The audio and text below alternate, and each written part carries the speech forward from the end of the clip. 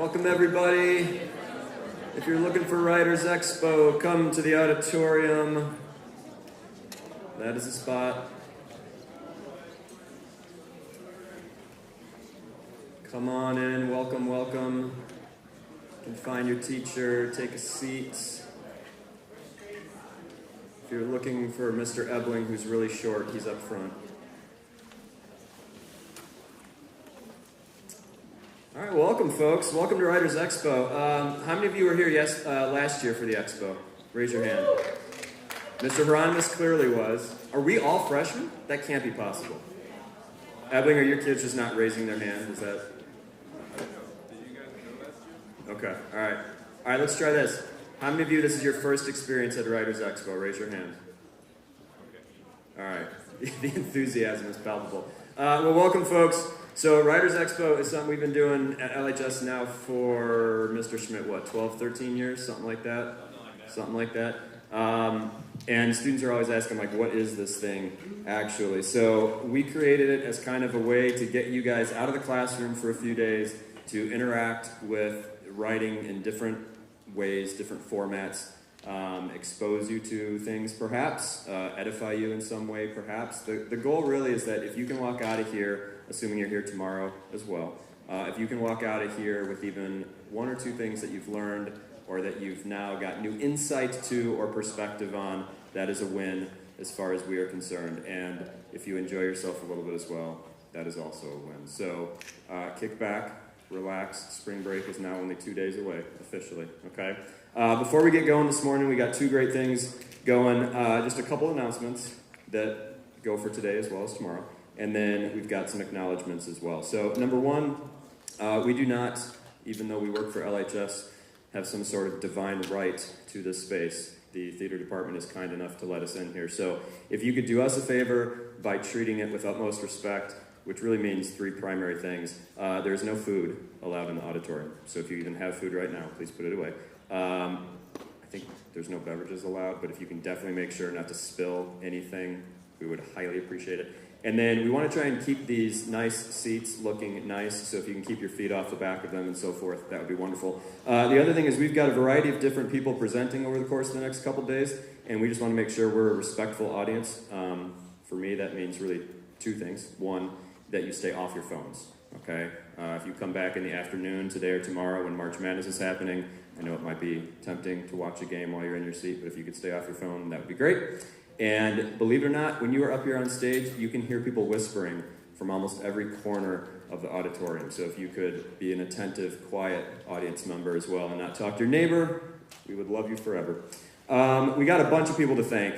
This is an event that takes a lot of planning. So first, I just want to thank Mr. Helvey and the theater department, the fine arts department, for letting us use this space. Big thanks to the buildings and grounds guys who helped set up the furniture and do a bunch of different tasks that we needed. The audio-video team is amazing here, and they've set up everything this morning. Eli and Jack and everybody involved in that deserve. Can we just give those guys particularly a huge round of applause? And then, I think he's even up there. Mr. Treptow and Wildcat Productions not only film this whole thing, but they stream it throughout the day for people who want to watch it elsewhere. So maybe just turn around and wave and say thank you to Mr. Treptow. We really appreciate it. Mr. Gerlach has printed off stickers for us and has done things with our logo that we could not do ourselves, so we're really grateful to him. And then the English department in general, particularly Dr. Reef, Mr. Schmidt, Mrs. LeMaistre, Miss Naslund, and our great secretary, I don't know if she can hear my voice right now, but Miss Constantinitis does a lot of stuff for us as well, so we're very thankful. Okay, Miss Torrence is officially here. That's good, because she's about to come on stage. I'm going to give you this first before I forget. So the first event today is something we've been doing for a few years. We as teachers are constantly giving you guys work to do, sometimes on the spot, little exercises, whatever. Not often do you get to see teachers we put on the spot, especially when it comes to writing, and especially when it comes to writing poetry, but that is exactly what we're going to do today. So our two, as they say, victims, I mean volunteers, come on up. We have Mrs. Wiggins, and Miss Torrence, come on up. Round of applause. This is not easy what they're about to do. we're going to send them backstage, and they are each going to have to write a poem that they are then going to read on stage in, if I can do math, about a half an hour. So they have about 30 minutes to write a poem, one composed poem each, and they have to use all 15 of the words that are on the screen there, okay? By the way, you are allowed to change the form of the word. So if you don't like adverbs, you could change freely to free. That would be cool, okay? All right, you ready? How you feeling? Nerves? Mrs. Wiggins wanted to know, Miss Torrence, if we needed a little, like, bust-a-move thing to get some jitters out. Like right now you're saying? Well, I don't know. Okay, all right. That was good. Just get Wiggins to do it backstage before she starts writing. All right, we're going to send them off to write. Thank you very much. We'll see what they can come up with later. Okay, so today, the cool thing is we have a lot of people who actually write regularly in the community that we don't necessarily know about, and we try and get these people on stage during Writers Expo for you to hear from as often as we can.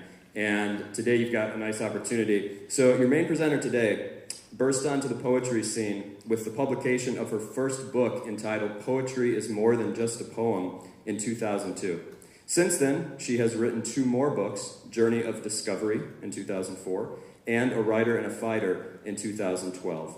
She is currently working on another book of poetry, along with a memoir/self-help book.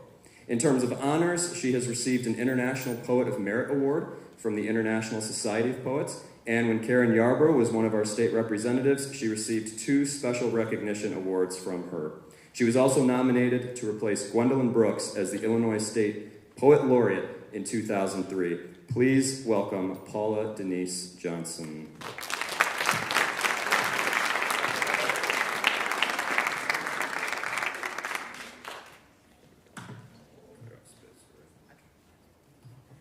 Good morning, everyone. Thank you for having me. I'm so happy to be here. I'm going to share some of my poetry with you guys.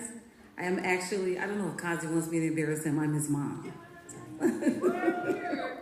I told him I wouldn't embarrass him. But I'm excited to be here. I'm going to read a couple of my poems to you guys, but I'm going to give you a little bit of background where I come from. I started writing at a very young age. I wrote my very first poem when I was 11. It was dedicated to the memory of Dr. Martin Luther King.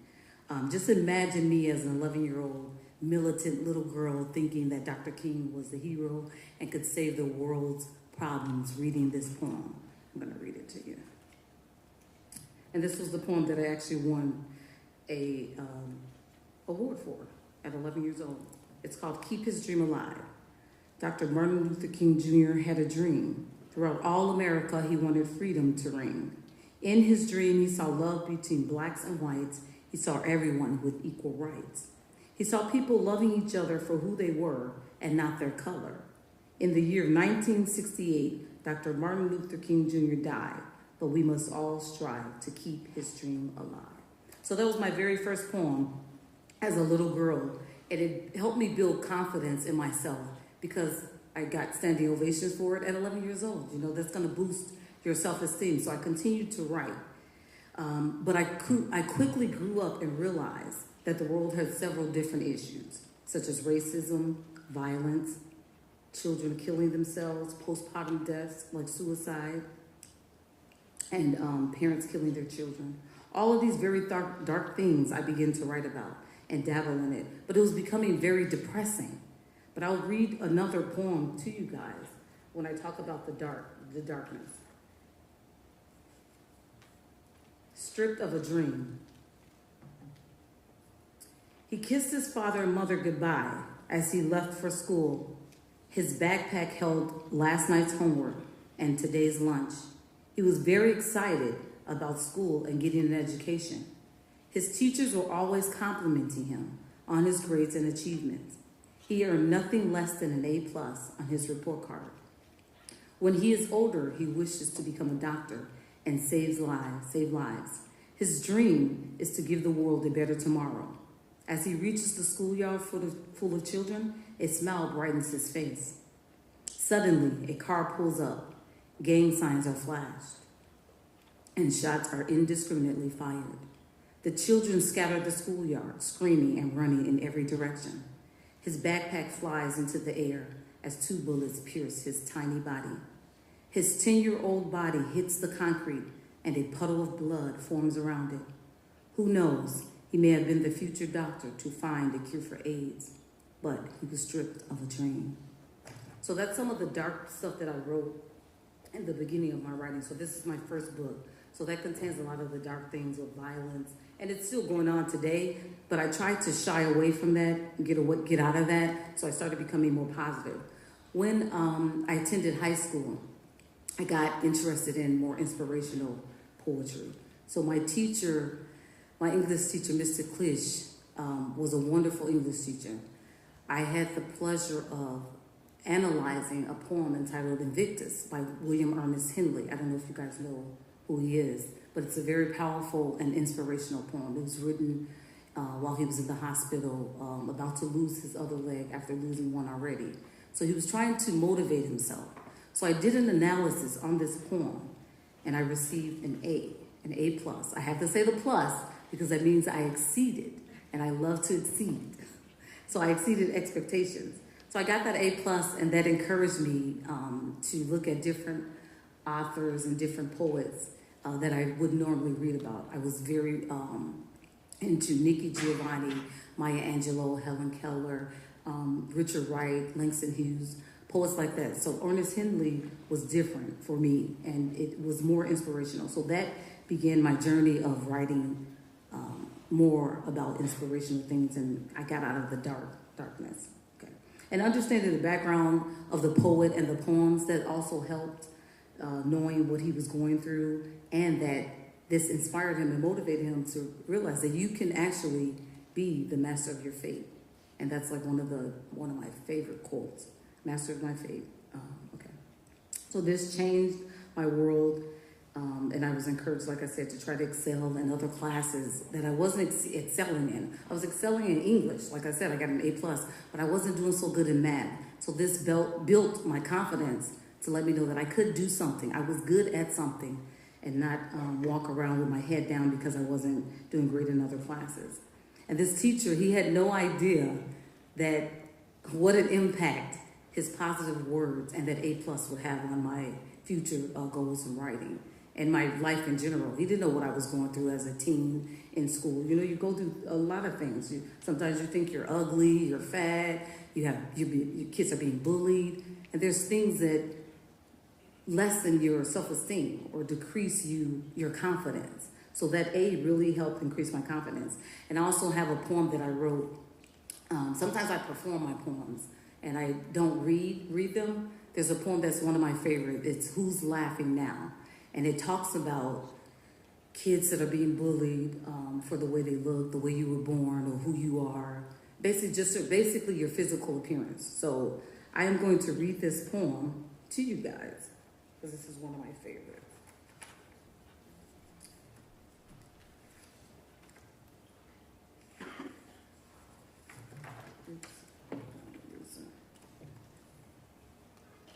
And it's entitled Who's Laughing Now? This is one that I love to perform. My kids love to hear me read this all the time. So sometimes when we're sitting and they're bored or whatever, I'll perform it for them, and they love it. Kazi loves this poem. It's called Who's Laughing Now? When I was a child, you laughed at me. I would hide my face, but my tears you could surely see. You claimed I was abnormal because I didn't look like you. You believed I had no feelings, but deep down inside only I knew. You laughed at my clothes and the braids my mother put in my coarse hair. You spit on me and called me derogatory names as if I didn't care. You talked about my enormous eyes, my broad nose, and the fullness of my lips. You even commented about the way I swayed my hips. You assumed that if you laughed, I would loathe the uniqueness in me. But your notion is wrong because I am in love with myself, you see. I love my voluptuous lips and my seductive gargantuan brown eyes. I even love the thickness given to my skinny thighs. Till this day, you continue to mock and taunt. But everything I got, you really want. You try to emulate me and do what I do. You look funny because it doesn't even look right on you. You are being injected all over to get what I've got. Girlfriend, either you're born with it or you're not. What was out years ago is now in, no doubt. Everything on you that was in is now way out. Take off my lips, my hips, my hair, and just give it a rest. I'm not trying to be facetious, but she who last best. Ha ha. That's that piece. So that's like based on people, you know how like back in the day, some things weren't popular. Full lips weren't popular. People talked about women with big butts. Now everybody's literally dying to get big boobs and big butts. So it's like, be proud of what you have and who you are, the way you're born. I don't care if you're black, white, green, blue, yellow. Be proud of yourself. So that's a poem that I always, like I said, read to my kids to inspire them. And I read it at a lot of Black History events and perform it. So reading those poems and encouraging myself, inspiring myself, created great confidence and boldness in myself. I got so bold that in high school I sat down and I wrote Illinois Poet Laureate, Chicago State University professor, and a longtime resident, Gwendolyn Brooks, at the time. She has since passed, God rest her soul. I sat down and I wrote her a letter and it included a poem asking for her advice on how to publish, and if she could just critique my poem. But I didn't want her to critique it the way she critiqued it. Oh my goodness. She scribbled so many she found so many errors wrong with it. She even corrected the letter that I sent her. My grammar was so poor in the letter. But it didn't matter to me when I got it because I was just excited that I got her attention. And she actually took the time to wrote me back. It was like a piece of paper, and she had written all over, like everywhere. She ran out of space. And I was like, wow, I made that many errors? So it was writing. She went and turned the paper this way, wrote it. And I was like, wow, but I was fascinated. I'm like, I can't even be offended because she wrote me back. She took time to write me back. So I was excited. I wouldn't let anybody touch it, not even my parents. I have it till this day. It's like laminated, and I don't let anybody touch it, so I keep it and I save it. So her writing me back encouraged me. I took her advice, began to perfect my poetry. I don't believe in saying practice makes perfect. Practice only makes better. And I teach my kids that you practice to make yourself better. But practicing builds your confidence. I can give you an example. Last month, I did an event. It was Black History Month, but women in sports event at my employer. And it is fitting for this month as well because it's Women's History Month, March 1st through the 31st. So I practiced and practiced and practiced and practiced. And I built my confidence up, so I wasn't like scared or nervous or anything. So I even took speaking classes before I started doing my speeches and things like that. But it didn't really help. Imagining the audience in their underwear, that doesn't help. And I have a funny story about that, so I'll tell you guys that. So before I was to perform and do my speech, I like the word perform. It sounds so much more important, doesn't it? I did a performance, a reading, like so. So I like the word performance because I do perform my poems.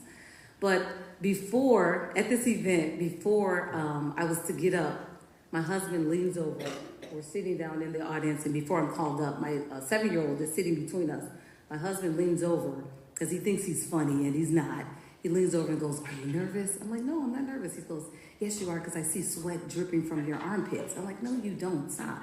He goes, "Well, this is what you do. Just imagine the audience in their underwear." And my 7-year-old is there between us. He's just looking straight ahead, not looking at us. We're leaning over him talking. He's just focused on looking straight ahead. He's listening to the conversation. It's like, imagine people in their underwear. I'm like, that doesn't work. And I was like, you're not funny. Just stop. So time passed. 7-year-old still sitting there, hasn't said anything. And it is my turn to go up on stage. They're getting ready to call me. So I grab my paperwork and my books, and I'm getting ready to walk up. And the 7-year-old doesn't even look at me. He's still looking straight ahead, but I'm looking at him. He goes, "Mommy." I go, "Yes, dear." And he has this intense look on his face. He goes, "Please don't imagine me in my underwear." So I just started laughing. So any nerves that I did have that came back, was shot. So I went up on stage and I didn't imagine anyone in their underwear. And I performed this piece and got great rave reviews. So I'm gonna read it to you guys. Like I said, it was for women in sports, and it's entitled Her Way.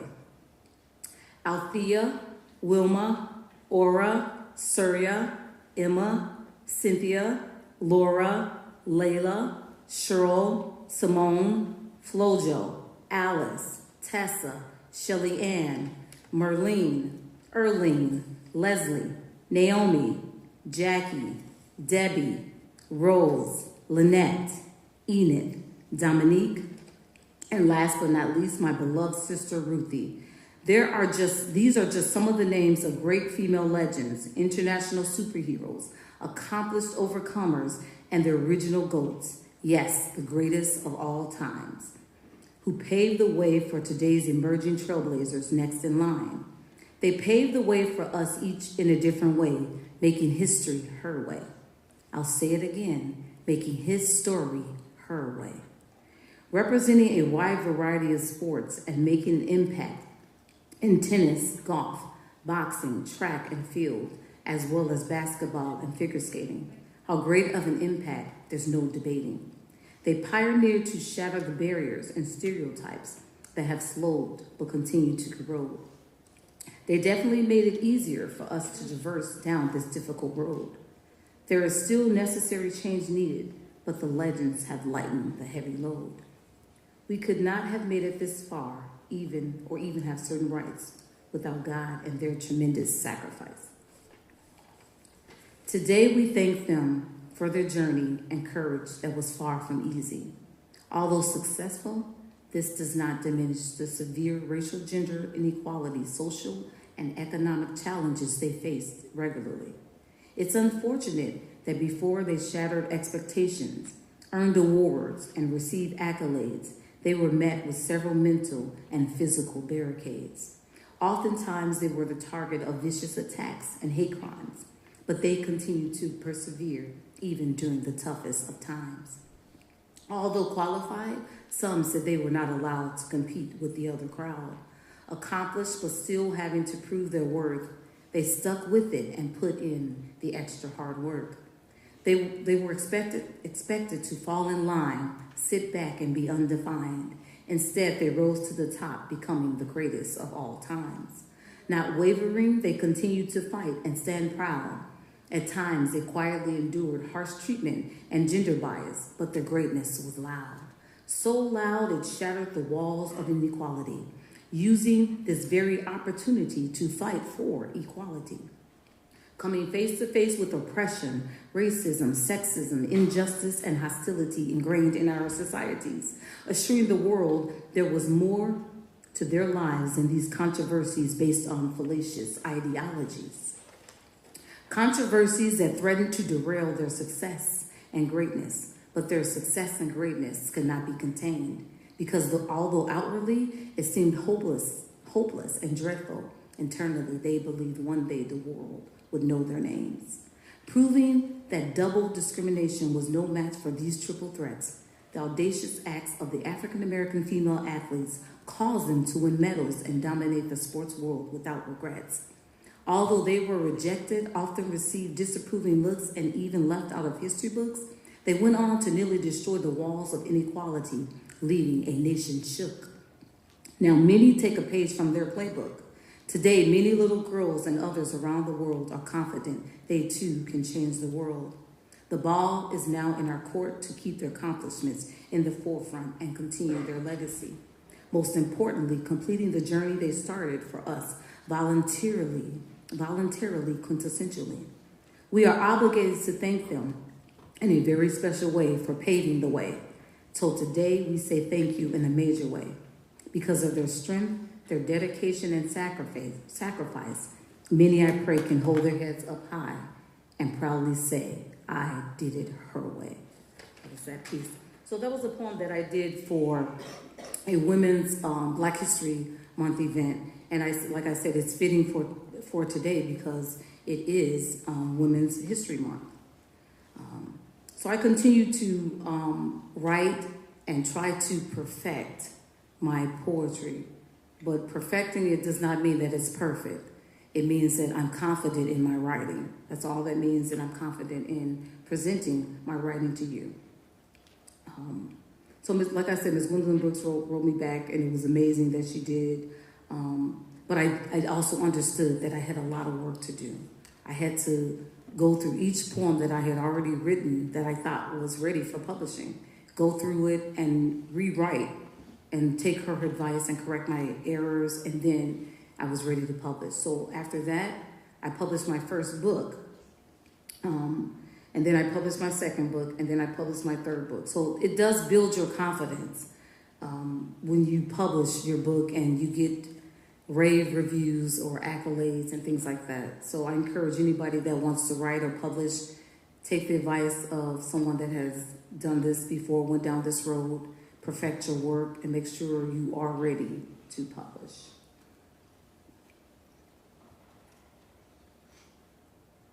I started doing poetry events. That was another thing I did. I started doing poetry sets, poetry events to also build my confidence in my writing. When you speak to people about your work and you see the response and see that it touches people, that builds confidence as well. So I enjoy reading my poems and hearing later how it touched someone, or how someone was able to relate to it.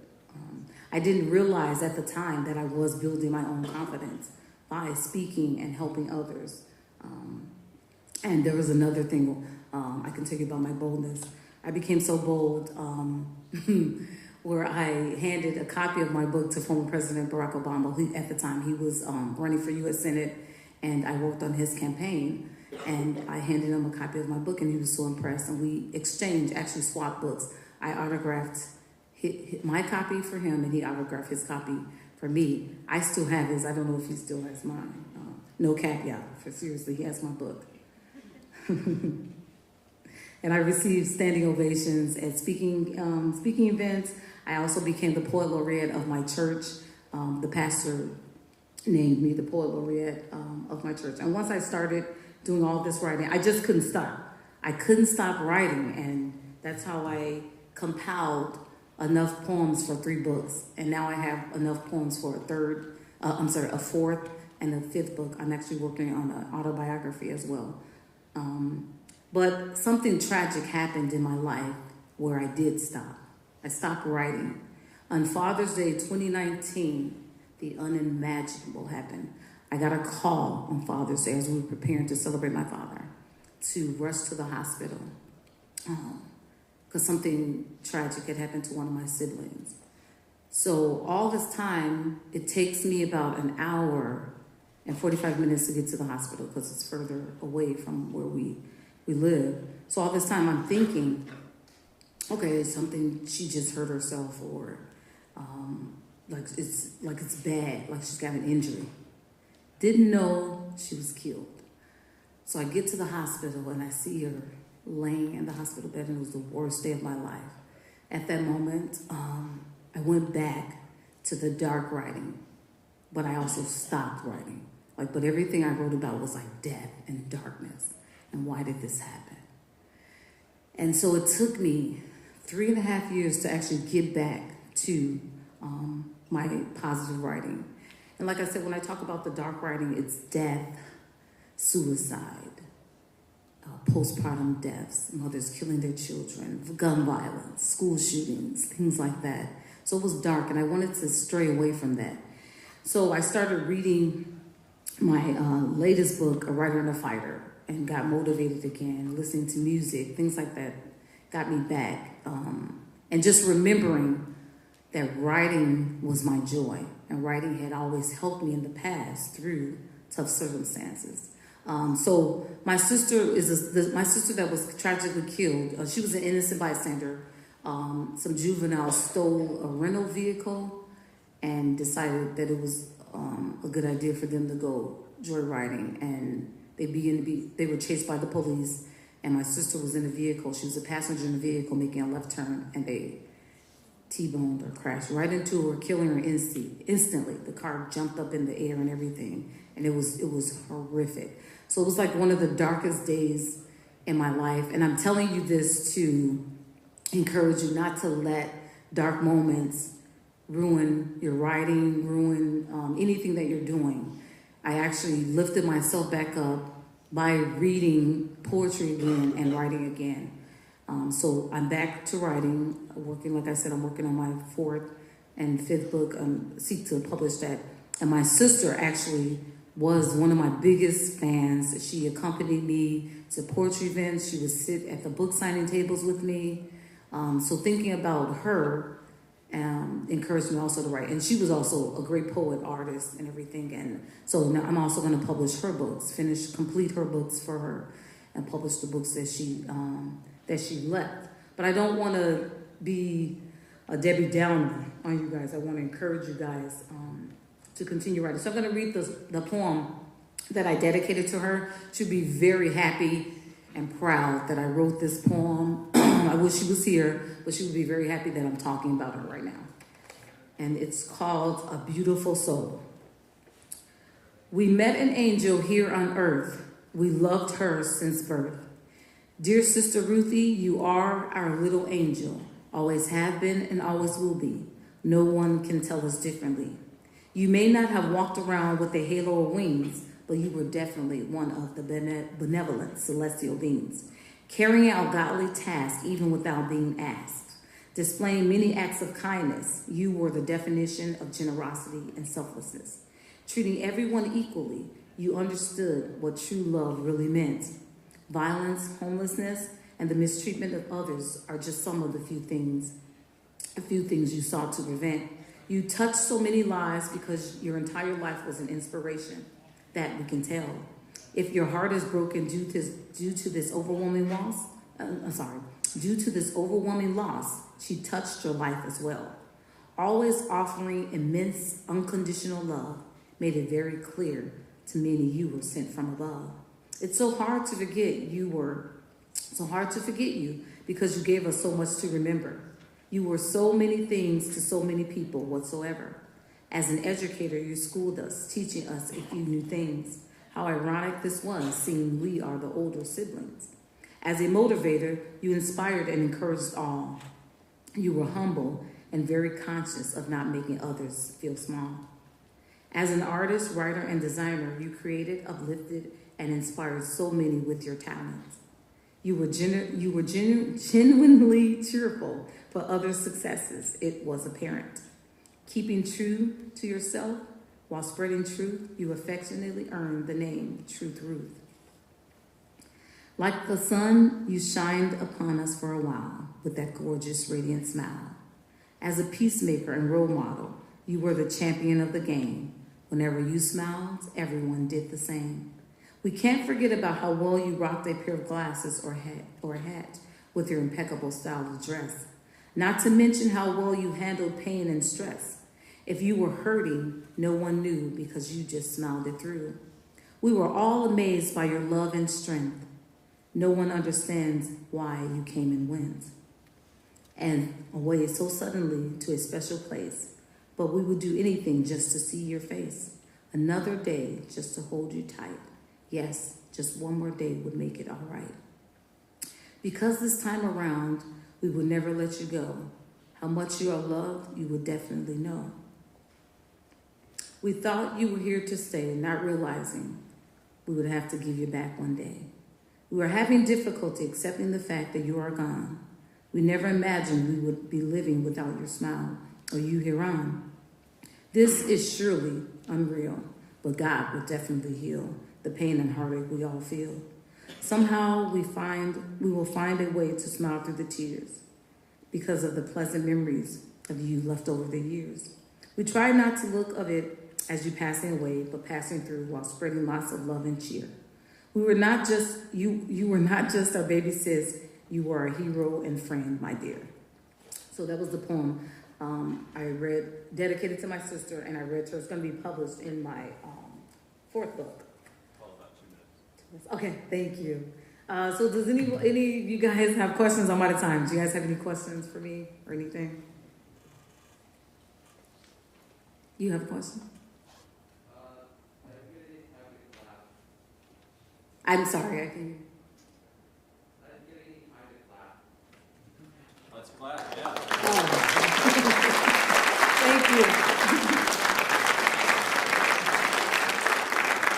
Anybody else has questions or anything? Paul, I'm curious how the writing of the autobiography is going, given you've been working with poetry for so long, switching the medium.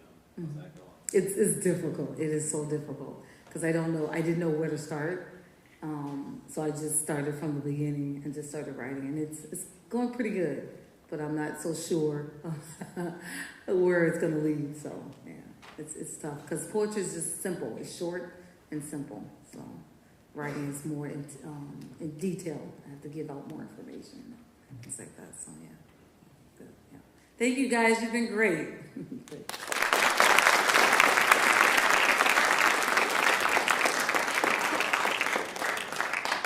Awesome. Thanks again, Paula. All right, let's bring our two staff poets officially back out. If you can hear me, Mrs. Wiggins, Miss Torrence. Yep. All right, so we have a science teacher, and we have a librarian. I'm curious. Your hands are full, so maybe you'll have to do this instead of with fingers, with your voice. On a scale of 0 to 10, 10 being insane, how difficult was this? What would you say? Really? I mean, you'll see the quality might not be great, but I felt like it was nerve-wracking, but I feel like all in all, like a 4 or 5. Like it kind of just worked out. All right. I think. Not awesome maybe, but it worked out. Okay. I came in with some ideas and then I changed. I also wanted to write, and so I was writing in the darkness with my phone as a flashlight holding over it. So That's poetic right there, yeah. To do that as well, which added a little bit of stress, but yeah, we'll see what it is. Yeah. Okay. Who do you guys want to hear from first? They can't shut up. They, like the whole period, they were just talking. It's amazing. Rock, paper, scissors. Can you do that? Yeah. All right, we'll do rock, paper, scissors. Best 2 or 3 or 1? Let's just go 1. Let's go 1. First person goes. Winner goes. Winner goes. Here we go. 1, 2, 3, hit. Okay. Ooh. I go first, right? All right. Do I stand at the microphone? I don't know. For what it's worth, I'm just going to throw this out here in advance. I decided, I don't know why, to challenge myself and do the words in order as they appeared without altering any text or tense. But they were in a different order than that. This is the order I got them on. Whatever. Anyway, here's what I came up with. They assembled freely, here on their own merit. Who was their teacher? Not a key detail. As they sat, still, attentive, it's possible their minds would roam through their internal, leaving the messages unheard. Might they pause, absorb some rugged message concerning a delicate flower? Might they gain a new perceptive insight into whichever nugget of thought might spurn some light onto the darkened, precious bounds that they long sought and might, with ample hope, today find? It was about you guys and this. There we go.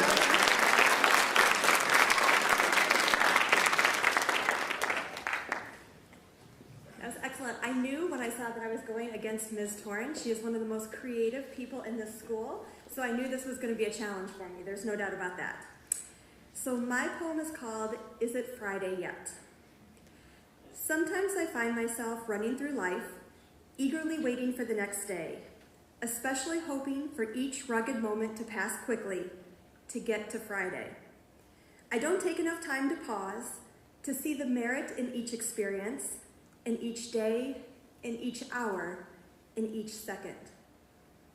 Then, after each fast-paced day, at night in the still darkness, I allow my mind to roam, to freely relive the day's events, to spurn the negative and hold on to the positive like a rock climber holding on to a frazzled rope, and to realize that the key to a life well lived is finding balance. Easier said than done. Yet as I get older, I am more perceptive.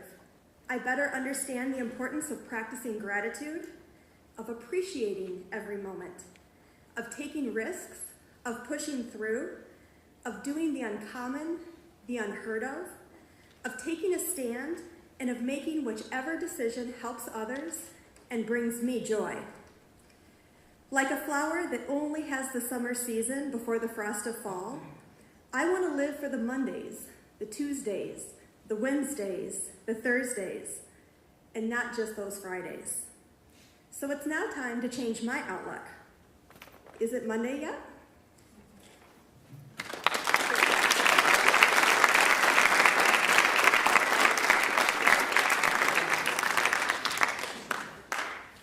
All right, for the record, last year Mrs. Wiggins did this, and she said, it can't be 20 words. It has to be 15. I would never get 20. And clearly next year, if you do this again, I'm giving you 20 words. Okay, so Paula, if you're back there and you want to come back out, we've got some time for questions still. If you poets want to take the fancy chairs, I can bring you the microphone, yeah. My first question, and then we'll turn it over to you guys, is I'm always curious which word gave you the most trouble? I would say for me, because I was trying to keep the tense and where I was at in my thing, I struggled with perceptive. Like, give a perceptive thought, a perceptive... I can't remember what I had before this, but then it was the one time that I went to Google, and I was like, I typed in perceptive insight. Or no, that's what I landed on. Perceptive something, and I was like, that's just weird. And insight came up. I was like, oh, I'll take it. So I did that. I used Google at one point. I also, for what it's worth, had a little extra time, and I ran a ChatGPT just to see if the AI could best us. And I don't think it did. It was fast, but it didn't best us. As a librarian, I love Google, and I support that, yes. I would say for me, probably the hardest word was whichever, which seems like a common word and would be easy to put in there, but I was trying to find that contrast, and I couldn't quite figure out where I was going to put that. And so that was the one that I was having trouble. Some of the other words I could try to grasp onto an image or something that I wanted to connect with my theme, but I was having a difficulty where I would put whichever in my poem. Awesome. We got 2 minutes left, so if you have questions for any of the three concerning writing, just raise your hand, shout it out. Okay, then Paula, I'm coming back to you because I did have a second question. I got a question, Matt. Go for it, Doug. All right. So, Paula, I thought it was really interesting. Like, as a teacher, we're always concerned about grading and giving feedback, and sometimes kids write things and they get a lot of feedback, and it's kind of discouraging. I thought it was fascinating. You said that when my husband wrote back to you, and she had all this feedback, correcting all your mistakes. It was inspirational for you instead of, deflating. Can you expand on that a little bit? Yeah. So, like I said, it was encouraging for me, the feedback, because I tried to be open to it, knowing that I'm the amateur, they're the professional. And so the teacher who critiqued my work, I think he only had a couple of things to say, but he was very positive, and it made a very great impact on my life. And Gwendolyn Brooks, it kind of hurt my heart a little bit because she was like my favorite. The teacher, I didn't really know much about him, just being in class. But Gwendolyn Brooks, that was, it hurt me just a little bit, but I'm thankful that she wrote what she did, and it inspired me. It just touched my heart. And like I was getting at with teachers play a very important role in kids' lives and students, so they matter. So that teacher, I didn't expect to have such a great love for him after reading that, and the impact that it had on my life, and encouraging me to do more things in other classes as well. So teachers, you matter. You guys have a great role in kids' lives, and I hope the students, you realize that too, that they're here to help you, not to discourage you. They're here to help you succeed. Most teachers want you to succeed in life, so I hope you guys understand that. I hope that answers your question. Sometimes I digress. It was my question as well, so. Great rhyme. Thanks everyone for coming to Bells and Bout. Just so you know, tomorrow we have young adult novelist, fantasy writer, and LHS alum, Melissa Albert, coming. We're going to interview her with even some of your own questions, so you can be ready for that. Hope you have a great day. Have a great night.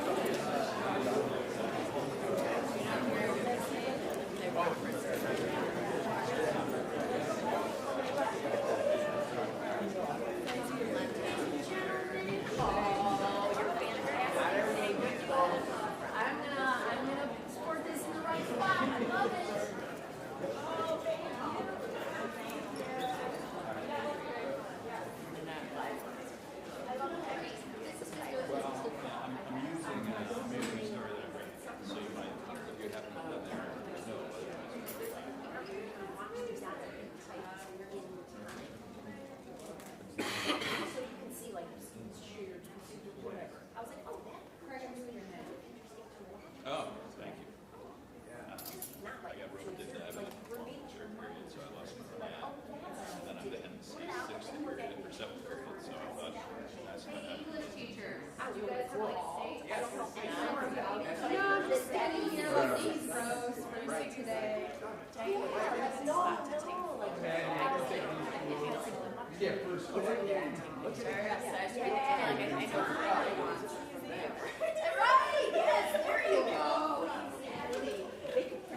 You might drive.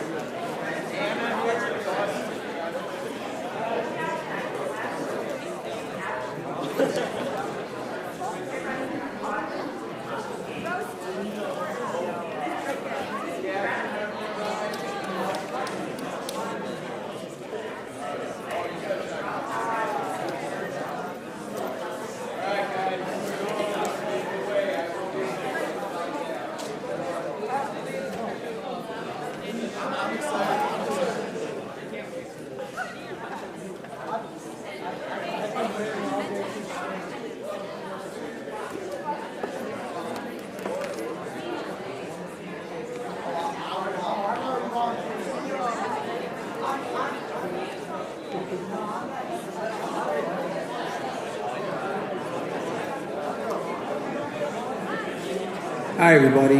Is Ava Vestal here? Oh, come on over here, Ava.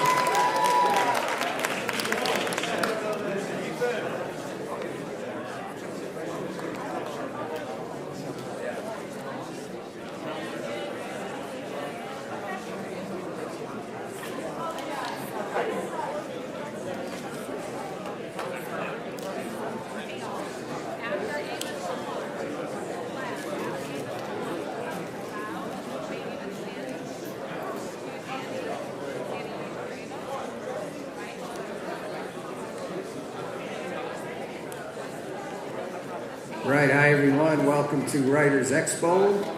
If you're coming in, you can just find your class, sit with your teacher.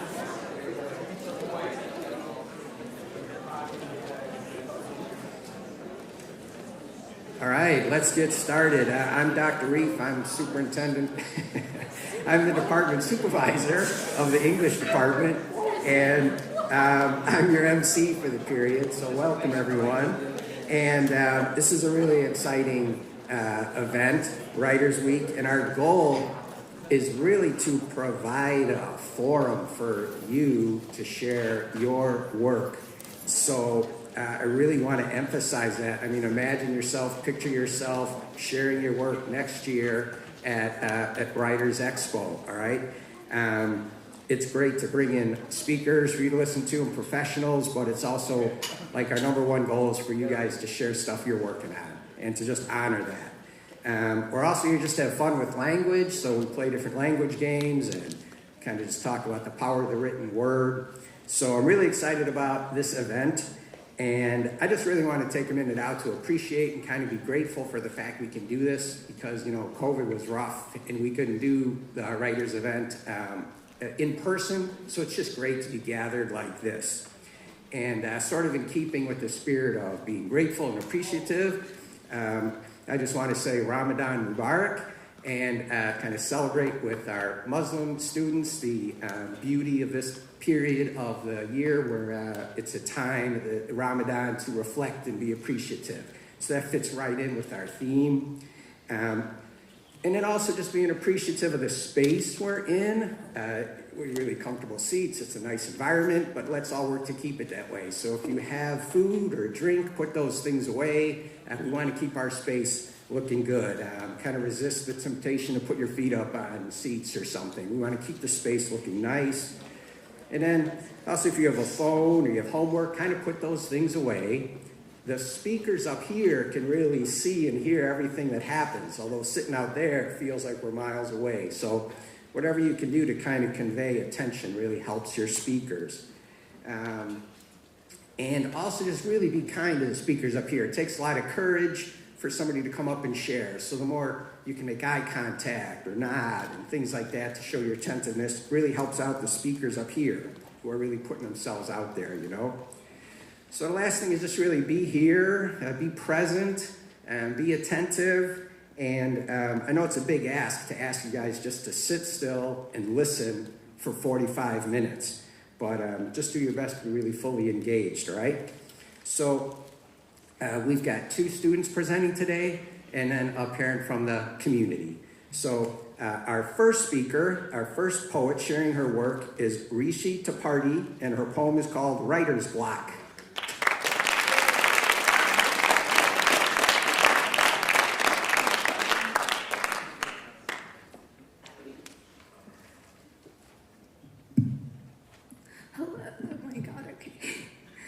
Hello, everybody. As Dr. Reef said, I'm Rishi. The title of my piece is Writer's Block. I find myself yet again staring at a blank screen, my heart racing and dancing in my fingertips as they cry, "Create!" at my stony face, carved in desperate despair as nothing flows out onto the page. "I can't!" I scream. So many memories, all for what? What is the advantage of all the language I know when I can't weave words like tapestries? What is it all for when the meticulous muses mull over my lack of meaning? My fidgeting fingers freeze, as like a breath of air knocking my breath away. I see myself standing in front of a crowd, a blemished bust in front of a booing body of people, as they scream at me to say it all, watching me with inexplicable intent, as like foam frothing in the corners of my mouth. Words, those sharp words that cut and drag and shank the ears they fall upon, make me burst open and scream. Enticing me to open my mouth, they tell me to scream loud. They tell me to screech, to spew and spill and spit my struggles and spectacular stories until they're scrawled in a page in ink squiggles. They tell me to shriek until my body runs no longer on adrenaline and arduously screaming and daring to draw attention. To roar and bellow and shout until my voice grows hoarse and I find my vocal cords waltzing of my own accord, because they told me if you holler loud enough, you won't be ignored. You'll make waves, kid. You'll be adored. So I scream until they hear and listen and understand. Scream until my voice matters so much. My whispers are worth the screams I meted out painstakingly in the boldest of bold beginnings, because in the end I screamed so much, my voice became so raw that the echoes were loud enough to amplify what I had to say. Words and lines and stories and novels built on top of one another and lined with more words scream for the version of me that was bullied into silence and turned to the stars in the sky for comfort. They watch as I shout for the version of me that spiraled but stopped, because she realized she didn't want a little brother growing up with an empty sister or parents mourning a daughter that withered before she could blossom. Scream, because if you don't have a voice, you don't have a life.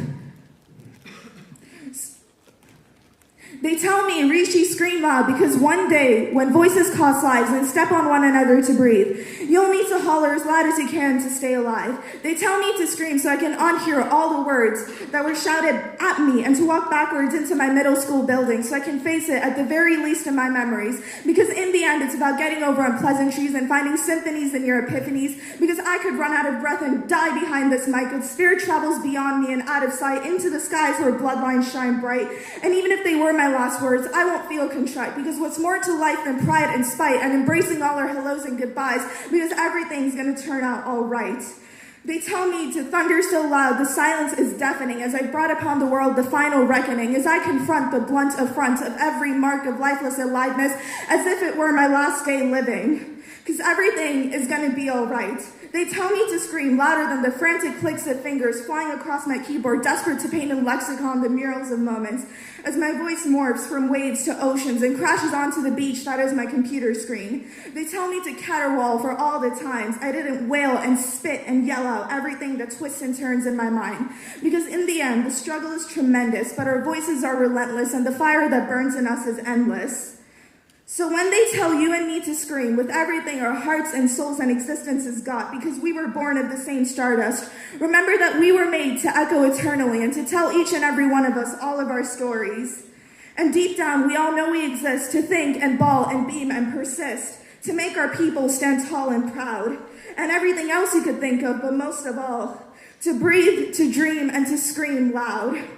Because in the end, we breathe the same blood and breathe the same air. And I'm running out of time, so I'll ask us all why. When the answer is so obvious, do we wail in despair and ask ourselves more than we should probably care? Will I ever overcome the ever so dreaded writer's block? Thank you.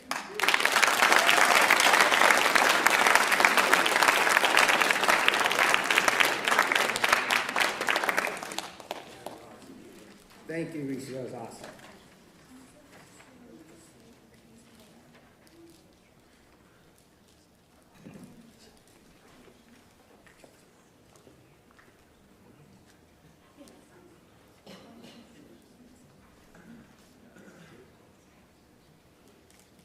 All right, Rishi's coming back for an encore. Yeah. Hi, everyone. It's me again. Now I'll actually be reciting a poem on behalf of my friend Minaal Khawaja. She wishes she was here, but she's currently having the time of her life in Turkey, so I'll be saying it for her. Minaal says that this poem, titled Breathe, is inspired by her own mental health struggles since she was fairly young, and she wants to emphasize how important it is to use your voice and that it's all going to be better in the end. So yeah, here's presenting Breathe by Minaal Khawaja. Silence keeps the mind at peace. but at what cost? Silence can feel nice, but silence can also kill. Silence can be a lovely sound, but it grows and overflows. It becomes so loud you just can't take it anymore because silence can kill, and silence can bruise the minds of once joyful souls. In silence was always a habit for me. Silence brought me down on my knees. Silence makes it hard for me to breathe. It makes me unable to speak. And God, please make it easy for me to speak and breathe, because right now, I can't even feel my feet. My hands once working, now numb. My brain once functioning, now fogged. My arms loosely attached to my body, so frail. And my voice unable to say what I desperately need. Every day, it gets louder and louder. Silence becomes an overwhelming matter. I can't think, because if I do, the silence will break. But I promise myself to never become this way. I can't feel because it hurts so much. I can't see because I know if I just look another person in the eyes, I'll break. And I know if I try to breathe, I'll break too. Break again and again. The cycle gets old, so stop now. Proceed to breathe. Proceed to breathe till you break and bleed. Proceed to scream, shout. Scream till you can't scream anymore. Scream till you can breathe again. Scream till you can see again. Silence is a virtue. Your voice is a virtue. Take advantage of it, because you won't be able to use it again. And when you sleep, you'll be trapped and freeze again. And when you cry, you'll lose air and stop again. You'll be grounded from the forever lies that bury you dying. I'm fine. Cut the BS. People say that pain in the body quiets the pain in the mind. If that's the truth, then why am I still not fine? Why am I going mad daily from voices that shame me and break me and hate me, destroy what I built up, my mentality for show? Let life flow. Let life heal. Healing takes time, I know. Healing can take years, days and days you wait. Wait for life to finally pause, not eternally, but just for a bit. Not physically, but from within. It might take some time, but take it slow. Count down from 10 and restart the flow. 10, 9, 8, 7, 6, 5, 4. Breathe, breathe, breathe. Thank you.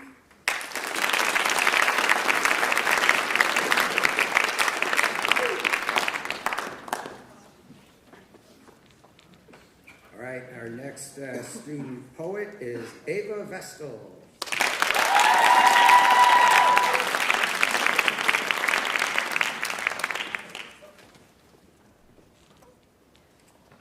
Hi, I'm Ava, and this poem's actually titleless. As the midnight wind dwindles and the sun begins to rise, the lovely colors of nature are abundant. As the world wakes up and Mother Nature rubs her bleary eyes, the beauty of our world comes into focus.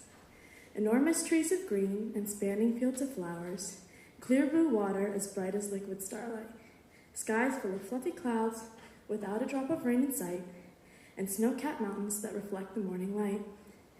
Throughout the day, our world becomes more and more beautiful. As the day goes on, it becomes more ethereal, but eventually, the sunlight fades and the wind begins to whisper. As the world begins to grow silent and Mother Nature shuts her tired eyes, the world settles into a peaceful sleep, waiting for another day to arise. Thank you.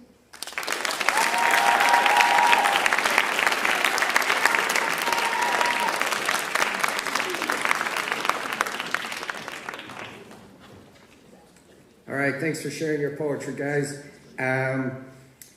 Today's main presenter burst onto the poetry scene with the publication of her first book entitled Poetry is More Than Just a Poem in 2002. Since then, she has written 2 more books, Journey of Discovery in 2004 and A Writer and a Fighter in 2012. She's currently working on another book of poetry, along with a memoir self-help book. In terms of honors, she has received an International Poet of Merit Award from the International Society of Poets. And when Karen Yarbo was one of our state representatives, she received 2 special recognition awards from Yarbo. She was also nominated to replace Gwendolyn Brooks as Illinois Poet Laureate in 2003. Please welcome Paula Denise Johnson.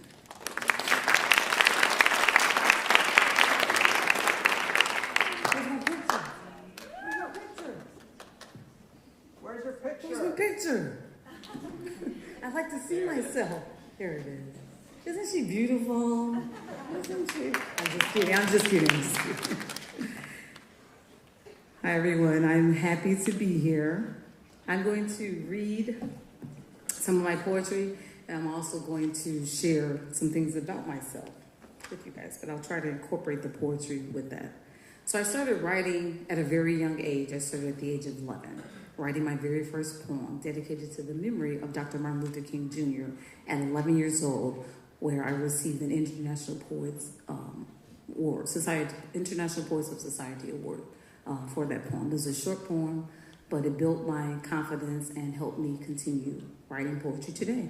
I am going to share with you that poem. I'm going to try to read a poem from each book so you guys know.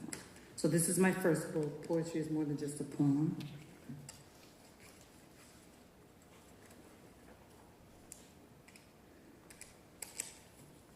And if you can imagine an 11-year-old militant girl who thought that Dr. King was the world and could solve the world's problems, just picture me reading this poem. Keep his dream alive. Dr. Martin Luther King Jr. had a dream. Throughout all America, he wanted freedom to reign. In his dream, he saw love between blacks and whites. He saw everyone with equal rights. He saw people loving each other for who they were and not their color. In the year of 1968, Dr. Martin Luther King Jr. died, but we must all strive to keep his dream alive. I was so proud of that poem. It was like the shortest thing, but I was so proud of it. So that was my beginning stages of writing. And that was, like I said, a poem from my first book. So as I grew older, I realized that the world had greater problems, like violence, racism, postpartum deaths, mothers were killing their children, things like that. So I started writing about the things that I was seeing. And I'll read one of those poems as example, mainly the violence. I was really big on reading the newspaper and the news. I had an older sibling that encouraged me to read newspapers, but not realizing that some of the dark information in there was going to play a role in my writing. So this poem is an example of the dark writing. It's about gun violence and children. This is also from my first book. It's entitled, 2 Lives Lost at Once, dedicated to the memory of Siobhan Dean and Robert Sandifer. I did a lot of dedication and memory poems. Okay, so children are dying every day. Oh Lord, we must not continue this way. Siobhan Dean was a beautiful 14-year-old whose life was cut short in a drive-by shooting. She dreamed of becoming a cosmetologist. Her life was taken and she lost her wish. Police searched for her killer, only to find that the alleged killer himself had been killed. It brings tears to my eyes when a young one dies.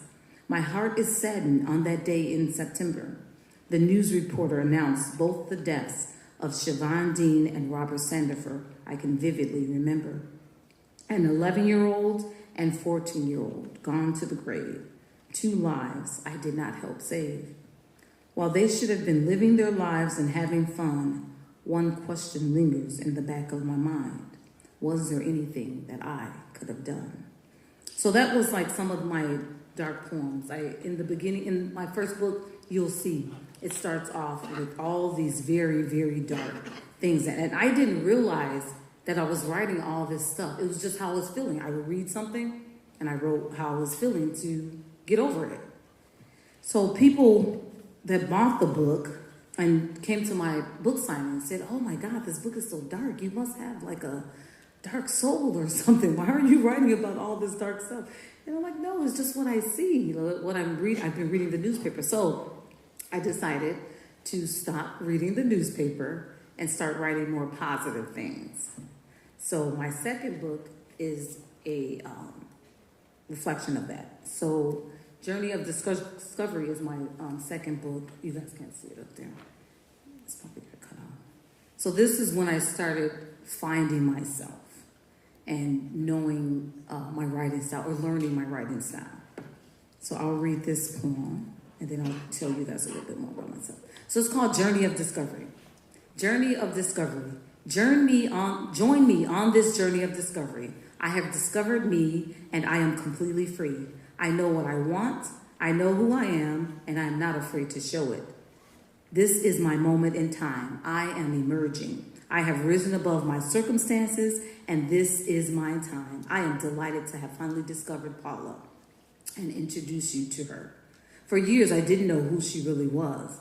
No more compromising. Today, I am free, and no one can take that from me. No more hoping and wishing, only accomplishing. I'm very proud of my discovery. I am a lovely flower that continues to bloom and bloom. So that is more positive stuff that I started writing, but like I said, I went from the dark to positive and then back to dark because things that happen in your life. So I went to high school and I came in contact with a English teacher who changed my world and changed my writing, my interest in writing poetry. So I was introduced to the poem Invictus by William E. Henley. I was used to reading Langston Hughes, Gwendolyn Brooks, Maya Angelou, poems like that. So he opened up my world. When I read this poem, I was inspired.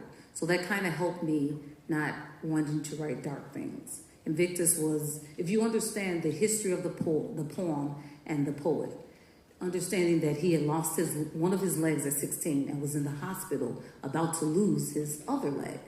But he was motivating himself. Thankfully, he did not lose his other leg. Well, he had to inspire himself. I am the master of my fate. I am the captain of my soul. Those are the most famous words you hear quoted regularly. And I like to quote that. So those are my favorite poems. So I did an analysis. And mind you, this is my first poem analysis on a Victorian era poet or poem that I never would have read if I hadn't come in contact with this teacher. I did the analysis, handed it in, and got an A+. An A+, that was so big for me. Because the plus, I have to say plus, because that means I exceeded expectations. I love to exceed expectations. So I got the A+. The teacher wrote great reviews about the poem, and it just boosted my self-esteem. I was so excited. I'm like, oh my God, I did this. This is wonderful.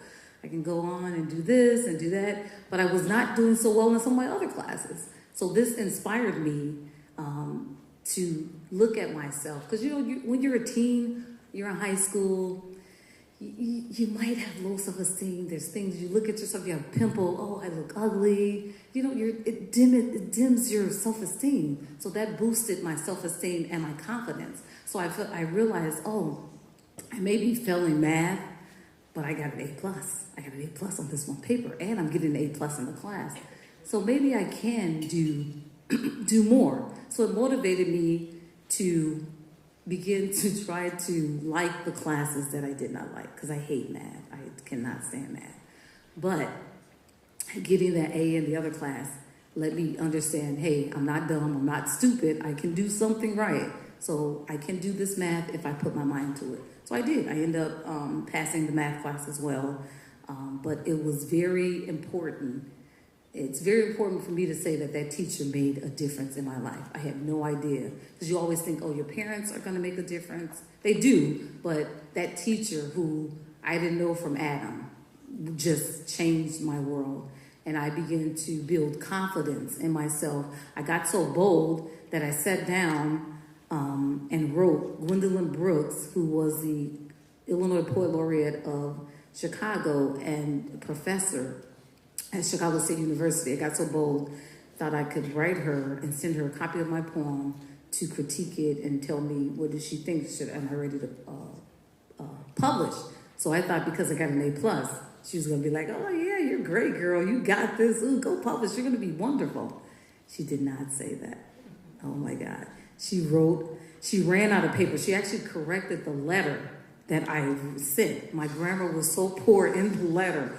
She wrote all over the paper because she ran out of room because she had so many corrections. And on my poem, my heart was hurt a little bit, but I was so excited. My excitement that she sat down and took the time to write me back outweighed my offensiveness.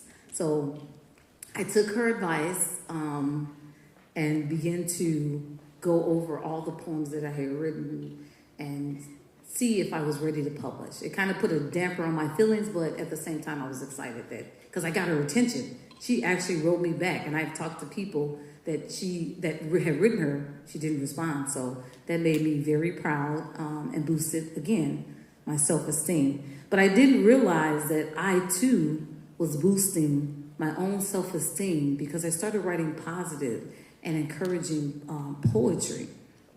So I did what she said, and as you can see, that's a result of her positive feedback, my teacher, and me also believing in myself. I have 3 books that are published, and I am currently working on my 3rd and 4th books. So teachers matter, constructive criticism matters, and believing in yourself matters. So I am going to read you a poem from my 3rd book. I was writing because once I got the confidence that I needed, I couldn't stop writing. I was like, this is crazy, this is insane. I was writing in my sleep. I would wake up out of my sleep and get up and write something. I would even dream about poems and dream about writing. I was like, this must be my gift. This is something that I must do. Because at first it was just a hobby. And then I started publishing books. I'm like, this is it. And then people would come to me and say, hey, I can relate to that poem. Oh, that touched me. Oh, my goodness. I love your writing style. I love this. So I said, this is meant for me to write and to publish it. So you have to perfect your gift. Even though it's a talent, you have to perfect it. Take the advice of professionals. Listen. I know there's some people you might not want to hear their comments about it. I'm not talking about people that are negative or things like that, but I mean like someone that has constructive criticism that is looking out for you and making sure that you do the right thing. So here's a poem. It's called Can't Stop. Poetry chose me, nominated me the poetic diva of my time. Thank you for choosing me to come through. This is a strange thing, yet powerful, because the pen I write with refuses to run out of ink. Poetry is the song I sing, every lyric I write. I love songs that tell a story. Poetry tells my story. I can't stop. The pen won't let me. I can't stop fighting, and I can't stop writing. Poetry won't let me. When I try to get a few minutes of sleep, I sometimes write in my sleep, writing some of the best poetry in my dreams. I awake to words written on my face, hand, and body. This thing has completely taken over my life. If one day this pen decides to run out of ink, even then I won't stop. I write to keep my sanity, fighting every single day just to stay above ground. I just love when my writing flow begins, because once it starts, it doesn't stop. It doesn't end. I can't sleep at all. I can't even be a sabbatical taker because the flow consumes me. I can't control it because it has taken control of me. Poetry is my reality, my life. I breathe it. It's my baby. Poetry is my thing. The hand I write with is mightier than a sword, cutting through even the thickest steel. My words are more powerful than any army. You can't stop the flow once it has started. This thing forces me to be everything I desire to be. I can't stop, no matter how hard I try. Even when my heart stops, it won't. These words will live forever, and that's why I write. I simply can't stop writing, can't stop living, can't stop giving you all of me. I can't stop loving myself. If I stop, I'll die. Let me help you understand one thing. Writing saved my life. I can't stop striving. Dreaming is what I do to make this thing a reality. I can't stop until my dreams are fulfilled. Every last one of them, but even then I can't stop. Because I'm a dreamer, and as the words don't stop flowing, the dreams don't stop coming. I have a gift to share and lives to touch. If I'm not allowed to express myself through this gift of poetry, I might as well lay down and die, is exactly what I would do. If my words cease to exist, this is where my passion lies. I just can't stop giving it my all, giving life to this gift that has taken over mine. My thoughts tell me what I can't stop. My thoughts tell me that I can't stop. And so does the pen, paper, and my left hand. That's a piece. So that's one of my more positive poems. And like I said, when I started writing, I couldn't stop. So this book a writer and fighter. This one is more of my positive work and perfected work, where I saw a few errors and where I lived and I learned. So I hope to have an even more fascinating book of poetry with my my fourth book of poetry. So like I said, writing has, when I say writing, I was reading, when I read that, I said, writing literally saved my life. And it did. Writing literally saved my life. As a child, there's traumas and things that you go through in life or that you may have suffered. And you have to find an outlet or you will lose your mind. You will go insane. And writing was my outlet. Writing was my outlet for everything. I'm not going to say I was bullied, but I witnessed bullying and may have participated in some bullying. I hate to say that, but people made fun of my braids that my mother put in my hair. People made fun of our dress. We were religious. I had to wear skirts every day in the wintertime, legs freezing. So people made fun of us, but I took that and I made fun of other people too. But I also motivated myself and built up my self-esteem, not to, not to lose my mind. So writing was my escape. So whenever I went through something traumatic or experienced something, I would write. So I wrote about it. So I wrote this poem called Who's Laughing Now?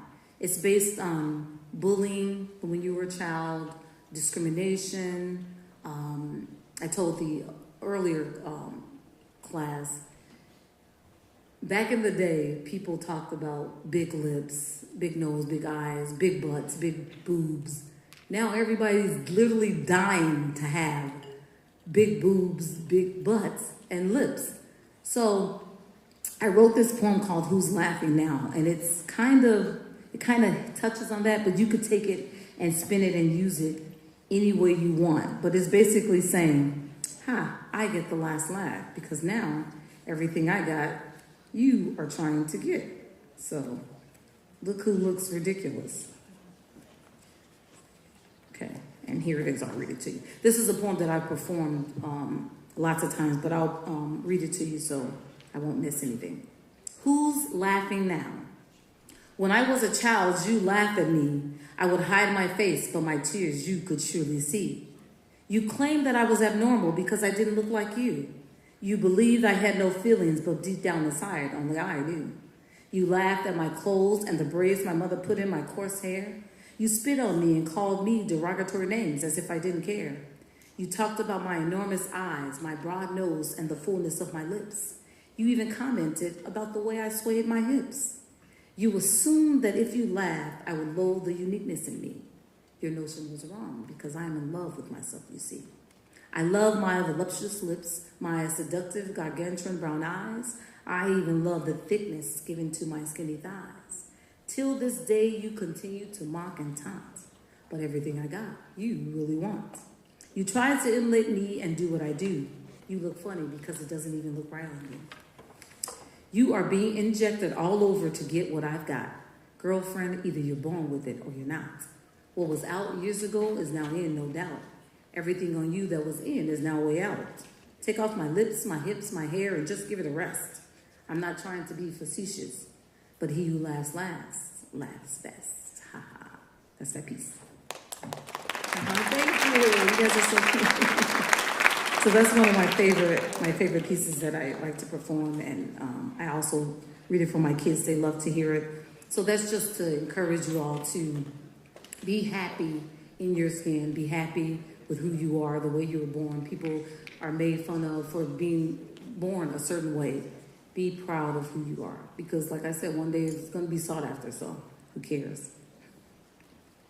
So with that being said, I went on to, like I said, to perfect my poetry, and I just began writing.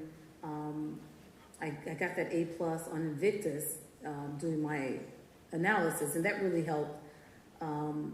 I mustered up the courage to begin doing poetry events, speaking engagements, and things like that. I had a speaking engagement last month for Black History Month and women. in sports. And so my kids were there, my husband was there. I told the last class, he thinks he's funny, and he's not. He tries to see if I'm nervous before speaking at any event, so he likes to crack jokes and things like that. So before that, I took speaking classes. Nothing really helped. The speaking classes didn't help. Picturing people in the audience in their underwear did not help at all. So my husband brings up this comment. He goes, "Are you nervous?" And I'm like, "No." He goes, "Yes, you are, because I see sweat dripping down your armpits." I'm like, "No, you're not. You're not funny." And so my 7-year-old is sitting in between us the entire time. And he's listening, but he's focused, like looking ahead. So I thought he wasn't really listening. So my husband says, "Well, just picture the audience in their underwear." Doesn't work. Told him no. And moments pass, and it's my turn to go up on stage and present. And my 7-year-old, he's looking straight ahead. He's not even looking at me, but he goes, "Mommy." And I'm like, "What? He goes, "Please don't picture me in my underwear. Imagine me in my underwear." And I was like, "Okay, I won't picture you in your underwear." So I thought that was like cute and funny. So going on stage, it kind of helped me because I did have a little bit of nerves. So whatever nerves that I had, what my 7-year-old said just squashed that. So I read this poem, and I hope you like it. It was for women in sports, Black women in sports. And I read it last week at an event, a Black Women Excellence poem. So it was about them paving the way. And it's titled Her Way. And I would like to read that to you guys. Althea, Wilma, Aura, Surya, Emma, Cynthia, Laura, Layla, Cheryl, Simone, Flojo, Alice, Tessa, Shelly-Ann, Merlene, Erlene, Leslie, Naomi, Jackie, Debbie, Rose, Lynette, Enid, Dominique, and last but not least, my beloved sister Ruthie. I'll tell you about her after I read this. These are just some of the names of great female legends, international superheroes, accomplished overcomers, and the original GOATs. Yes, the greatest of all times, who paved the way for today's emerging trailblazers next in line. They paved the way for us each in a different way, making history her way. I'll say it again, making his story her way. Representing a wide variety of sports and making an impact in tennis, golf, boxing, track and field, as well as basketball and figure skating. How great of an impact, there's no debating. They pioneered to shatter the barriers and stereotypes that have slowed but continue to corrode. They definitely made it easier for us to traverse down this difficult road. There is still necessary change needed, but the legends have lightened the heavy load. We could not have made it this far or even have certain rights without God and their tremendous sacrifice. Today we thank them for their journey of courage that was far from easy. Although successful, this does not diminish the severe racial, gender inequality, social and economic challenges they face regularly. It's unfortunate that before they shattered expectations, earned awards, and received accolades, they were met with several mental and physical barricades. Oftentimes, they were the target of vicious attacks and hate crimes, but they continued to persevere, even during the toughest of times. Although qualified, some said they were not allowed to compete with the other crowd. Accomplished, but still having to prove their worth. But they stuck with it and put in the extra hard work. They were expected to fall in line, sit back, and be undefined. Instead, they rose to the top, becoming the greatest of all times. Not wavering, they continued to fight and stand proud. At times, they quietly endured harsh racist treatment and gender bias, but their greatness was loud. So loud, it shattered the walls of inequality, using this very opportunity to fight for equality, coming face to face with oppression, racism, sexism, injustice, and hostility ingrained in our societies, assuring the world there was more to their lives than these controversies based on fallacious ideologies. Controversies that threatened to derail their success and greatness, but their success and greatness could not be contained, because although outwardly it seemed hopeless and dreadful, internally they believed one day the world would know their names. Proving that double discrimination was no match for these triple threats, the audacious acts of the African American female athletes caused them to win medals and dominate the sports world without regrets. Although they were rejected, often received disapproving looks, even left out of history books, they went on to nearly destroy the walls of inequality, leaving a nation shook. Now many take a page from their playbook. Today, many little girls and others around the world are confident they too can change the world. The ball is now in our court to keep their accomplishments in the forefront and continue their legacy. Most importantly, completing the journey they started for us voluntarily, quintessentially. We are obligated to thank them in a very special way for paving the way. So today we say thank you in a major way. Because of their strength, their dedication, and sacrifice, many, I pray, can hold their heads up high and say, I did it her way. That's that piece. So, thank you. You guys are awesome. Thank you. So that poem was written for, like I said, a Black History women athletes in excellence last month. So I read it then. And I think it's appropriate for this month because it is Women's Month. So that's why I read it today. But like I talked about encouraging yourself and inspiring yourself, there's things that we all go through. Everybody has a challenge that they face. I would encourage you to write things down before acting on something. Like, write it down and read it. And you'll be surprised at how that would change the way you feel or stop you from doing something that you probably shouldn't be doing.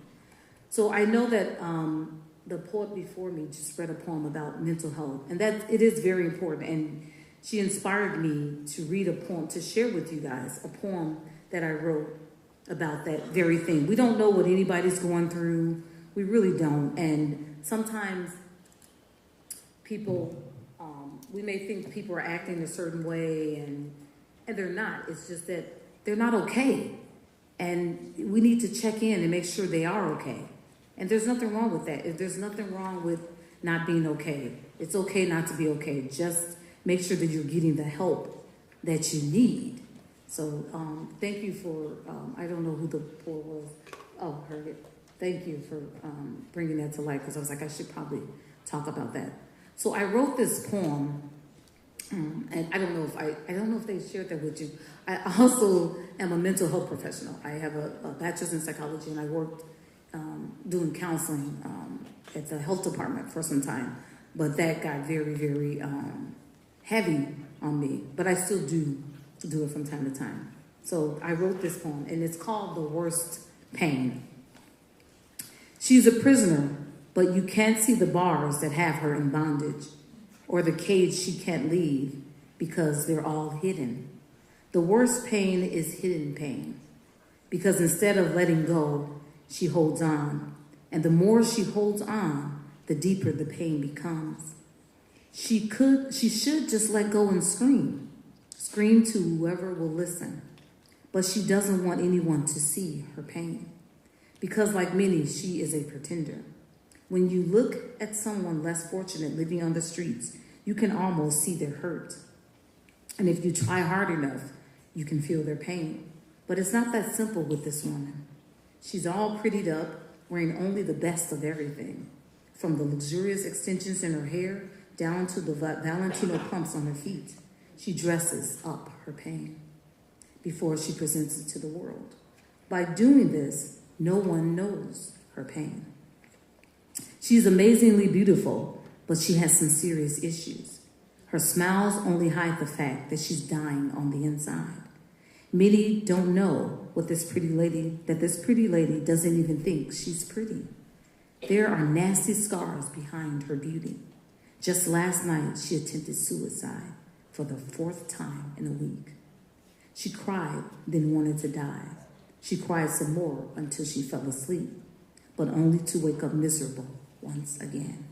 This gorgeous lady has been institutionalized, trapped inside her mental institution.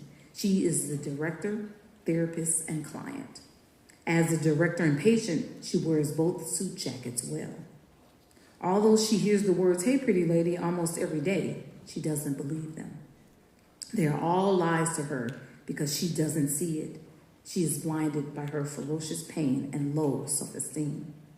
You can tell her she's beautiful over and over again. But no matter how many times she hears it, she's got to believe it. That's it. That is the worst part. So with that, I just want to, okay, so that I just want to encourage you guys, if you're going through anything, take out a pen and paper and write, because writing literally saved my life.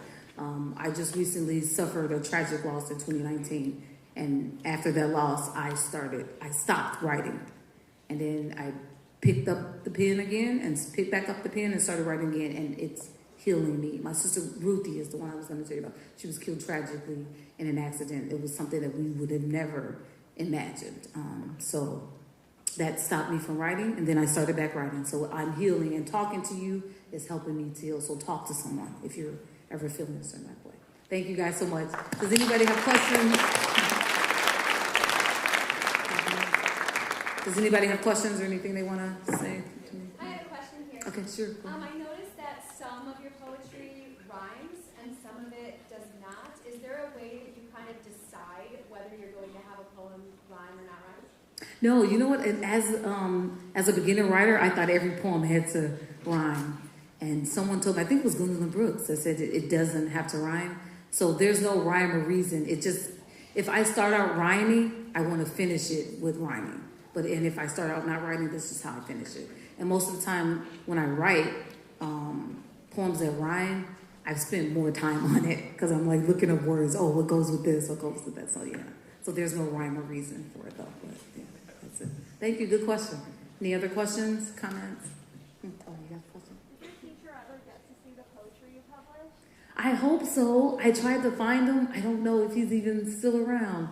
Yeah, I tried calling him and everything, and I don't know. I hope he did. Yeah, because he really affected my life. I hope he knows how. Yeah, thank you. Yeah. Any more questions? I think I'm out of time. But thank you guys. You guys have been great. Thank you so much for having me. Thank you. Thank you to Mrs. Udishi and Natsui for telling me about this event. You guys have a wonderful day.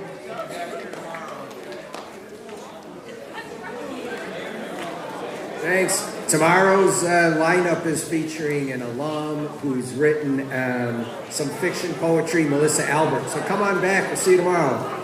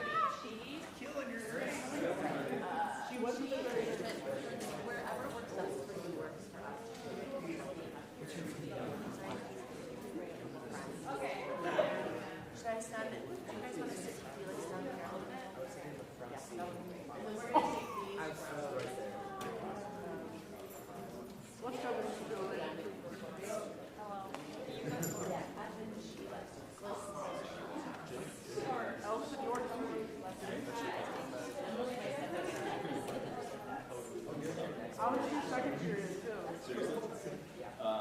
Totally different. This one is totally different. Wait, were you Mr. Brenner this year? Oh. He shows up. He shows up.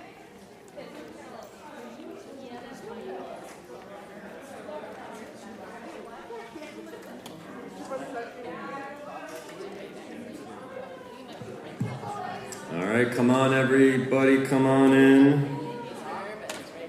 If you can hear my voice, you're trying to get to Writers Expo, you are headed in the right direction. You can find your teacher, you can find a seat. If you're looking for Mr. Peterson, I believe he's wandering in the back somewhere.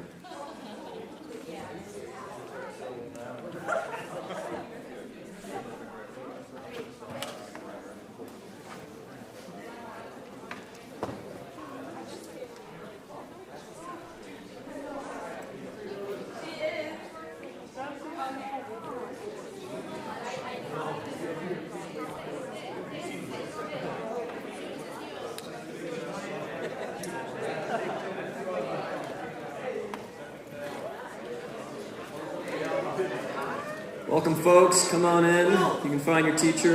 You can find a seat.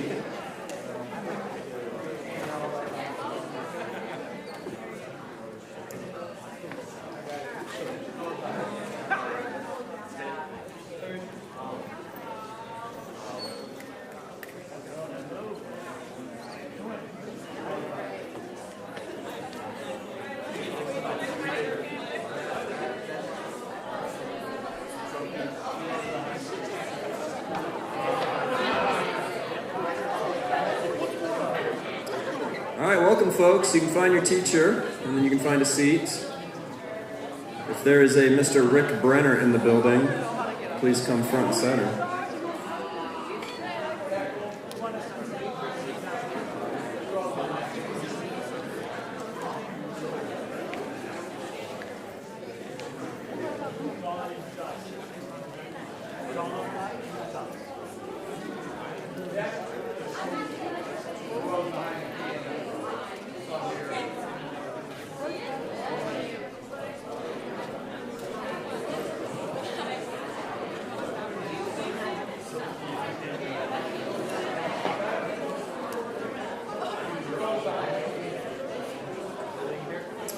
Welcome, folks. Still a few people straggling in. That's cool. You can find your teacher. You can grab a seat. Has anybody seen Mr. Brenner today? No Mr. Brenner sightings? He is here? He's here. He's here. Okay. All right. We may have to go fetch him. Hey, welcome to Writers Expo 2023. How are we feeling this morning? Amazing. Spring break's almost here, folks. We're 2 days away. I hope we're feeling at least pretty good. Okay, welcome to Writers Expo 2023. You may be one. Well, actually, let me ask. How many of you came to last year's Writers Expo? Okay. All right, good. How many of you, this is your first time here? Excellent. All right, so we've been doing this for like 12, 13 years. We're getting to the point where we've lost count. And COVID kind of cut us off a little bit. And last year was our first year back in the auditorium for this. So we're excited to be doing this now again, 2 years in a row. A couple quick things. Number one, what is Writers Expo? So essentially, we created this as a way to celebrate writing, as a way to get you guys out of your classroom for a couple periods, for a couple days, a way to showcase writers, including student writers. We don't have any student writers who are signed up for this period, but we do have some staff members who are going to show you some of the writing that they have been up to, by assignment, I should say, okay? And just a way to maybe be exposed to some new perspectives, have some new thoughts. If you can walk out of here at the end of the day Friday, assuming you're coming back, with even one thing that you've learned or one thing that's kind of changed your perspective, that is awesome, okay? And it's almost spring break, so you can kick back, you can relax. I just have a couple things I want to say in terms of expectations for the next couple days. So, number one, we are not by some sort of divine right granted this space. We have to ask the Fine Arts Department every year if they will allow us to be here, and so far every year they have said yes. But there are a couple things that could seriously hinder our ability to be back for 2024, including making a mess of this place. So if you could treat it with utmost respect, that would be great. No food is allowed in the auditorium. So if you have food on you right now, please put it away. If you have a beverage, please put the cap on right now, okay? And then if you could avoid the temptation to get your feet up on the backs of the seats so that we can keep them looking nice, we would appreciate it, okay? Quickly, just a couple thank yous. Number one, to the Fine Arts Department, including Mr. Dustin Helvey. We really appreciate being in here, and they're in the middle of their spring play stuff, so we're taking up space. We appreciate it. B&G, the AV team who does all the lighting and the sound and everything, they're amazing. They do great work. Mr. Treptow and Wildcat Productions, they are streaming this currently for people who are not here to see, and we appreciate that work. A bunch of people have gone into this. Mr. Gerlach, Dr. Reef, Mr. Schmidt, Mrs. LeMaistre, Miss Nasland. Our secretary in the English department should not go unmentioned. Her name is Miss Constantinitis. She does a lot for us, and we are very thankful for that. So let's get started. First hour in here was dead. Holden, it was dead in here, wasn't it? Yeah. Do you guys have a little bit more energy? Are we awake? That is good. That is good. All right, excellent. The first thing we have for you today is a tradition at Writers Expo. It is known as a Write Club bout. And this is where we essentially give two staff members a word. Opposing concepts, you could say. And their job, in 5 minutes or so, is to defend their side and potentially take down the other side, all with the written word. Okay, today we've got a couple fantastic individuals who have done this before in years past and won. So this is a battle between two victors. They're each going to get their 5 minutes, and then you guys are essentially going to make as much noise as you want for the person you think defended their side better and took down their opponent better. Okay, so get ready when we vote for the winner to make some noise. Okay. So yeah, Dawn versus Dusk is the topic today. We have Mr. Brenner and Mrs. LeMaistre. Mr. Brenner, I hear you're retiring at the end of the year? What? No? Are you back next year? I hope so. No? I was yanking your chain. Yeah. Okay. All right, well, we're going to have Mrs. LeMaistre go first and give Mr. Brenner the honors. So, Mrs. LeMaistre, come on up. Give her a round of applause, folks.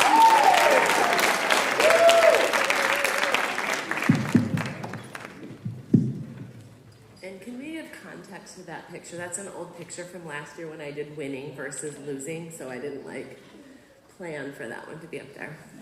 All right, so I'm talking about Dusk. Dawn is great, or at least that's what my high energy type A friends tell me when they're selling me on some early bird excursion to chase a sunrise and begging me to join them while I'm on vacation. They'll sell me on the quietness of the morning, except for the melodious tweeting of birds, of course, and the vibrant colors that are sure to be streaking across a fiery sky, and I'll be nodding and wondering why they need to sell it so hard if it's so amazing. I think Dawn sounds great for the kind of people who really like a plan, who do meal prep and drink the recommended amount of water every day. The kind of people who are weirdly proud about their internal alarm clocks and say things like beast mode or endorphin rush or, let's face it, senior discount. I am not one of those people. Dawn is for those enthusiastic, ready to take on the challenges of the day types, the kind of people who will watch a sunrise at 5:42 a.m. and say they want to do yoga or go running and maybe mean it. Me, I'm more of a Dusk girl. Dusk is for your cool friends, the stargazers, the ones who recognize the importance of snacks and music as part of any outings, especially ones that require exertion of some sort. The ones who pack s'mores fixings and know how to make a bonfire or know a guy who does. The ones who can play guitar but aren't annoying about it. The ones who know the best place to get a late night burrito. No one has to sell you on it. You don't have to rally for Dusk. Dusk is for people who live big and loud and like to get a good night's sleep by not waking up at a reasonable hour. Those of us who understand that the best brunches are the ones that linger into the afternoon, who understand the value of contentment. Brenner will probably tell you that dawn is about new beginnings and the promise of a new day. You know those platitudes you might find on a graduation card or a poster in your therapist's office. It's important to remember that dawn's promises are more of the bleary-eyed sort. They're lies, actually. The kind you tell yourself when it's 5:42 a.m. and what's supposed to be the most exciting event of your lame day is over. It's you, now that you've marveled at the colors streaking across the sky. It's you wondering, now what? And telling yourself that you should probably go running. Sure, dawn is the hope of what your day could be, what it might be. It's a blank slate that needs to be filled. And who needs that kind of pressure? It's life's epic to-do list of plans and dreams that may or may not come to fruition. It's exhausting just thinking about it. Dusk, though? Dusk is a celebration of what your day was, even if your greatest victory of the day, even if your only victory was getting through it. And what a way to celebrate. How lovely it is to watch the sherbet colors of the sunset fade into a darkening sky and count the stars, one by one by one, as they twinkle their way into existence. Quick side note, did you know that sunsets are scientifically more beautiful than sunrises? It has to do with refraction and Rayleigh scattering and tropospheric aerosols. It's true. I saw it on Reddit, subreddit Ask Science. That's true. Dusk, scientifically beautiful dusk, is the time for making the kind of wishes you don't have to work for. The kind you make on stars, the ones where you don't really mind if they don't come true because today is slipping away and there's always tomorrow, right? But for now, you get to exhale and binge Netflix and hang with your friends. That homework you've been stressing about, that can wait for tomorrow when you're fresh-faced and excited about all those possibilities Brenner is sure to mention. Climbing into bed, not out of it, is only hours away. There's a poetry, a grace in endings.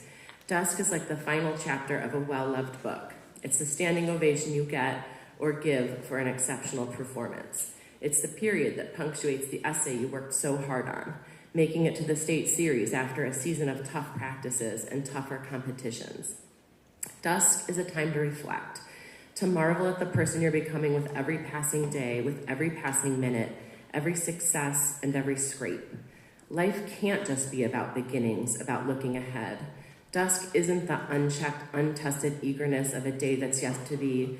It's the earned reward of a day that was. It's the brilliant result of some parts work and some parts experience. We're only days away from April. We'll blink and it'll be May. Some of you, seniors, Miss Neuberger, Mr. Brenner, some of you are watching the sunset on your days here at LHS. My wish for you is that your sunset is a postcard perfect one. After all, dusk is a beautiful, beautiful ending. Thank you.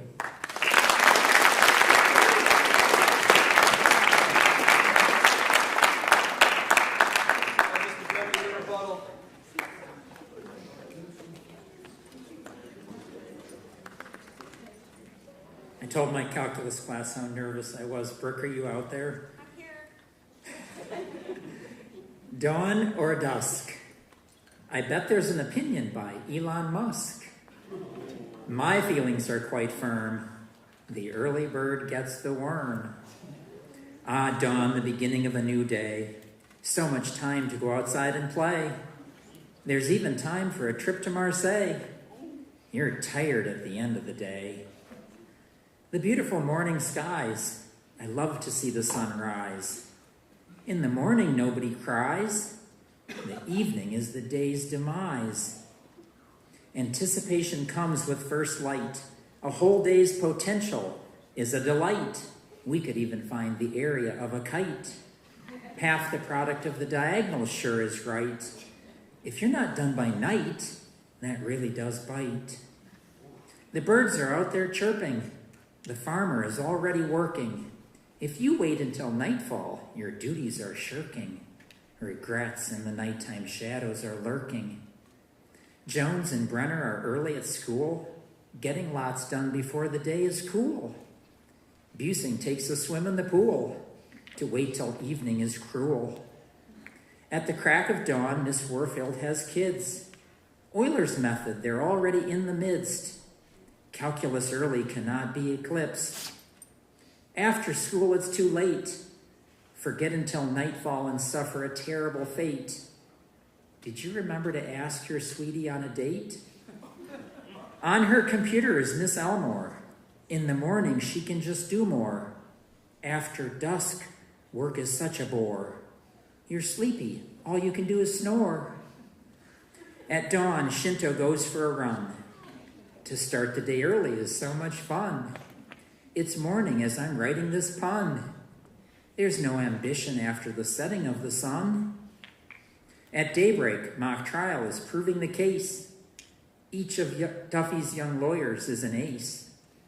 After dark is not when law takes place. That would be a wild goose chase. The whole day ahead of me, we could solve an inequality. So much promise, you must agree. At bedtime, you only get the nth degree. Every day starts with a clean slate. When you see your web-assigned due date, don't procrastinate. You'll kick yourself. Why did I wait? Let's do some integrals with pi. 1 over y dy is natural log y. Don't forget the absolute value. It'll sure make you cry. In the morning, I feel so inquisitive. Let's go calculate the derivative. Don't forget the chain rule. You don't want to be thought of as a fool.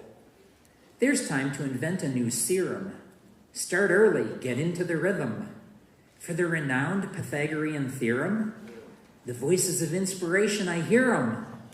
I might even write a new proof. To start at dusk would be a goof. You can't start your task at night. Your ideas can't take flight. I swear to you that I'm right, but let's not get into a fight. At dusk, my motivation is dead. All I can do is go to bed. And so it is with life. In the beginning, there's a lot less strife. What's better, the beginning or the end? Early, my position I defend. How great when the movie is just starting. So much better than now ending. I await the game's first pitch. Get hit by the ball and you'll need a stitch. Late in the game, your throw is in the ditch. Time to make that pitching switch. A brand new car is your pride. It'll keep you in stride. Better by far than that worn-out old ride. This truth cannot be denied. Consider the young new teacher, full of spunk and new ideas to feature. Better than some old dude about to retire. This project sure made him perspire. So, my case I rest. A morning person I am blessed. Convinced you, I hope I did. You're a really smart kid. That dawn exceeds dusk was my intent. At the end of this day, I am spent.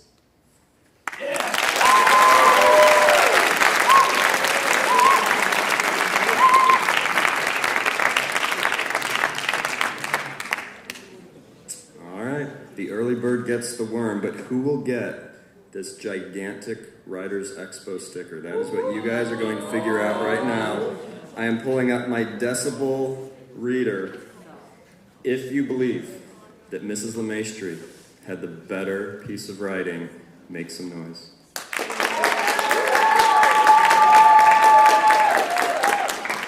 That's respectable. Over 90. If you believe the winner should be Mr. Brenner, make some noise.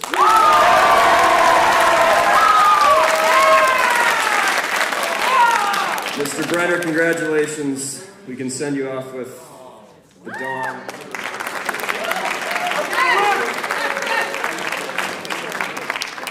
All right, fantastic. I forgot my clicker on the floor. This is why we need AV people. Could you guys advance to the next slide for me? There we go. Okay, so this is another awesome tradition here at Writers Expo. Now you get to hear 3 stories from 3 fantastic individuals whom hopefully you recognize. Each one is going to tell a story that's about 5 minutes long. 2 of them are telling a truth. 1 is lying to you. Okay? They're going to tell their stories one by one, And then you are going to ask some questions, trying to figure out which one of them is actually lying. So as they are telling the stories, be thinking, how can I figure out if they're telling the truth or if they're lying? Okay? Let us welcome them on stage. We have Ms. Neuberger, Mr. Schmidt, and Dr. Koulentes. Sorry, come on up, folks. You guys can reside in the 3 comfy chairs over there. Very good. Do you guys have a preference? Would you like to use the podium? Would you like to use the center mic? Yeah? Okay, well, we'll just keep the podium rolling then. Who would you all like to hear from first?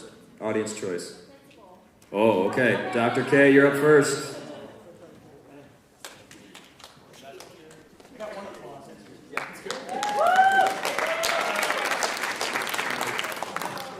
All right, this story is true. That's a lie. Well, that's true. Well, maybe that's a lie. You'll have to figure it out. It was love at first sight. There we were, Mick, Tony, and I, 3 best friends at our 8th grade graduation dance. This was a big night because there were 3 junior highs in my town, and it was tradition that at the 8th grade dance, we all came together to meet one another before we became one freshman class in high school. I remember walking in the gym and Tony just stopping dead in his tracks. He had locked eyes with Lori Angston, one of the most popular girls at Iroquois Junior High. And that was the school on the wrong side of the tracks. Well, the train tracks separating our schools might stop us kids at Algonquin from mingling with those tough Iroquois kids, but that didn't stop Cupid's arrow from piercing Tony's heart. From that moment, Tony was head over heels in love with Lori. Now here's the unfortunate thing for every 8th grade soon-to-be freshman boy. No matter how cool and popular you are in junior high, when you go to high school, you absolutely have no game whatsoever. And you have no chance of winning the attention of a freshman girl as popular as Lori, because you have to try to compete against the sophomores and sometimes even the juniors. So knowing this, Tony did what every self-respecting 14-year-old guy does. He moved into Lori's friend zone. That's right. Throughout the next few years of high school, Tony, Mick, and I were virtually inseparable from Lori and her friends, Shelby, Christina, and Erica. We went out every weekend together.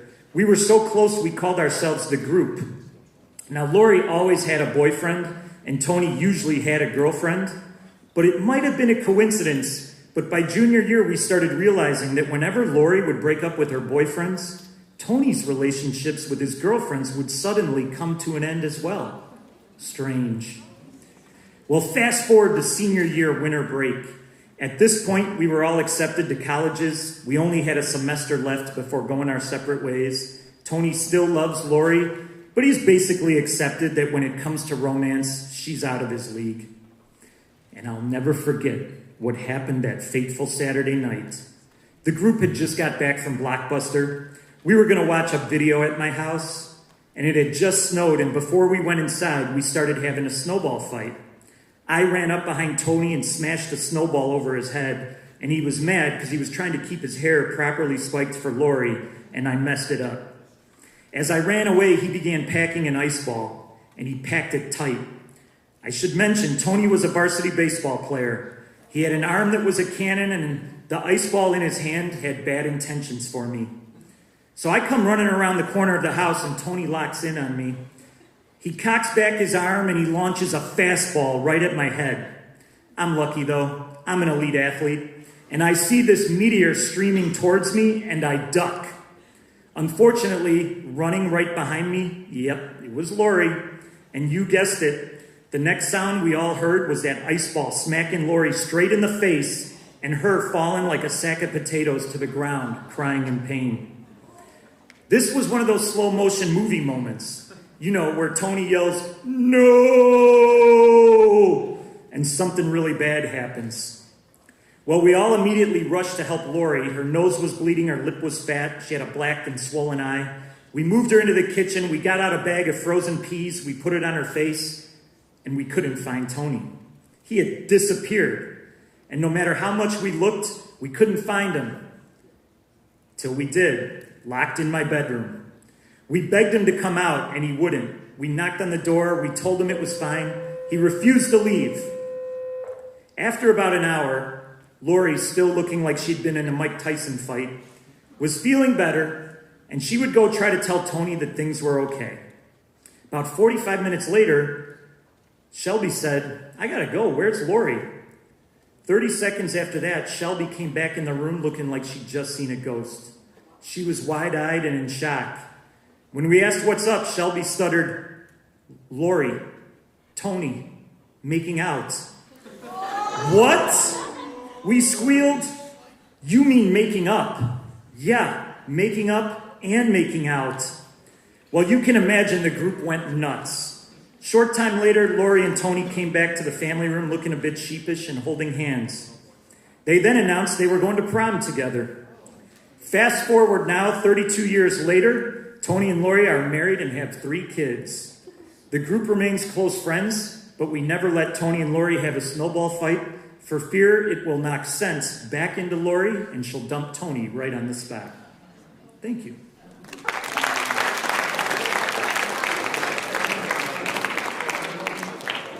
All right, who's the next storyteller to be?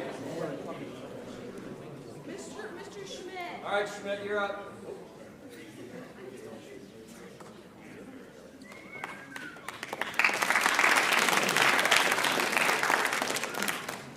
Okay, not planned, but this is also a story about love or first crushes or whatever. All right, so first crush, first day of second grade, because I got into that a little earlier than you guys did, I guess. But anyway, so for the first time in my life, I was slack-jawed, speechless. It was like this angelic revelation of a girl paralyzed my soul. My stomach swirled even as my muscles, mind, and mouth froze. I was like a marble statue, drooling and gawking at her like a creep.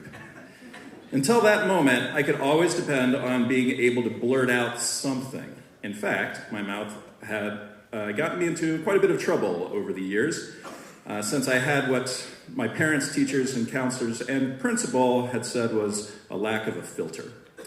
But all I could do was stare at her brown hair, braided up in a bun, and her slim arms. I remember thinking her arms were amazing.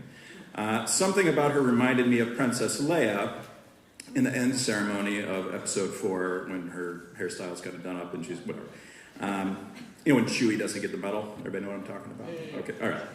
And then someone said something funny, and I knew this had to be true love because it wasn't just her looks. No, it was her laugh that washed over me like a wave of warm cinnamon. Her name was Debbie McFarland.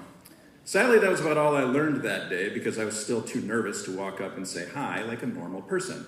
Because normal wasn't me. Normal wasn't what I felt. Normal wasn't what we were destined to become. So I racked my brain for a way to make the right first impression. And an agonizing month crawled by. But in October, I overheard Debbie and her friends, who I also studied meticulously in case that would help me get closer to Debbie. And yes, I know how that sounds, but that's what I did. They were talking about scary movies and aliens. And I was like, what? Hold up. Did this girl like science fiction? Back then, I couldn't really have told you what sci-fi as a genre was, but I knew I loved Star Wars, so this was huge. This was going to be my in. This I could totally do. So Halloween was approaching, and I started working on a scary costume for school, because they've been talking about monsters and sci-fi and all that. I didn't want anything as boring and cliche as a vampire or a werewolf. I wanted something that said something about me as a person. So I started making a Tusken Raider mask in my art class. Note, Tusken Raiders are the nomadic thugs who live on Tatooine and gave Luke Skywalker a hard time when he went searching for R2-D2. Then Luke gets in a fight with the Tusken Raider and Obi-Wan shows up and all that. Okay, so they wore tattered, sand-colored clothes, like robes, and their masks were kind of like a closed beehive thing with goggles, and they had like metal spikes sticking out. I don't know.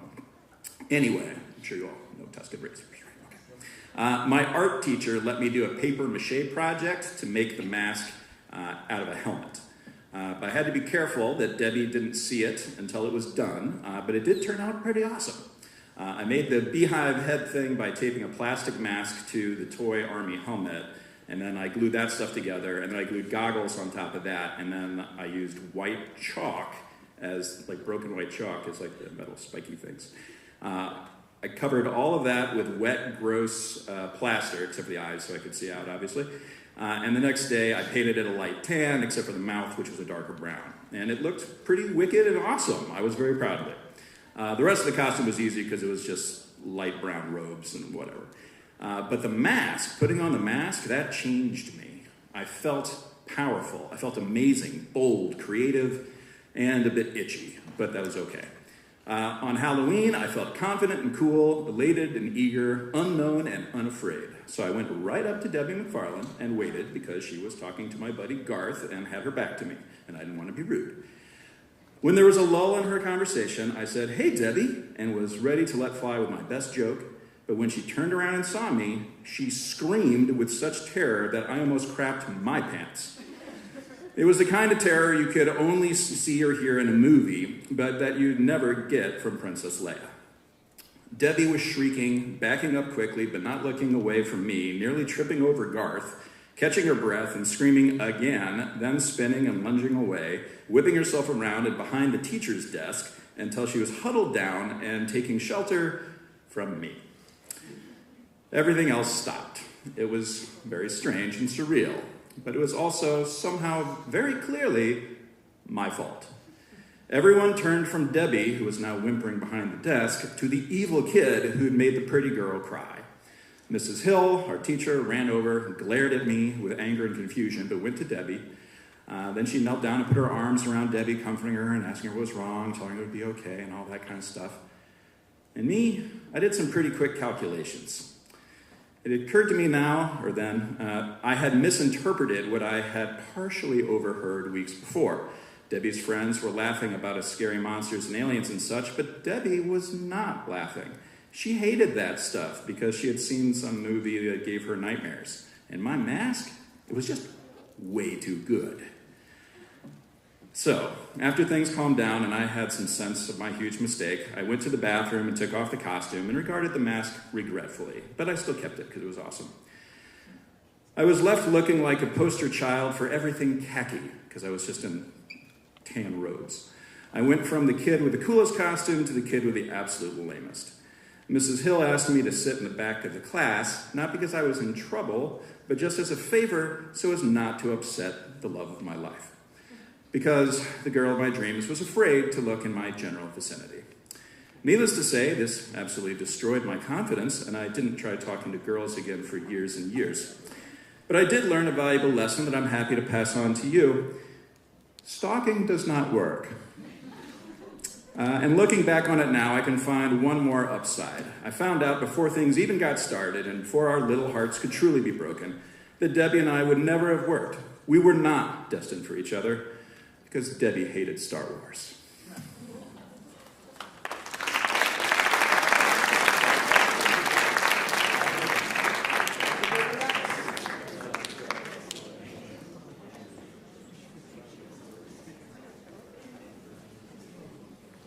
Good morning.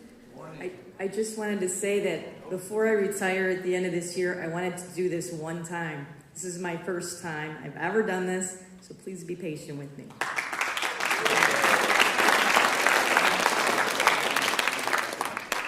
There was a girl at my high school who was in a Vidal Sassoon magazine ad.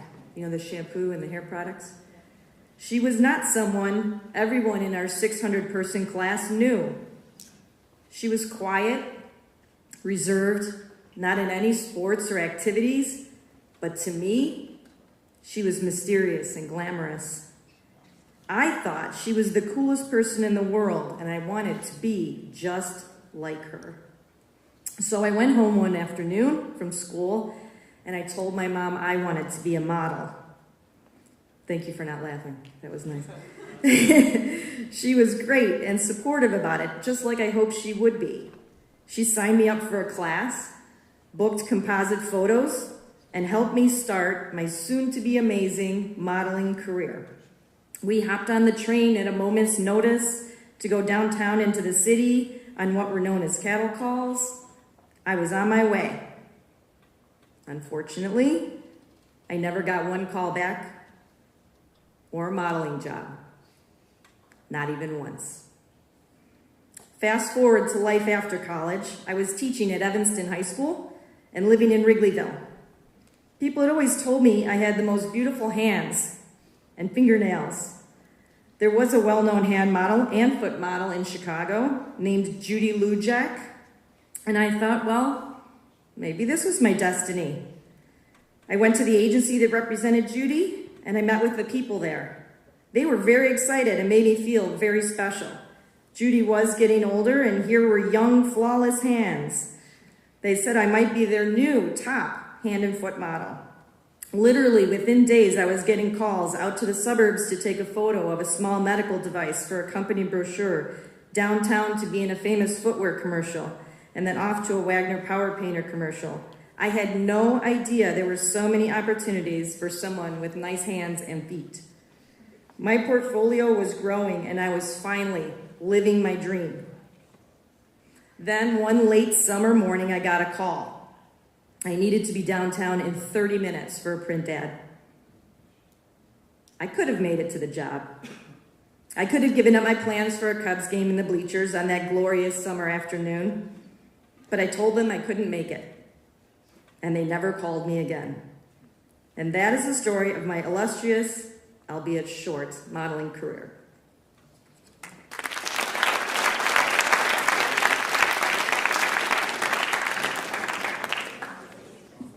All right, there you go. Time to figure out who the liar is. I'm going to hand this microphone off to Dr. K so that they can pass it back and forth between them. These are questions? These are questions. I'm going to take this one. Be good. There we go. Okay. I can walk to you. You can always shout out your question because we can hear pretty good in here. Anybody have a question to try and figure out who the liar is, who the truth teller is? In the back, shout it out. Who's it for? Principal. What color was Lori's hair? Lori had brownish hair, and when Tony saw her at the 8th grade dance, there was a thing called a waffle press, and she had the waffle press and feathered bangs, and she had a feather in her hair that was attached to part of her hair. It was cool during the 80s. That is hyper-specific. Yes, sir. Right there in the middle. So you mentioned there were 3 junior highs for Dr. K. There was Algonquin, there was Iroquois. What was the third one? Chippewa. We were very culturally sensitive in Des Plaines. There were a lot of students on their phones when you guys were telling the story. I'm just assuming they were fact-checking you as much as possible. But, yes. Mr. Schmidt, what year did the 4th Star Wars movie come out? Which one? The Star Wars movie that you referred. Oh, I was referring to episode 4, but it wasn't called episode 4 at the time. It was just called Star Wars, and then it said A New Hope, and the stuff came out. But it came out on May 25th, 1977. One more question. Sure. What year were you in 2nd grade? 1980, Empire Strikes Back had come out the previous May. I don't remember the exact date, but it was a big day for me. Yeah. Return of the Jedi did not exist. Any further questions? All right, who's got something? Hand in the air. When did you get your job?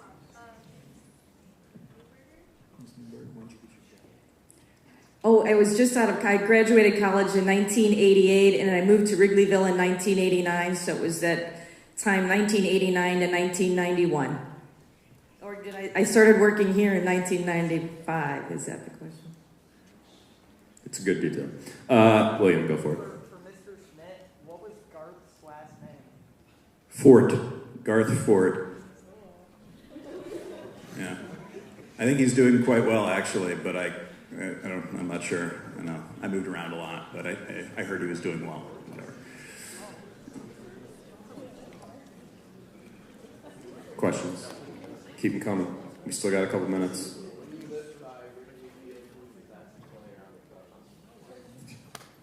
The best player on the Cubs at 1988. Let's see. I kind of go from the 70s to now. All right.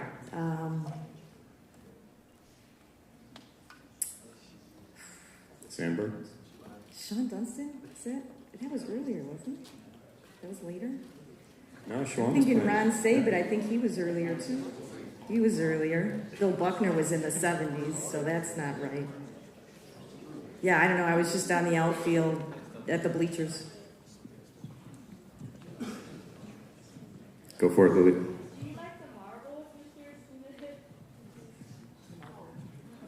Yes, I could answer any question you could possibly have about the Marvel movies.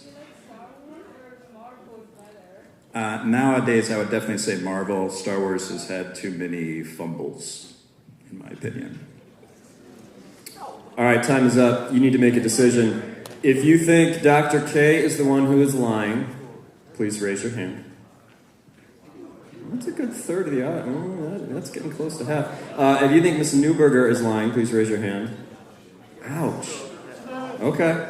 Schmidt, how many of you think he's lying?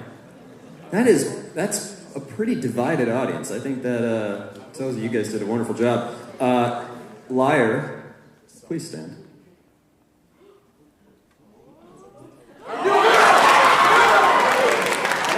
Well done, Mr. Schmidt. Now, we need to give this man a round of applause because originally the trio had Dr. Jeff Brown, who couldn't make it this morning. Mr. Schmidt had to fill in the last minute and fooled a good number of you. So a round of applause extra for Mr. Schmidt. Stepping in last minute. All right, the bell is about to ring, but I just want to say, one, thank you for coming. Two, tomorrow we have young adult novelist and LHS alumnus, New York Times bestselling author Melissa Albert with us. We're going to interview her. Some of your own questions are going to be asked her way, so please come back. But thanks, guys. Have a great day.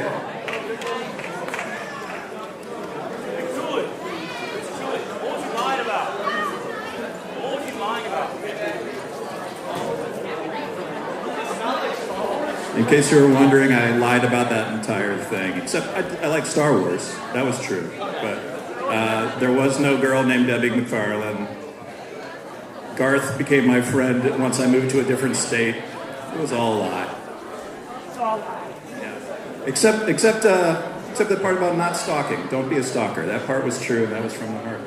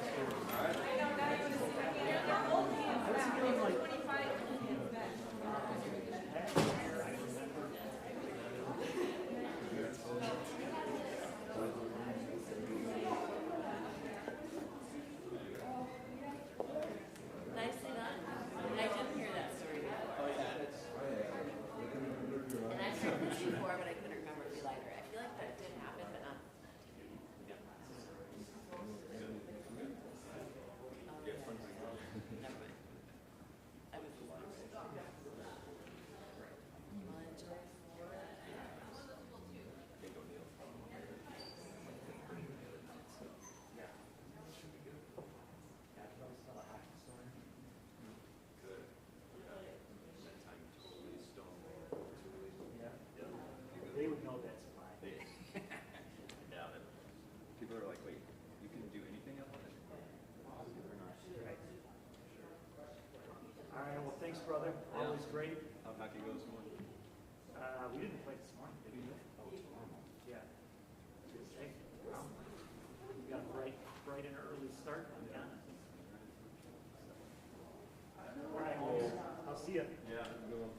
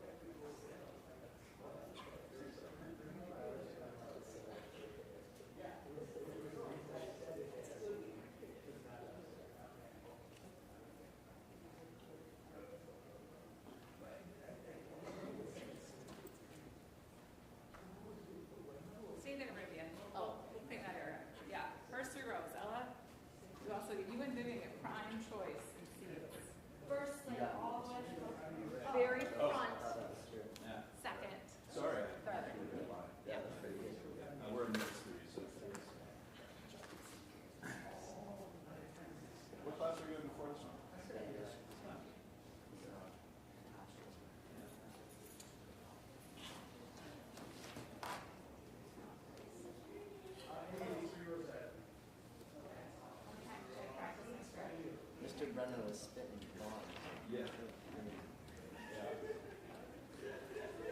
He's done this a lot. He does it every year. Oh, he does? Yeah. So, sorry to see him. Having a young Judi. It's like, I kind of, because he's nice, but his classes are so hard. I can totally. That's fine. Yeah, you do. Yeah, I don't care. He's pretty.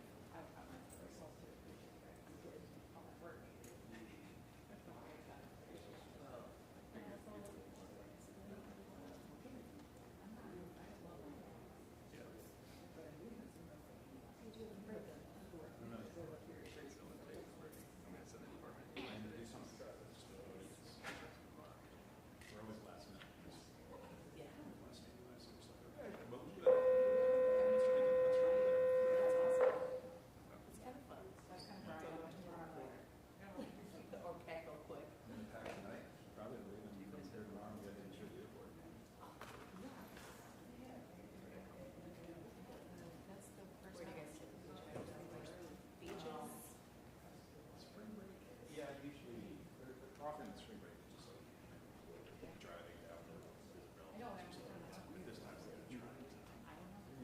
Oh, because I moved our schedule from being like starting 17 years ago. Oh, maybe.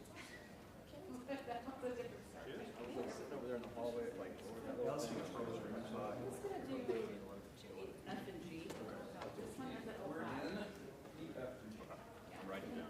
Okay.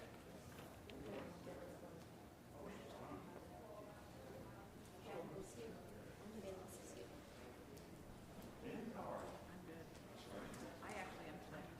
Yeah. Like I said what I needed to say this morning, and I felt really defeated out there. Yeah. Lovely. We're here, right? Yes. Ellen and Vivian picked out some seats for us. Be sure to thank them.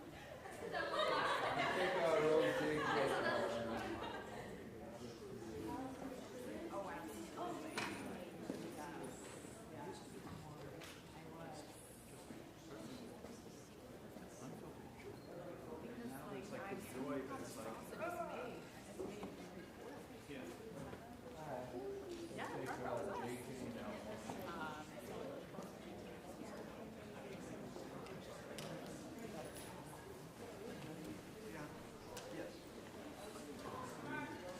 Welcome, folks. Come on in. If you're looking for Writers Expo and you're in the hallway, just come towards the microphone.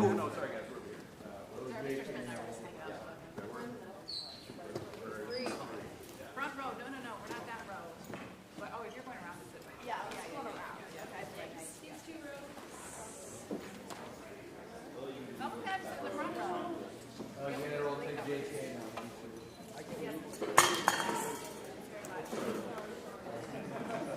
Yeah. Our Zoom meeting last week. Rose JK and Rose JK now.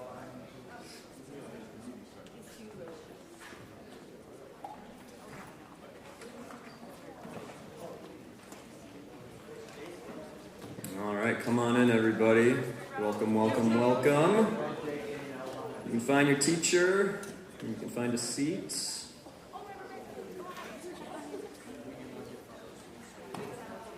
These two guys. These two.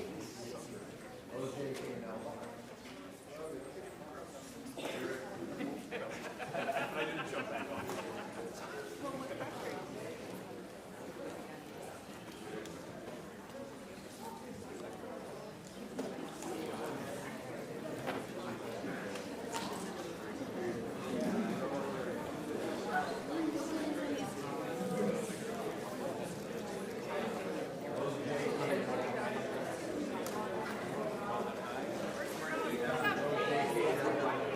Welcome, folks. Come on in.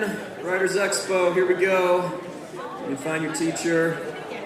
You've got Ms. Singleton, Mr. Schmidt up front. Ms. Powell on the right. Looks like Hieronymus back right. Twaddell center. Mr. Brum's up in the left. If you're looking for him.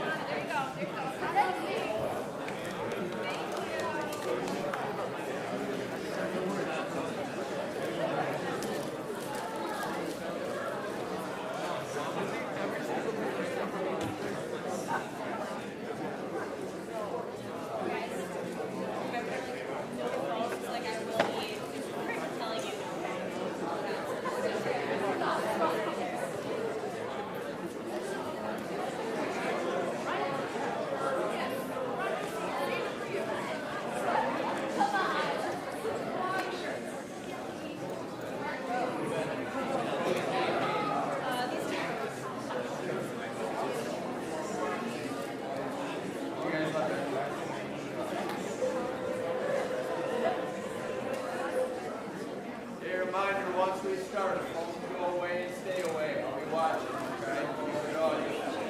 Kyle, here yet? All right, folks. Happy Thursday. Happy 2 days away from spring break. How are we doing this morning? How is fourth period? Mr. Hieronymus is doing well. I'm glad to see that. Is anyone else doing okay? No. In fact, we're just going to ignore the guy with the microphone. That's totally fine. I'm okay with that. Good. Thank you. Well, welcome. Welcome to Writers Expo 2023. Raise your hand if you were here last year, at least one day for Writers Expo. A few people. Okay. Raise your hand if this is your first time. All right, cool, good. Well, welcome. This is something we've been doing for about 12 or 13 years. We've sort of lost count now, officially, I think, in part thanks to COVID. But yeah, we've been doing this for a while, and it's really, I would say, a way to celebrate writing, a way to celebrate writers, a way to showcase some of our student writers, who unfortunately, we don't have any student writers for you today. But we do have some staff who are going to be participating in different writing events. So with 2 days left before spring break, feel free to sit back, relax, enjoy. I would say the goal isn't so much to entertain you, though I think today you're lucky you have a pretty entertaining period. But if you can walk out of here today, tomorrow, with even one thing that has occurred to you about writing, or a new perspective, or just something that you can take away with you, we consider that a win. Okay? Before we get going, we have two big events today, but before we get going, a couple announcements. So, number one, we do not automatically get to be in the auditorium just because we want to be. This is a request we have to make every year, and the Fine Arts Department so far has been, yeah, go for it every single time. And we're thankful for that, and we want to keep it that way. So, if you could do me a favor, number one, we have a no food in the auditorium rule. If you could follow that, that would be great. Thank you. Number two, you're not really supposed to have beverages in the auditorium, so if you could cap those, if you have them on you right now, that would be awesome. Thank you. And then also, we want to keep the seats looking as nice as possible for all the events we have here throughout the year. So if you could just keep your feet off the seats, that would be appreciated too. Okay? After that, we're going to have today, tomorrow, a bunch of people on stage. And there are a couple things you can do to help them, to give them confidence, to make them feel respected. Number one, please, this is a big one, keep your phones away, okay? A lot of times when you're up here, you can see when people are on their phones. It can diminish your confidence a little bit, not to mention it can be distracting. So if you can keep your phones away, that would be great. And then number two, when you're up on stage here, the acoustics are good enough that you can hear people whispering in the audience. So if you could please be attentive listeners, laugh when someone does something funny, cry when something makes you sad, that is fine. But if you can do what you can to make people up here feel good, that would be awesome. Okay? Before we get going, a couple quick thank yous. Thank you to Mr. Helvey and the Fine Arts Department for letting us be here. The Buildings and Grounds crew have helped us set up. The AV team has been amazing. They are streaming all day today, all day tomorrow. So if you want to watch a specific period, but you're not going to be here, if you can find that link, you can watch. Mr. Gerlach has helped us out. All of the English department, especially Dr. Reef, Mr. Schmidt, Mrs. LeMaistre, Miss Nasland, and especially our secretary in the English department, Miss Constantinitis. We really appreciate all her help too. Okay? All right. All that said, now, how are we feeling? Are we ready? Okay. We as teachers give you a lot of assignments that you have to fulfill. Not often do you see your teachers given an assignment that they have to fulfill, but that is exactly what we're going to do this period. So I'm going to bring up our first two participants, Miss Gourley, Mr. Dawson. I think I saw you at some point. Come on out. Let's give them a round of applause first. Both of these individuals are going to write a story for you. And they're going to do so backstage, and we're going to bring them out at the end of the period to read their stories. On this piece of paper that I'm now giving them, which they cannot look at yet, they have 4 things that they have to include in the story, okay? Whoops, we'll get to that later. The 4 things. the dollar store, a police officer, a tuba, and the phrase, all the while, Harry Styles. All four of those must be components of your stories. You have about 25 minutes. Are you ready? Yes. Get set. Go. All right, we'll see them later.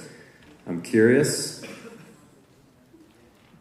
The tuba particularly, but we'll see. All right, next up, we have a tradition here at Writers Expo, another event that we call Two Truths and a Lie. It's pretty self-explanatory. Let's welcome up the participants for this one. We got Nelson, Elmore, and Tarczynski. Come on up, folks.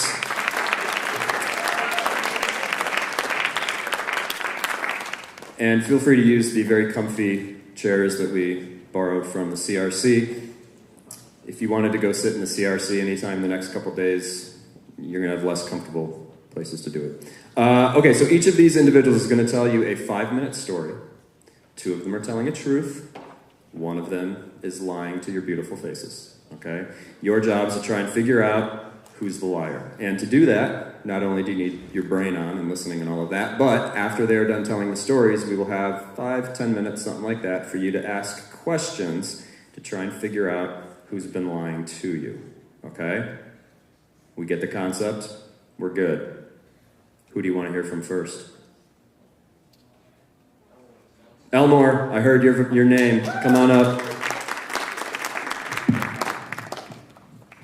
Somewhere in that region.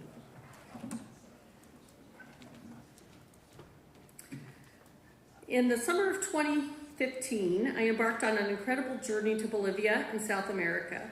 Our travel group consisted of 4 teachers, 1 college student, 1 journalist, and 1 doctor.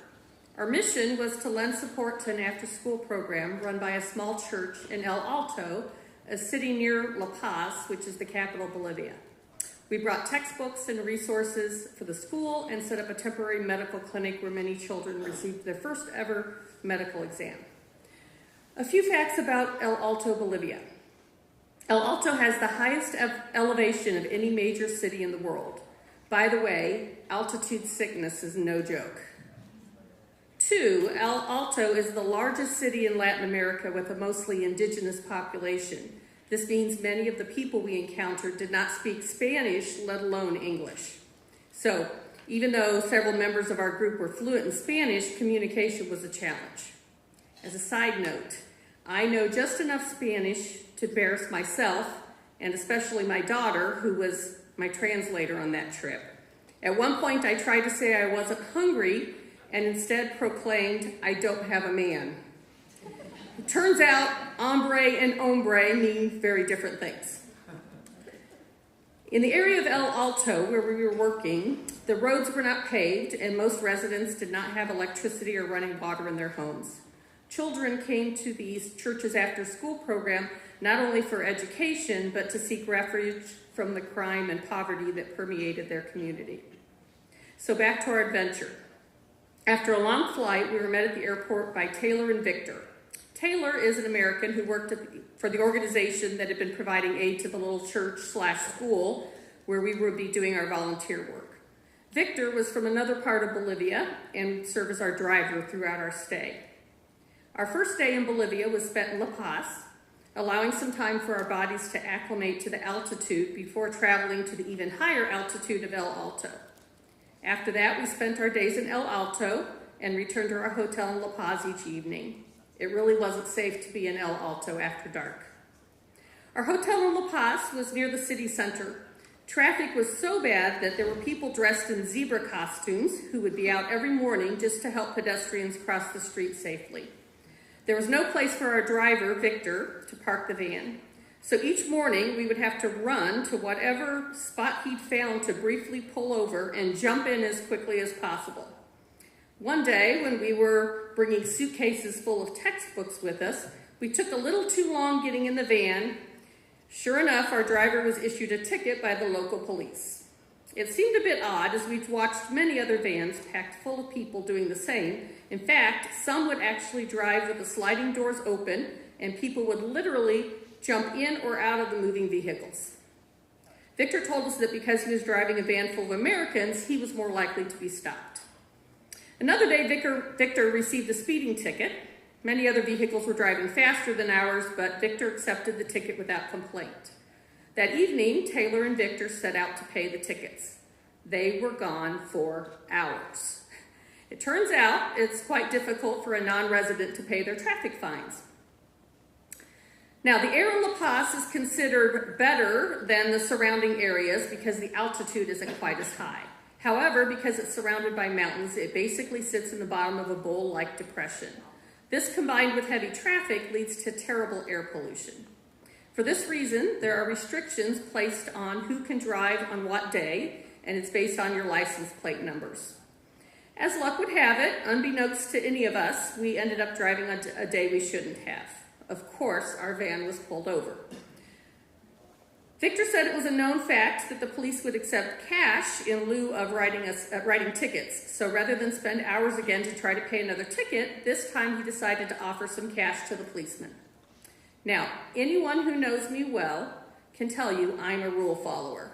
I was freaking out in the back of the van, certain we were all going to end up locked up in Bolivian prison.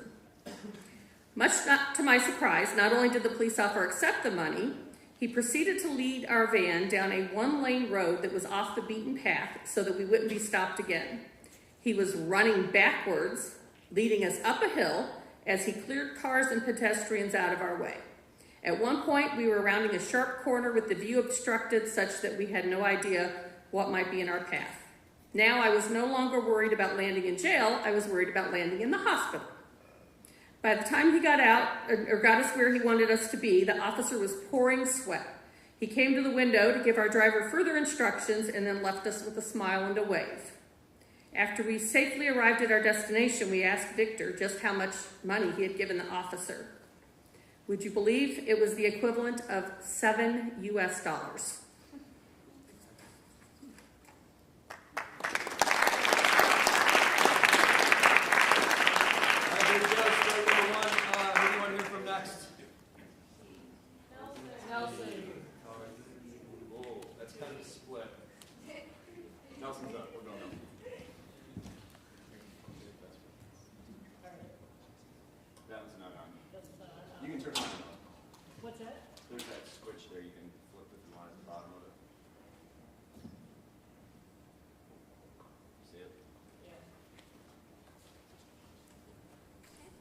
Okay, Tarczynski is going to be way more entertaining, so we'll leave her for last.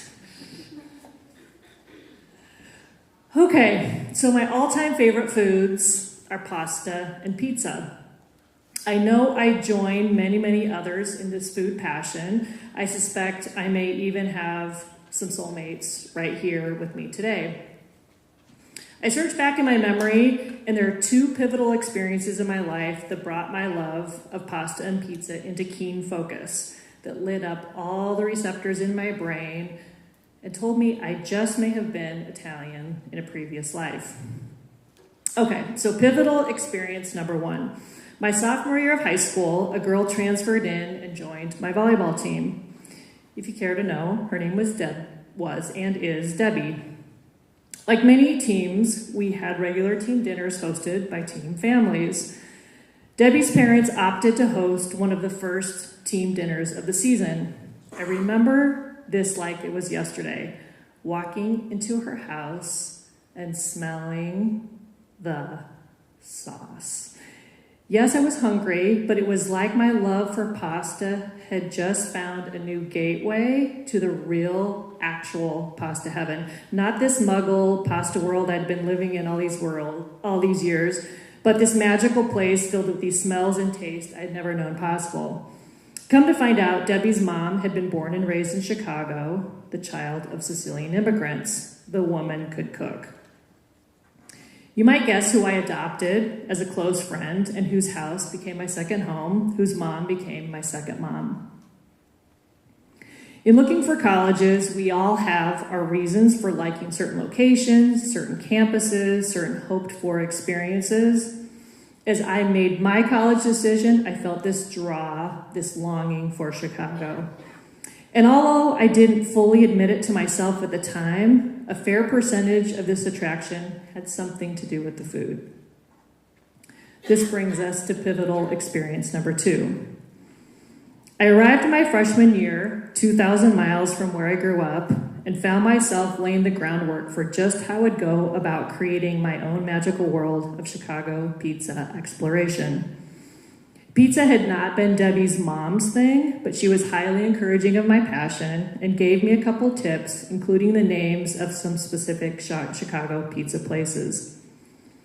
Freshman year of college is a massive time of transition. You're getting used to so many new things and figuring out who your people are, how you'll study, what you'll like, when you'll eat, and the list goes on. For me, all of these ended up somehow involving pizza. Ultimately, I decided I needed to be strategic to really cover my bases so I could decide for myself the very best of Chicago pizza. Fortunately, I was able to find others who may not have been quite as passionate about this as me, but were nevertheless able to jump on board as co-adventurers. I had a map of Chicago and its suburbs. In those days, these things called the Yellow Pages were the means by which you found out phone numbers and locations of various businesses. On my map, I created concentric circles and I bought little green and red push pins. The red pins represented the pizzerias I wanted to go to or order from. The green push pins represented where I'd already eaten. One by one, I replaced the green with the red. I did actually eat other food than pizza. I was excellent at consuming my needed fruits and vegetables, but pretty much all the other food I ate outside of breakfast served to fulfill my quest for experiencing the best and sometimes the worst of Chicagoland pizza. I babysat for every professor I could find with little kids to fund this adventure.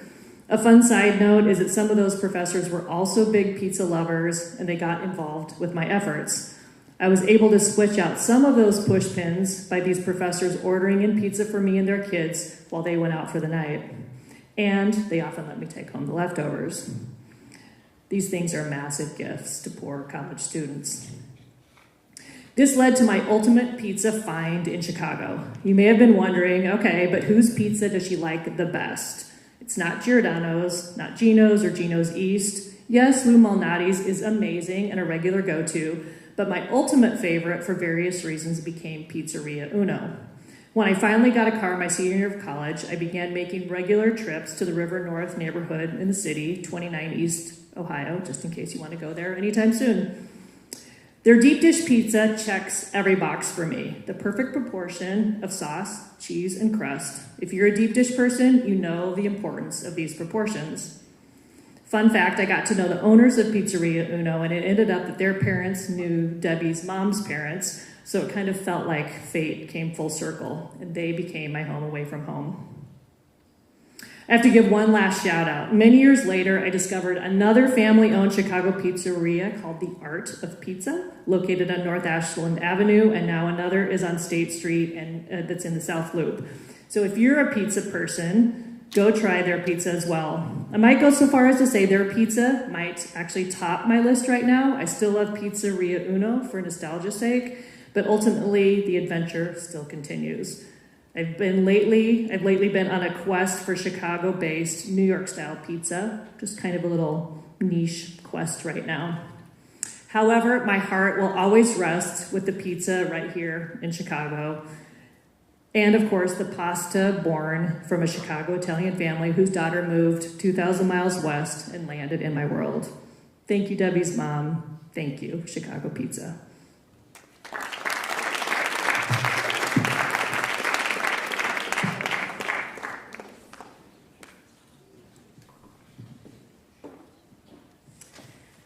All right, I'm going to be speaking a little fast because this is a little long, so we'll see how it goes. All right, so in this story, the names have been changed to protect the innocent and maybe the guilty. Ben had been a confidant to my best friend Charles in college, working with Charles as a fellow RA. I had been to many of their close-knit gatherings, becoming good friends with Ben, but was thrilled when, after graduation, I heard Ben had a steady girlfriend. Charles had received a letter inviting not just him, but me too, to Pittsburgh to meet this girl that he gushed about. Marnie was a doll.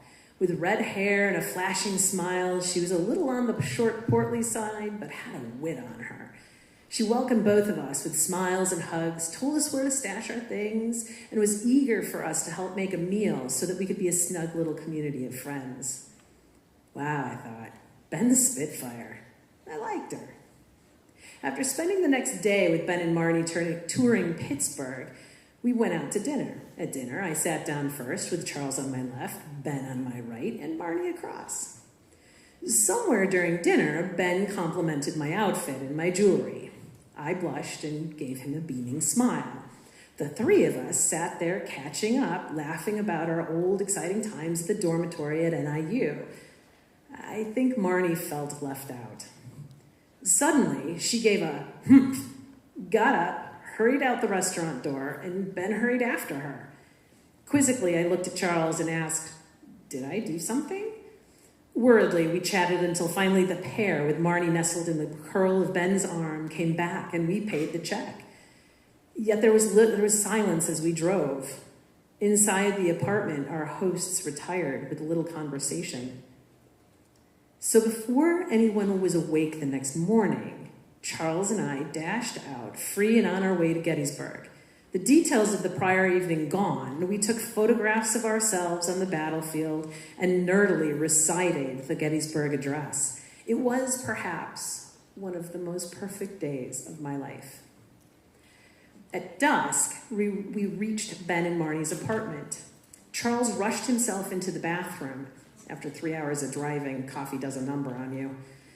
I put my shoes in the other room near our stuff, which I noticed had been tidied up. I rifled through my pockets, and one of the items I had clipped to my belt loop was a small canister of mace, which I hated because it was bulky, but always took with me when I traveled. Marnie approached and greeted me, asking if I could help her with something outside. Sure. Then she said, "Oh, I see you carry mace. So do I. How does yours work?" She held out her hand to take a look at it, and I unclipped it from my key ring to show her the mechanism. Taking it from me, she jumped up and said excitedly, "Let me get mine. I'll show you." In a flash, she was back, and she showed me how hers worked, much like the same as mine. "Let's go outside," Marnie said, opening the front door. "Oh, do you have my mace?" "Sorry, I must have left it in the bedroom when I was looking for mine. We'll get it afterwards." I walked down the stairs and out onto her front step. I let Marnie take the lead in the darkening dusk, and as she walked a few steps forward, I was about to follow when she turned around, looking menacing. "I know what you're trying to do," she snarled softly. "Whoa, what? What am I trying to do?" I was shocked. "You know," she said in a low, almost teasing voice, "I could hurt you, and no one would know. Go ahead, scream. My neighbors are loyal to me. They would help me.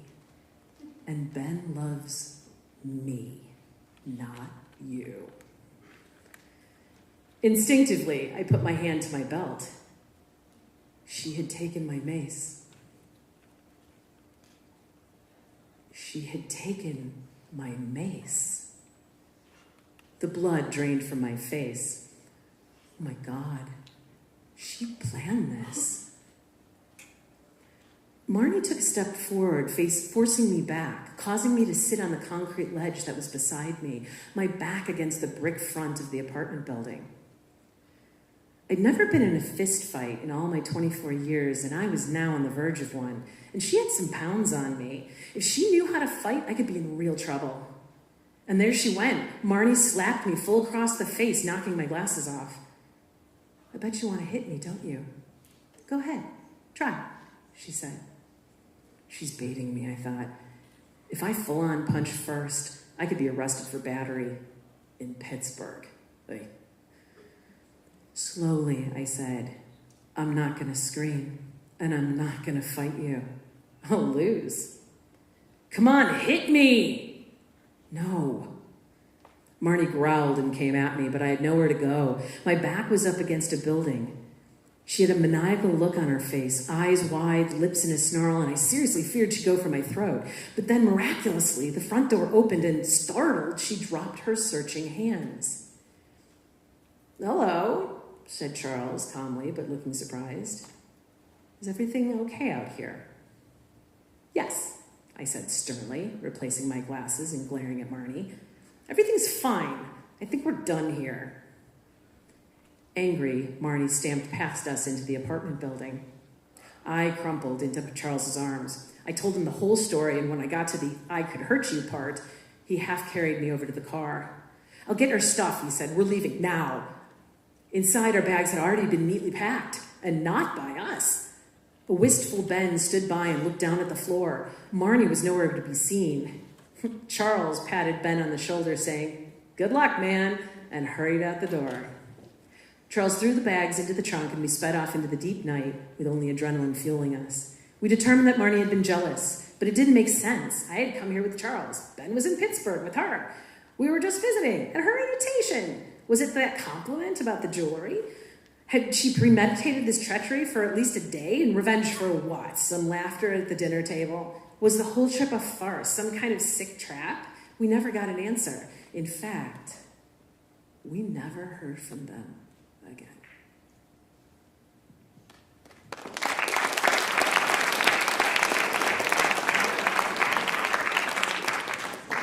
Actually, you can keep that mic, because they're going to fire the questions at you guys. All right, we've got about 8 minutes until we have to bring our other storytellers out here. If you want to try and figure out who's telling the truth and who's lying, just throw your hand in the air and you can fire a question in their direction. And if I don't see you, just kind of wave. Okay. Yes. Tarz, have you looked up Ben on any social media? Like, is he around? Is he okay? I did. About 5 years ago. Okay. Still there. Oh, they're like together? Still there. Ooh. Okay. Yes, if you'll call it that. Go ahead. Mrs. Tarczynski, what year did you go to Pittsburgh, and what year did this take place? All right, so that's a good question because I'm old. I was 24 then, so it must have been I was out of college in 94, 95. So I want to say that this must have happened about 96 or 97, something like that. I think that's it. I don't do math real well. I'm English, so I was 24, I'm 51 now. So there you go. All right, keep it coming. Yes, sir, right in front of me. Mrs. T, on a scale from 1 to 10, how psycho was Ben's girlfriend? How psycho was Ben's girlfriend? Supposedly, yes. Crazy. I mean, legitimately out there nuts. Seriously thought she was going to do me some real harm. So, was she a redhead? Yeah. She was. She red hair, flashing smile. Yeah, you got it. All right, keep them coming. Still got time. Yes, in the back corner there. Then or currently? Currently. It's Rome. Like as in the city. I mean, we did say no phones, so you can't be doing fact checking right now. Yes, up front. What's your favorite kind of pasta? Oh, there are too many to list. I think if I really had to nail it down, I think if you can count this as pasta, I think a really, really good lasagna is probably where I would go. Yeah.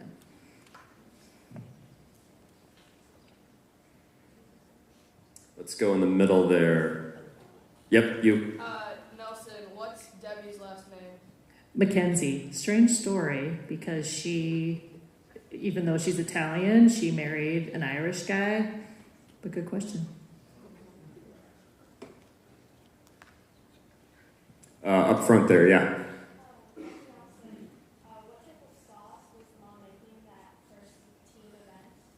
Ooh, really good question. So, this is like, again, like I went from my mom making like pasta sauce. It was like ground beef and some canned tomatoes, right? So this is like a whole new world. So I as I look back, like I'm thinking it was probably her like main sauce, which was like she would cook these multiple meats and then strain them. So like all the fat and all the juices like came into the sauce. So it was just like a family recipe. So I don't know if there was like, it actually had a name, but it was like this like 5 meat sauce. And right up front again. Nelson, what were like the concentric circles for on your pizza kind of map? It was, it's a really good question. So it really more had to do with transportation, like what I thought was realistic. So I kind of like, part of my strategy was to, it's like as a freshman, right? What's really realistic in terms of like getting to know the area where you're going to college? Like where could I walk versus where could I maybe realistically get a ride from another student versus where would I need to take certain different forms of public transportation. So like PACE buses, like where could PACE buses go and where could like the Metro take me? So it was just like based on transportation. Yeah, in the middle there, in the white. Mrs. Elmore, what was the doctor's name and what type of doctor were they? What was his last name? Yeah. Ding. And what was the second part? What type of doctor was he? He was an anesthesiologist. Okay, we're going to pause it there because we have to bring our 2 other storytellers out still. Take a second. Think through. I'm glad, Elmore, that you got a question there. For a second, I thought everyone just believed you wholeheartedly. We'll see. All right. If you actually think Elmore is the one who's lying, raise your hand. Oh, that is not many. They're slowly coming up. Okay. If you think Tars is just a straight-up liar, raise your hand. Not in general, just with the story. Okay. Should have clarified that. And then, how many of you think Nelson was lying to you? That's a pretty good even distribution. All right, let's find out. Could the real liar please stand up? There you go. Well done, Ms. Nelson. Round of applause for her. Very good. All right, you guys can stay there. We may have some questions in a second. Gourley, Dawson, you around? Can you hear us? Come on out. All right, so let's just remind you all. They had to somehow write a story at the dollar store, police officer, a tuba, and all the while, Harry Styles. Whoever wants to go first.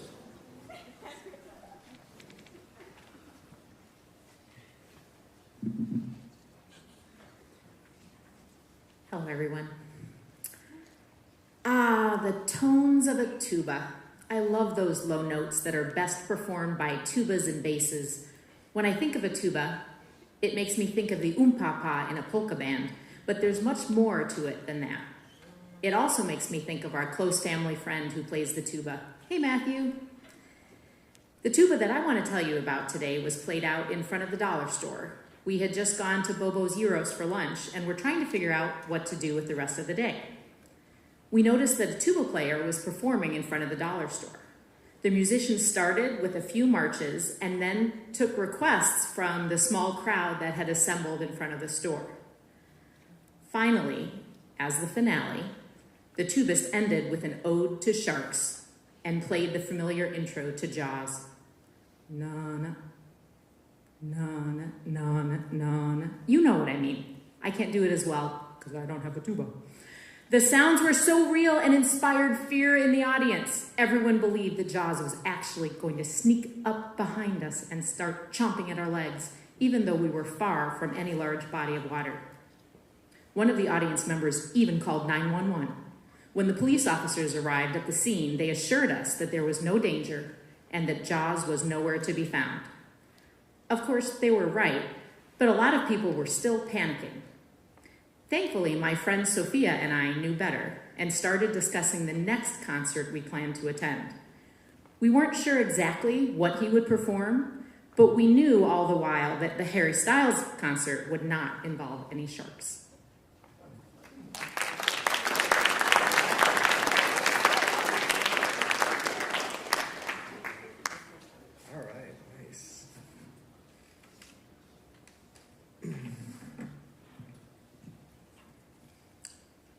Well, here it was. What a crazy contest to win. 2 months earlier, Emma donated $5 to the Police Officer Assistance Fund at a booth at the Libertyville Days, and last week she got a call. She had won the grand prize in the raffle they had for all the donors. She was going to get 2 minutes to race through the dollar store and fill a brass tuba full of any products, anything they had on the shelves. It was like supermarket sweep meets punked. How was she going to carry a giant brass tuba and, all the while, Harry Styles, try to stuff it with merchandise? She had borrowed a tuba from the band room at LHS the week before and had been practicing in her basement, running around, trying to pick up scattered toys and sticking them in the horn. What a disaster. She was just as likely to tip it over and dump everything out as she was to reach down and effectively pick something up and add it to the space in the horn. Anyway, here it was, time to shine. The chief of police and the dollar store manager counted her down. 3, 2, 1, go. And off she ran. Candy aisle, grabbing stuff. Pencils, pens, grabbing stuff. What else? Handful of rubber spatulas. Rubber spatulas? A couple of boxes of aluminum foil. Can never have enough of that. Plastic tablecloths. Yep. Pack of peanuts. Some juicy fruit gum. Super glue. Let's stick that in there. It went in, and just like that, game over. Everybody cheered as she came to the checkout aisle. They counted her loot, and she had 213 items, valued at $213, all stuffed into her tuba. Pretty crazy prize, but hey, it was an experience that she'd have forever.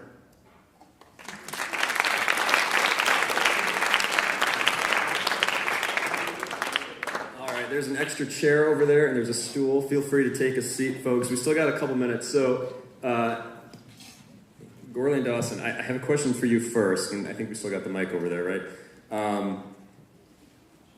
Did you go with your first idea, or did you kind of take time to plan it out first before you started writing? Well, like I said, we do have a really close family friend, one of my daughter's best friends, who plays the tuba, so I couldn't escape from that. I knew he had to be part of the story, even if it was just small, so I did stick with my instinct. My first idea, I would say I probably had 3 or 4 ideas before I walked in here, and none of them fit any of these words. Yes. So it was not at all what I was expecting. So I completely scratched all of the ideas that I thought would work. And first thing that came to my mind was with the dollar store was the supermarket sweep thing. So then I just went with that. Now that the dollar store is up to $1.25, is there going to be a sequel? I mean, yeah, I don't know. Good. I wanted to open it up to you guys. If you had any questions, the fact that you got 2 people here who had to write a story very quickly. You have 3 people who got some time to craft it. Do you have any questions for the teachers themselves as to writing process or anything that you were just wondering as you were listening to them? Yes, Ms. Singleton. I have a question for Ms. Elmore. So you wrote about Bolivia. How much research did you do? Because there were a lot of facts that you said at the beginning. So I was just wondering about that process of research and that. Yeah, so I researched online some of those, I knew we were at high altitude. I didn't remember exactly how high, right? So I looked up some of those specifics. And then I also called a couple other people that were on the trip because I couldn't remember exactly how much money it was and things like that. I think there's another hand up I saw. Yeah, go for it. Mr. Dawson, what exactly is pumped? We're old. What is punked? So in my brain, I feel like that was a show that was on cable, maybe MTV, something like that, where they would set up a scenario and people would walk in and it would, of course, be staged. So it would be, I don't know, like a job interview.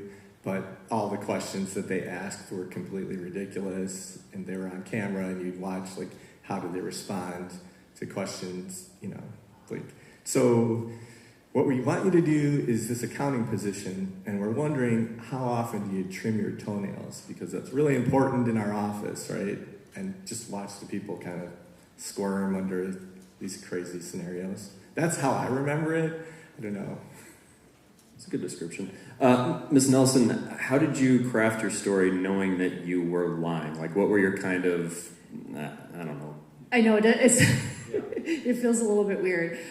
Just like something that I've noticed all my life is just that I don't like pizza and pasta. I mean, I like them, actually, as I've gotten older, I've come to a greater appreciation.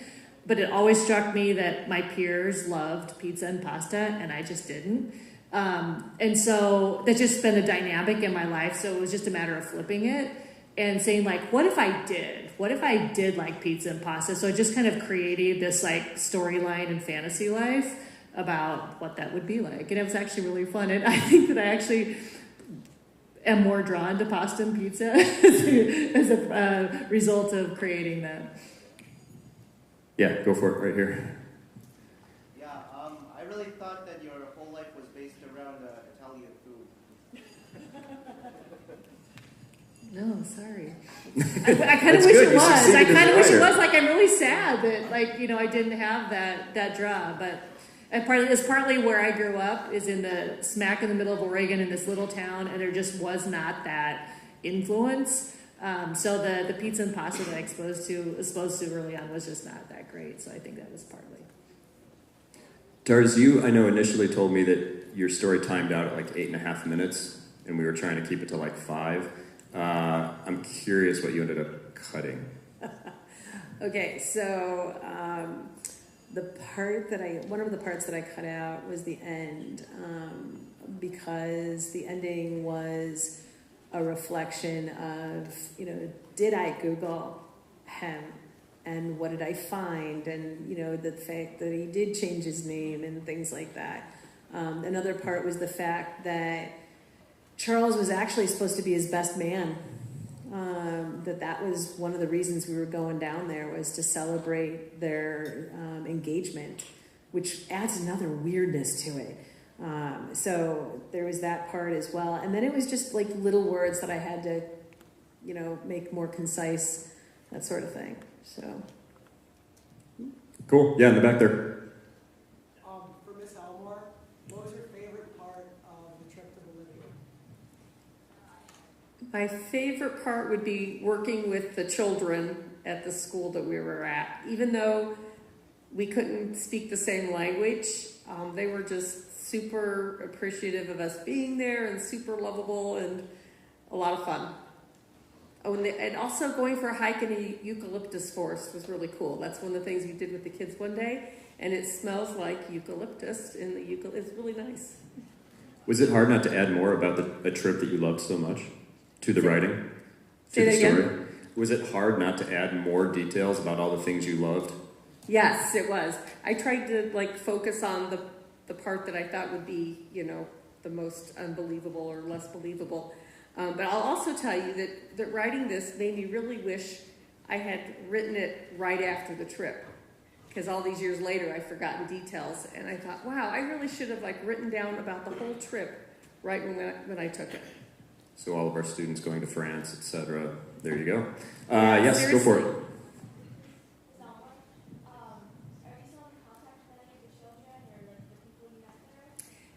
Via Facebook, we do keep in touch with a lot of them on Facebook, yeah. Is there a hand up in the back? I thought, yeah, go for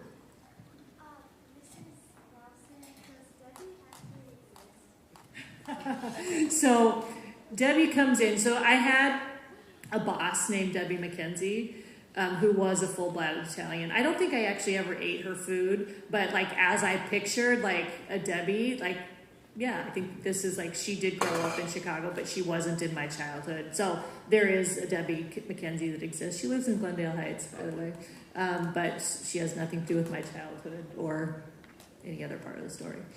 I don't know, is that fair? Can you, do you have to, Oh, yeah, okay, totally. right. You rocked it, yeah. Give a round of applause to our writers, please. They did a wonderful job. And thank you, folks. Tomorrow we have an LHS alumnus who is also a New York Times best-selling young adult fantasy writer coming in. We're going to do an interview based on some of your own questions. So her name is Melissa Albert. Please persuade your teacher to bring you back. And have a great day.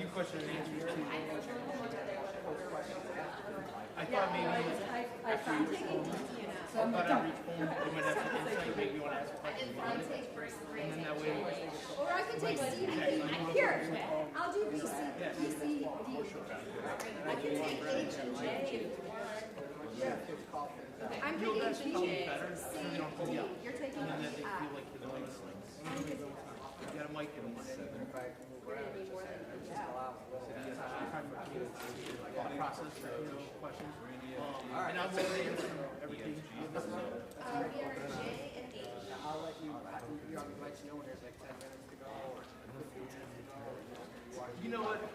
I wasn't. Hello, Hallie. We're in rows B, C, and D. Right, Well, I appreciate it. I have one to summarize. Because you could always have more material you can put right. I didn't know how long. We're in B, C, D. Rows B, C, and D. B, C, D. Rows B, C.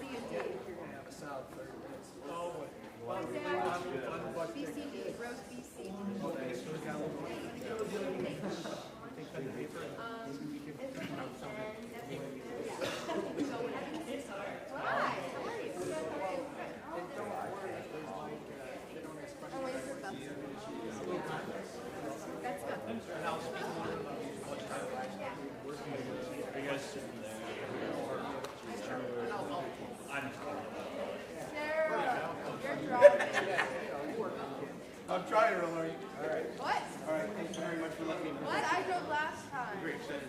Hi, rows B, C, and D. Too late for that.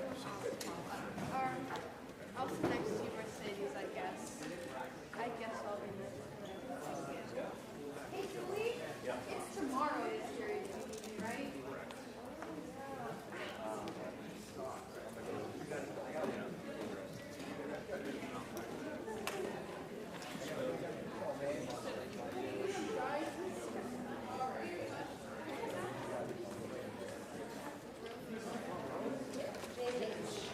Rows B, C, and D, my class. B, C, D.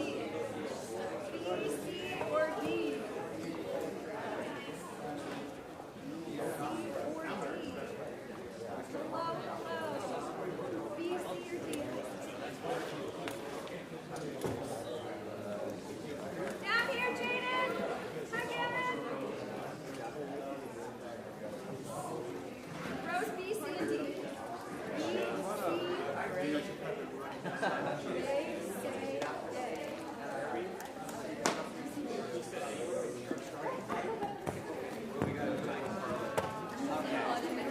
Ashton down here. No one's going in row B.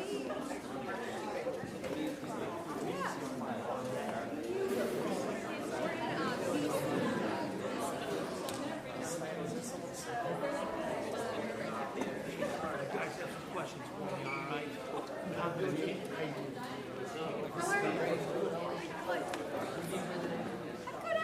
Well, I do. I know you're good at it. Are you performing right? I am, sir. Are you really? Yeah, I do a lot of poetry. Oh, good. Hey, give me some questions, all right?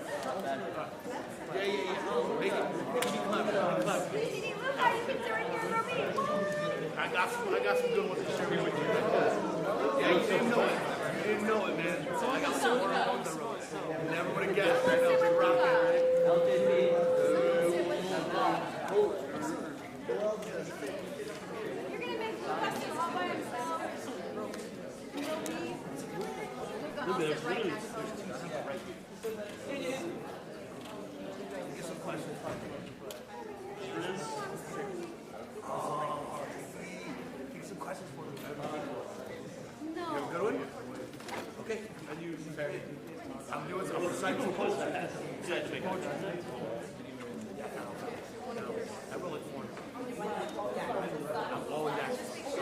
All right, welcome to Writers Expo, everybody.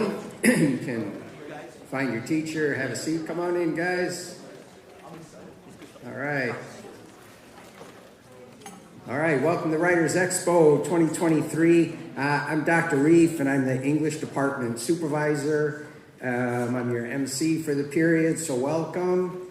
I'm really excited. Writers Expo is always a lot of fun, and our goal is really the thing that I like most about Writers Expo is that it gives you a space, it gives you the stage to share your work.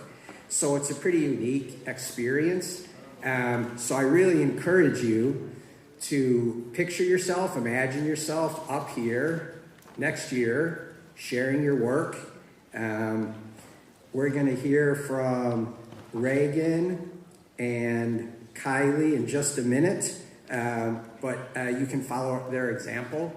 We had some really great momentum going with Writers Week and Writers Expo for a while, but then, as you know, COVID hit and we couldn't get together in person like this, and that was a bummer. So it's just really important that freshmen and sophomores see seniors and juniors, and then they sort of know, hey, I can do that too. So we're trying to get it going again, so really participate next year if it all intrigues you, sharing your work in this space. And we also just want to have some fun with language and just kind of celebrate the power of the written word. But it's great to be back in person doing this event. And I want to say a Ramadan Mubarak to honor this kind of sacred time of the year for Muslims. And also since the spirit of Ramadan is all about kind of reflection and gratitude, it fits right into my little theme here to introduce the day. Also, we want to be grateful and appreciative of the space we're in. It's very comfortable, it's very nice. So if you have any food or drink, I ask you to put that away or don't take it out so we keep the space really clean. Don't be tempted to put your feet up on the furniture. We want to keep everything really looking good. And then to really just be fully present and in the moment. If you have a phone, put that away. Or if you have homework you're concerned about, put that away and just be really here right now. The speakers can see you really well and they hear stuff. So you can really help the speakers out by kind of making eye contact and nodding and just being supportive. Because it's pretty scary to come up here and make yourself vulnerable in front of you all. So I know it's a big ask to kind of have you sit quietly for 45 minutes and just listen. But try to be present and engaged. And we're going to start things off with Kylie Nielsen reading her poem, For the Neurotic. So give her some support and make her feel welcome.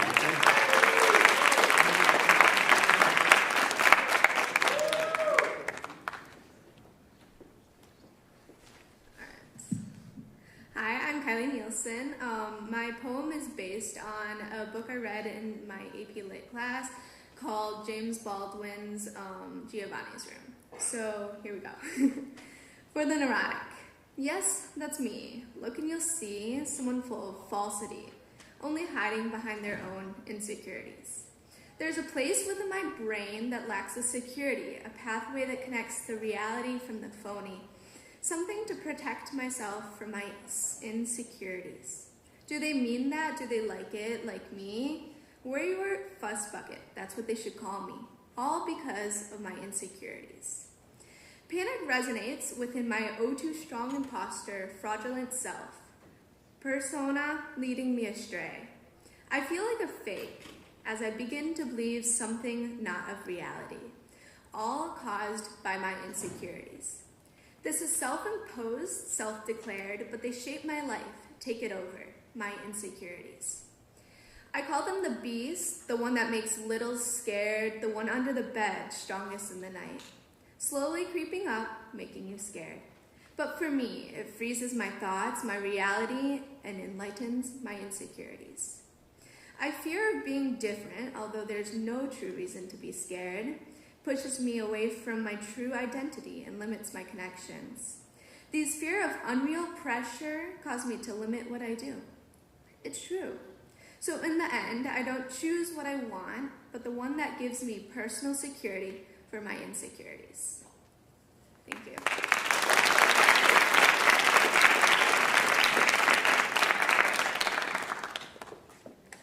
All right, next up, Regan reading a piece of fiction, short story.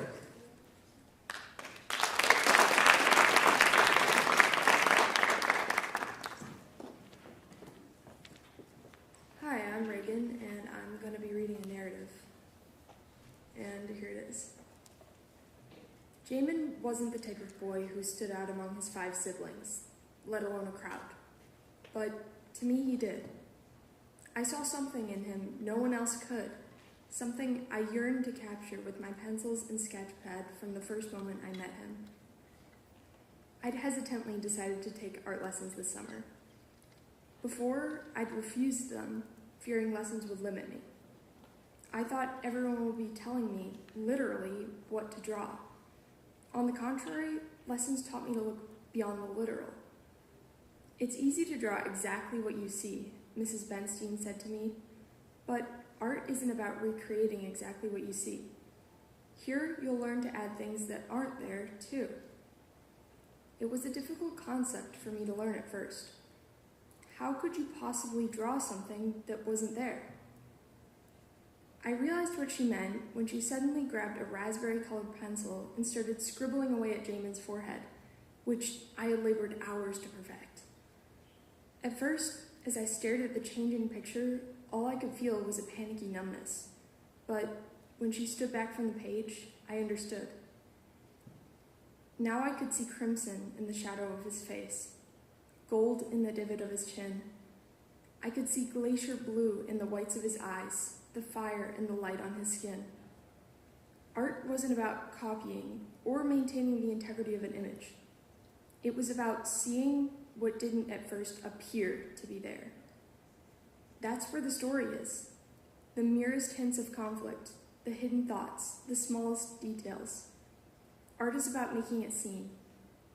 Even if no one else could see them, I knew these stories mattered. Telling them offers a chance to connect with something more than yourself. That's why I had to draw him, to tell his story.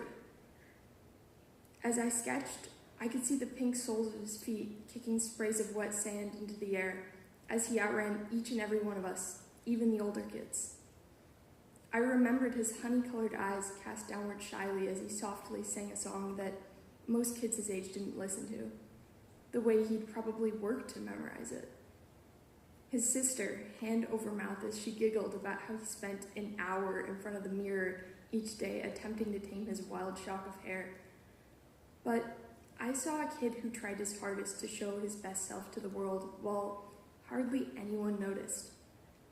I saw something more because I'm the kind of person who can see a world in a boy's face. I'm the classmate, the friend, the family member who sees the little things. My drawing reminds me that there's always more to life than what you can see at first glance. That there's more to me than what you see. I was once a kid like Jamin, easy to overlook, to lose in a crowd. When you see the world differently from everyone else, it can make you feel like an outsider. It can make you feel lost. I tried to see everything I could in other people, but there wasn't always someone who could make me feel seen. I had to do that for myself. And now I'm making sure that there's someone who can help do that for Jamin, who can say, I see you. You can do great things. When I next see that boy standing there by the lake, I'll give his family the drawing. And every day that I work on the drawing, I hope that it says everything. that it will mean everything to them the way it does to me. Thank you.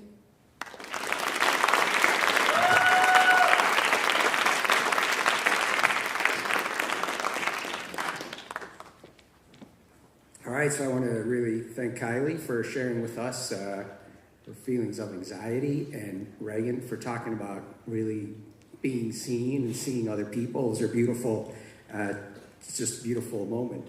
I'm going to introduce Vinny now, and Vinny Giudita, right? Yep. Is an alumnus of LHS that you may know from his days student teaching with Mr. Shinto, or from his work as an assistant football coach, or as one of our amazing wrestling coaches. How many of you know Vinny already? What you may not know about him is that he has a pretty long, albeit intermittent history as a poet. So let's give him a big round of applause. He's got a lot of energy.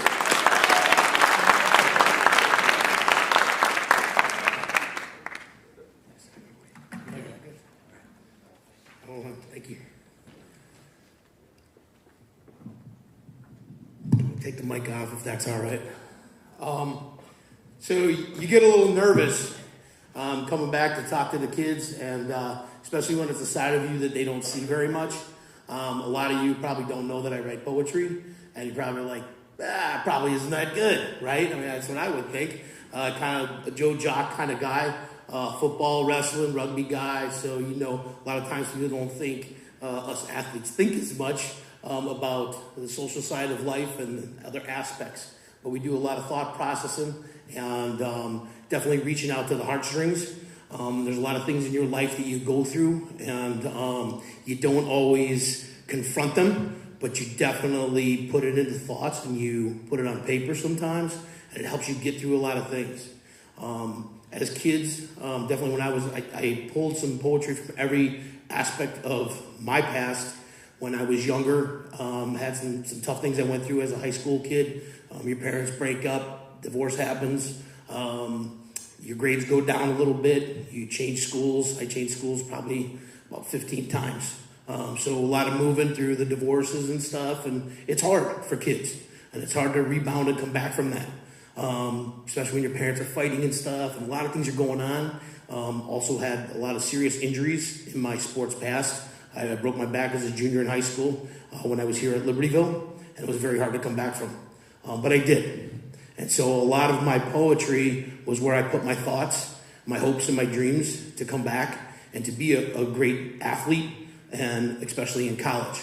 And I put it away after I went through high school and I come back from my broken back. I never really talked about it again because I never wanted to be ruled out of sports. So I just didn't talk about it, and I moved on. So my first one's going to be about what I started with, because football as a young man meant everything to me. It's where I put all my time, my heart, and my effort. It's how I made friends, as a lot of you guys play sports, join clubs, so then that way you can be part of something, build with other people, emotion and feelings, and then go forward. And that's how you make friends. So I'm going to start with football, and this is one it's in my mind and my heart. I put it in college. I started it in high school, but I finished it in college. And it was actually published through a school newspaper, and it means a lot to me. But football, it's a game for heroes and goats to match. But how can you succeed? What is the latch? One day you're on the top, there's admirers all around. The next day you're on the bottom, there's not a friend to be found. It's a game of highs and lows, of which you must endure. But losing you may have it. What is the cure? Belief in yourself, and always give your all. In return, you're a winner. Stand proud and tall.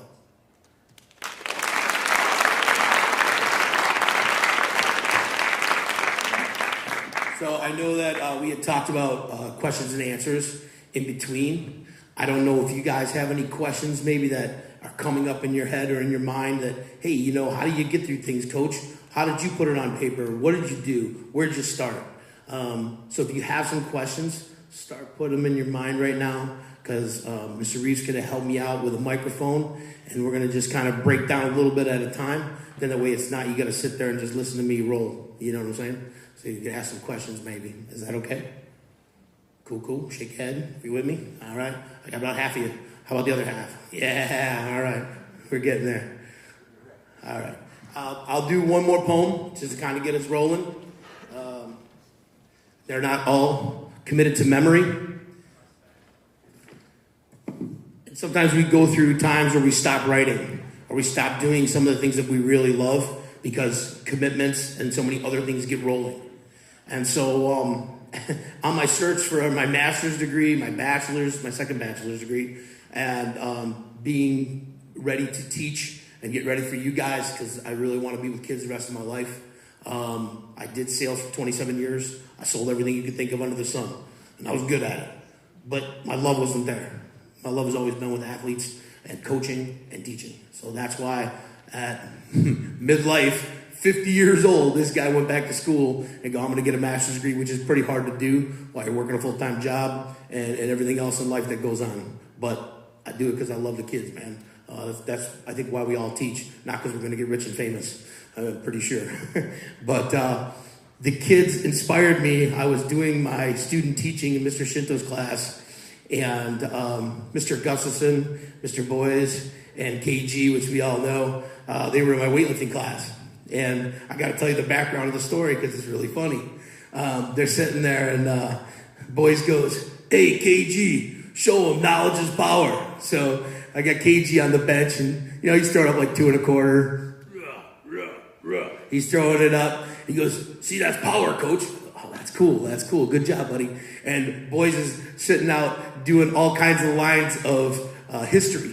And so he's speaking all kinds of history. So knowledge is power, coach. You see that? And I was like, that's pretty funny. That's pretty good. So I go, "Tomorrow I got one for you." And they go, "All right." And they're kind of looking at me kind of like, what? What's that guy talking about? So I wrote this. "Knowledge is power, said the wise man to the man who was rich. The rich man said, 'Not true, my friend. Power is wealth, and that is my niche.' Contrary, the wise man said, the rich men take from the poor, and the wise take from the rich. It's a simple process that truly does exist."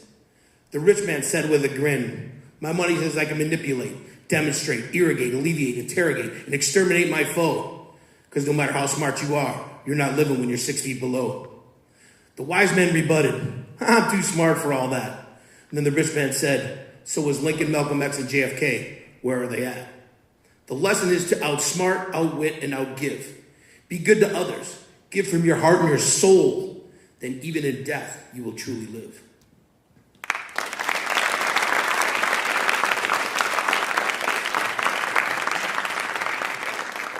Any questions yet? All right, anyone have questions? All right, I'm going to pass this down. When did you start writing poetry? I started writing in high school. I was a freshman, and I was in California. When I was living in California, I was in the Bay Area. My dad had moved out there for more work, so my parents separated, moved to California. It's a little long-winded answer, but it's serious and to the heart. And so I was out there, and rap became the newest, coolest thing. And I know it's been around for a long time now, Coach, right? I get you. But then it was funky fresh. And the Run DMC was real big, and the Beastie Boys. And I know that I'm looking at the teachers shaking their head. That was our day and age, our era. And I was like, "Oh yeah, the Beasties, I'm going to be a rap star." So it was Vinny J. I was Vinny J. You put me on the mic, I could go all day. You want to battle me? I say no way. You step to me, it's the end of your day. Oh, so, and yeah, so it was fun. It was fun. And after that, it was like, oh man, everybody was beatboxing. And I'm like, what's that? And so, everybody's got a big guy in the crowd. He's like, so it was in the background. It was a lot of fun, right? So everybody's smiling. Everybody's always laughing. So I was like, I'm gonna do rap. That's what I'm gonna do. So I started writing rhyme, and that's how I got on this track. Now I never did the rap career. You can tell, obviously. But flip side of the coin, I did write a lot of poetry, and in college I really got after it. I wrote probably maybe about 30, 40 poems, I think, in high school, which they were all kind of starting. There wasn't too much imagery. I was really into rhyme. And when I got into college, I'm like, oh man, I'm gonna do some cool things with rhyme. And I really got shot down pretty bad. I had a teacher that wrote his own book, and it was all about imagery, deep, dark stuff. And I was like, I wasn't deep and dark. I was kind of like the happy-go-lucky man. I want to always go for the win. I always want to be happy. I want to fire it up. I want to get going, you know what I'm saying? And this guy really wanted dark stuff. So I kind of wrote a couple of dark poems, like, you know, real shady, and I didn't like it. And he gave me A's on it. So sometimes you're kind of combining what you believe to do what you need to do to get through, but then I didn't like the poetry I was writing. And I got mad at myself. I'm like, I'm not bending to that. That's not who I am. So I started writing my rhyme and verse again and getting back on track to what I liked. I got a C in the class. I didn't get many C's in school, but that was one of them. And I was very upset about it. However, I did what I believed was right in my heart. And you got to stick to your guns and to your heart when you're doing things that is about you. So that's a lesson for life. That's not just about school. That's not just about friendships, about life, everything. So stick to your guns and follow your heart. Cool. Thank you for that question. Sorry to expand so much. I'll give you another one here. Obviously, I coach a lot of sports here. Football and wrestling are kind of the big ones that I coach right now. When we have started a rugby club also. But I get a lot of the coaches are always firing everybody up and like, hey, we got to get going. We got to get more in the weight room. We got to do this. We got to do that. So, and a lot of you coaches, a lot of you athletes understand that. And it was said to me by one of our coaches, you know, we need to be the victor, not the victim. And I got something for that. And that was Coach Shaq. And so I said, be the victor, not the victim. Be the victor, not the victim. What does it really mean? It's how you attack your goals and your dreams. If you fail to prepare, then you prepare to fail. That rings in the air. You must put in the work for the results you desire. Do you really care? All of my life I've heard, you have to believe to achieve. But these are empty words if your heart and your mind deceive. No one can believe in you more than you. Others won't anyways, because that's what naysayers do. All my life I've been told you're too small, you're not fast enough, you're not strong enough. But one thing you can't measure is the heart in a person. And when it comes to that, I got more than enough. Victory is hard work that is done. Stop complaining and crying and get the job done. Realize the fact, most of all, never, can't, won't, not going to, give up, are not in my vocabulary. For these words, I don't fall. So I ask you, stand and commit with your mind and your heart. Because if you can do this, the winning truly can start. Commit. In it to win it. Go Wildcats.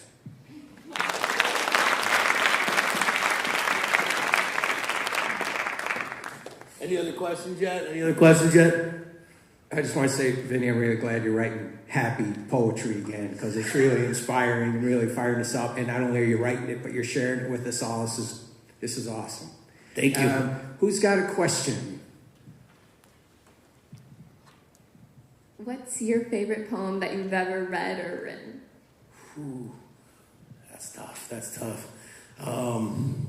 I know a lot of Robert Frost stuff when I was in high school and stuff. As I got older, again, I listened to tons of rap and rhyme.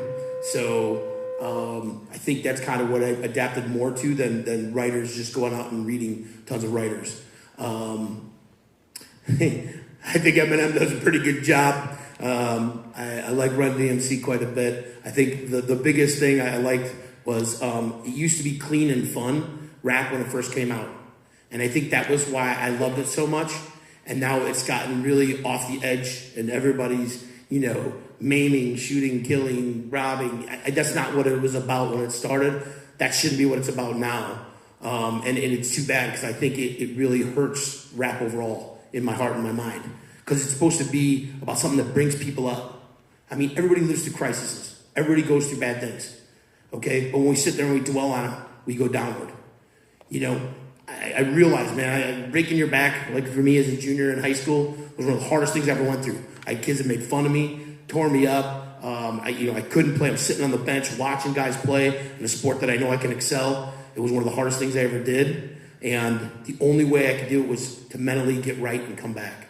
And so I know I went off track there a little bit, but I think the most inspirational thing is music kind of brought me back into, the rap and the rhyme kind of brought me back into sports, got me going again, and made me believe in myself.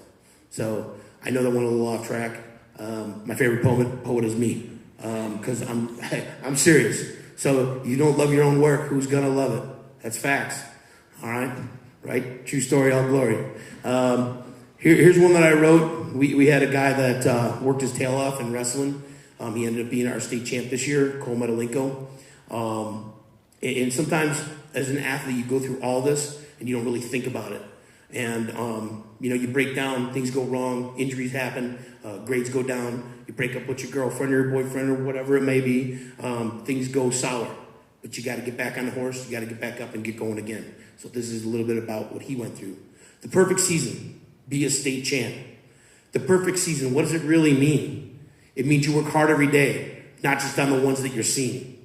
You fight through your every nagging injury, no matter the pain. Ice, treat, therapy, tape, a bandage for the brain. You lift, you condition, you compete, and you exhaust. The body and the mind, it can be grueling at times, but you must pay the cost. You push beyond your known limits. Far is how far you are willing to try. At times we break down and get back up after a hard internal cry. Mistakes are made, but strive for perfection, that is the goal. The perfect season's a marathon, rise from every fall. The intense focus, domination through determination, it's what needs to be done. Now is the time. Rise up, go achieve, and make believers of everyone. Because in the end, the winner is you. Did you make the gains? Did you embrace the pains? Did you face the names? Did you light up in flames? You're the champ who reigns. The perfect season is the best that you can do. Go be a state champ. Inspired by Koulentes with a perseverance to be a state champ.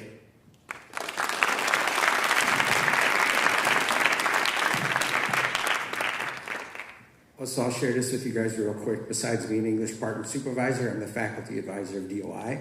And our next issue of DOI is a 3-page spread on Anna Becker and Cole Madeline, our state champions. Stories full of all these great quotes and stories that they share and things coaches say. So just piggybacking off of that, Vinny. Any other questions for Vinny? Nothing. All right. Would you ever consider becoming an English teacher? It's funny that you actually asked that because I do have an English minor and I have to take the content test for the state of Illinois in order to teach English. And yes, I have thought about it quite a bit. I know that they sit home and grade a lot of papers for long hours, and grammatically, I'm pretty good, but they're way above me on the grammatical side of things. And I think that's kind of the hardest part is you never want to make a mistake. For me, teaching a kid because he's going to college, so you want to make sure that you don't make any grammatical errors or miss something, that a sentence structure, things like that. And I think that's the toughest thing. I don't know. Teachers, is that the toughest thing? No, you'd be fine. You'd be fine. I stress about things like that. What do you think, Mr. Reeve? I think you'd be an awesome teacher in just about anything. Yeah. You're great. That's cool of you to say that. I appreciate that. No, seriously. Thank you. Those are huge compliments, and I really appreciate it. It's way more than grammar. It's inspiring. It's getting kids to want to write things from their heart, and you could do that for sure. Wow, that's cool. You know, it's tough when you get older and you change streams of what you're doing in life as a profession. And believe me, it was freaky, it's scary, and it kind of stinks sometimes. And, sometimes you're like, I'm doing all this work, am I going to have a job? So I'm right there in that boat right now. I feel like I'm swimming around with no paddles. And I want to be here. I want to be at Libertyville. This is where my heart's at. My soul is here. I graduated from high school here. I've learned from all my teachers here and my coaches. And I want to give that back to you guys. So maybe we'll see. I want to be here. Maybe you find different avenues for me. I don't know. Hey, if you got to start at the janitor level, I'll do that too, man. Whatever it takes. So flip side of the coin. I got a couple of them that aren't always positive, but they end up positive. And so you got to see that side too. And I know that sometimes we fight with our family, our moms and dads, and that stinks because we don't want to fight with our family. We want to grow and have good times with them and not see the bad stuff, but sometimes that happens too at home. So I got this one I'm going to share with you. Family fight. As we fight like cats in the night, wondering which will scratch and what will bite, trying to figure out the other's next move, who is the victor and who will lose. Wounds go all so deep, which in essence are from the fight, as they look upon their wounds, and the other dances in joyous delight. But the one moral question is in hand. Was it worth the pain and the scars to be the leader of the band?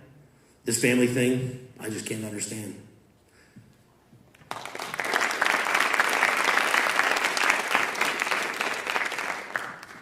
Any questions yet? Okay. Do we throw another question? Got one? Hey, Vinny? Bueller? Old movie? Well, I'll say, Vinny, I think you'd be a good teacher because you connect with kids and you're very authentic. And the other stuff about learning skills and strategies, that can come. But you're either born with the human nature, you connect with people, or it's hard to teach that. So keep pursuing that dream. Thank you. Anybody else have a question? Come on. Those are my athletes. Besides, do you still listen to the old school rap? And besides that, I do. What other music do you listen to? I listen to everything. I like this country you like at times. Some great country songs. There's some great rock songs. I mean, we're 80s rock, man, 90s rock. There's some great tunes, you know. Leonard Skinner, you get into some Leonard Skinner, maybe from your parents. You got the Jim Morrison, the Doors. I mean, you know, bring on to the other side, right? It's good stuff, right? A lot of fun. And then, you know, going to the oldies, you know, sitting on the dock of the bay, wasting time. So, you know, you have a little fun with it, right? There's a lot of things that we connect with and a lot of things that tie us to our parents. Isn't that fun? I mean, when you're tied with your parents and like you get something, you're like, hey, that song comes on the radio and it kind of draws you closer to your parents. That's cool because you're kind of living life together. I mean, I think that's really big. No? Yes? Maybe? Shake your head if you agree a little bit. That kind of brings your parents together. How many of you guys listen to 80s rock? Come on, there's got to be some rock stars out there, right? Cool. How about some country? You got some country? Right? You gotta have a little Kenny Rogers, man, right? The collar of the county? Come on. Everybody's a gambler. You got no one to hold them. Come on, everybody knows that song, don't they? No? Charlie Daniels Band? Devil went down to Georgia, he was looking for soul and steel. He was on his way behind, he was looking to make a deal. He came across this young girl, saw him playing fiddle hot, and he jumped up on her, hit herself, and said, boy, I'm gonna tell you what. No, you don't hear that? Nobody heard that? That was one of the first rhymes they ever learned. That's true. But I'll give you one more, because, you know, friends is what you need in life. I don't care who you are, what age level you're at. You go through some hard times, and you need friends. So this one's about friends. A friend is a person who will always be there. A person in need, somebody that cares. Somebody you can count on to be on your side when it comes to the end of your ride. You need support like a baby at birth. But do you value your friendships? What are they worth? A friend is a person who will always be around when your parents divorce and your school grades go down. Friends are there when you need them in your time of grief, and no matter how bad it looks, they won't retreat. Friends are great people and you need them the most. But how do you find them? Go coast to coast? I hope I always have a friend to stand by me, because standing alone, you'll drown out at sea.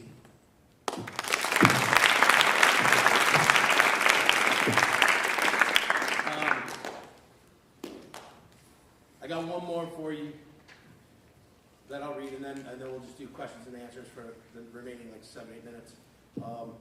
So there's times that you get a teacher that is really tough to get anything going with. And I took a college course, philosophy. And I thought, geez, philosophy, man, I should learn how to analyze and think about things. And, you know, hey, my opinion, your opinion, right? You think that's what philosophy is. Educated guess, hypothesis. You know, oh, you think this, I think that. Is the glass half full? Is the glass half empty? So you're like, oh, man, I could get into that. You know, get your brain thinking, right? Okay, not so much. All right. A difference of thought is the name of this. And I'll give you a little background. His name was Dr. Wu, created his own book, was a Yale graduate, and was probably one of the smartest men I've ever met, but did not like. So, true story, sometimes that happens. I am not a Yale graduate. I don't even get straight A's. But I worked like a lumberjack on a philosophy test yesterday. The professor wrote a book on philosophy, his opinion, the fact.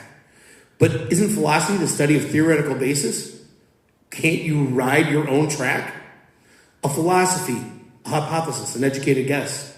Can you have your own? Apparently not. How could I have known? I read all the reading and I summarized it all. But on this exam, my grades sure did fall. I received an F. An F. And it ripped me apart. It destroyed my brain and it diced up my heart. Hard. I worked hard and needed for anything in life that is good. But why chop a tree if you don't need the wood? Why drink the water if you have no thirst? Can you see how I was feeling? Absolutely the worst. How can you score a 0 when you did all the work? After all that studying and failing, that kid lost his perk. Well, the story is over. My philosophy, a difference of thought, crushed by this teacher. But I will right this rot, but not teach what I have been taught.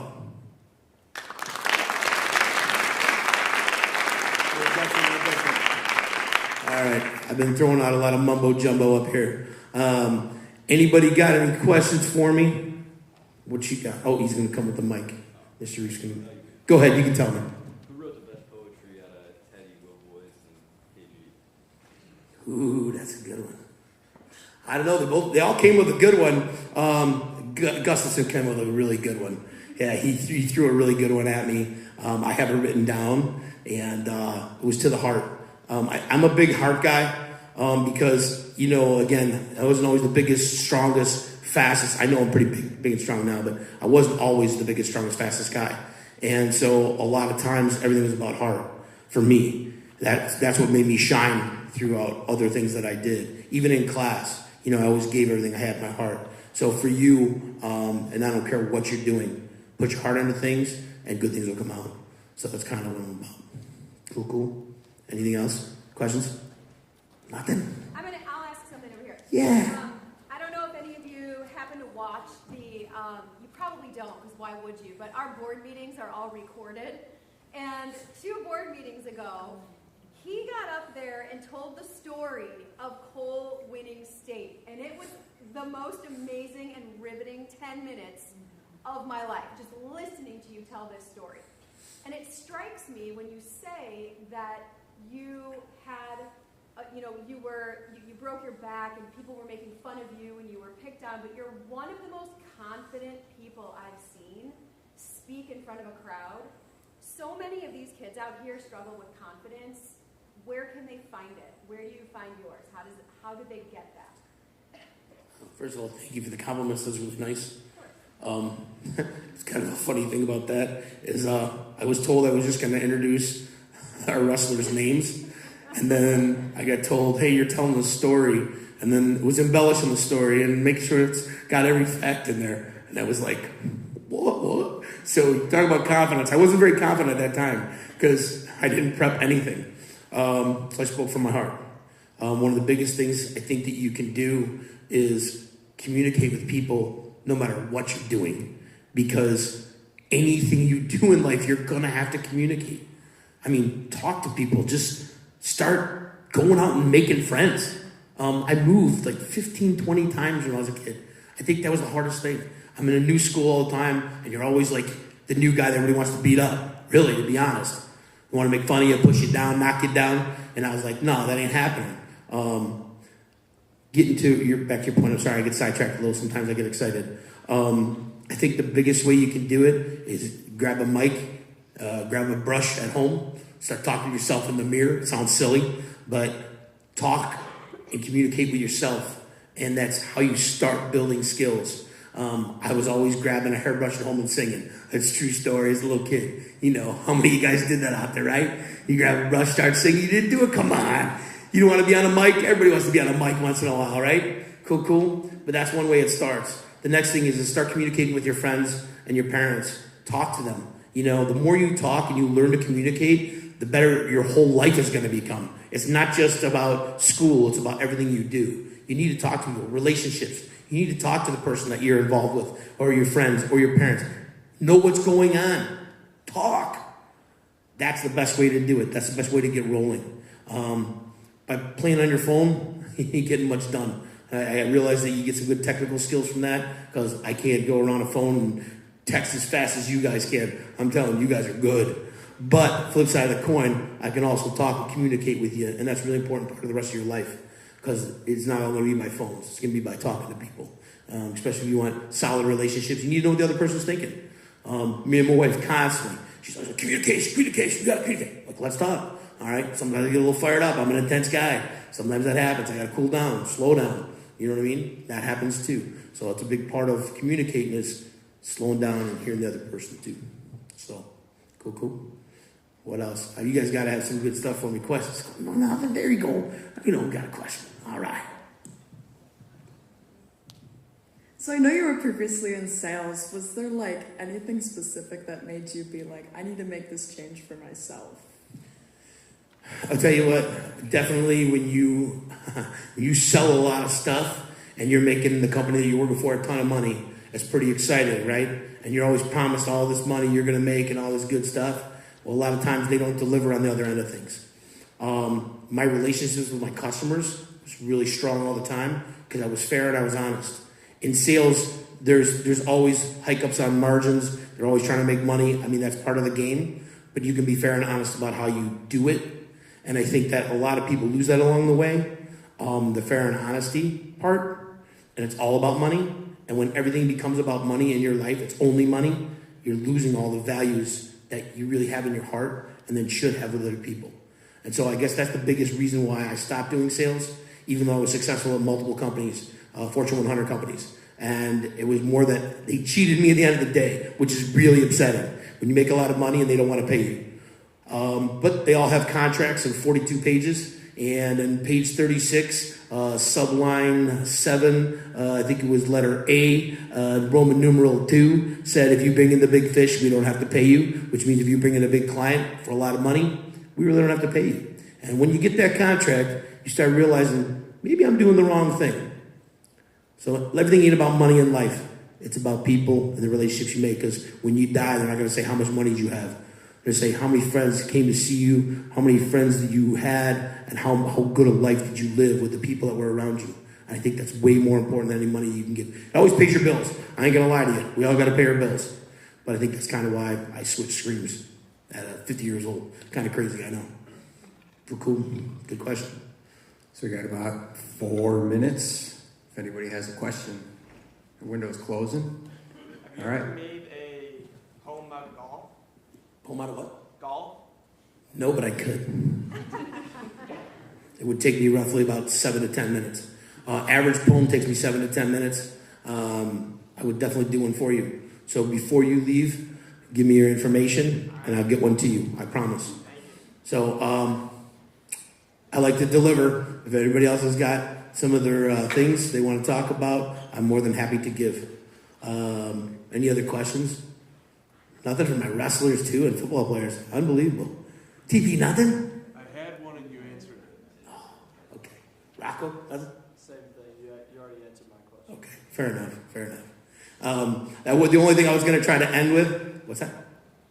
The only thing I was going to try to end with was putting a rhyme together and getting the crowd involvement. I don't know if you guys ever tried to do something like that. It may be a little hard, but can we try it? All right, so let's talk about school. So I'm in the auditorium, chilling with the students. We're all hanging out. Things are looking good. What do you got? Give me a rhyme. Something to it. Things are looking good. Nothing? What do you got? Coach Vinny's on the stage. He's shouting out his poems. Things are going great, exactly as they should. Nice. I like it. He's quick on his feet. Second verse, not the same as the first. Okay. So, everybody comes to class because they all want to pass. Working really hard and kicking some. But let me say this. I'm glad you all showed up today. Because one thing's for sure. All victims are slain. Okay, true. All glory, big story, right? Let's try one more. Okay, the period's about to end. I'm glad you all came today. I didn't do this for money. I will get no pay, but it's the heart that I came for and what I display. So I say thank you to all of you, and have a great day. Nice. Thank you guys, I appreciate you. Thanks for listening to my poetry. My golf guy, make sure you come up so I can get your information. Thanks, guys. Tomorrow our speaker is Melissa Albert. She's an alum from Libertyville. Jonathan Mendoza, not Melissa. Jonathan Mendoza, spoken word poet. So come on back tomorrow, same time, same place. Should be a lot of fun. Thank you, guys.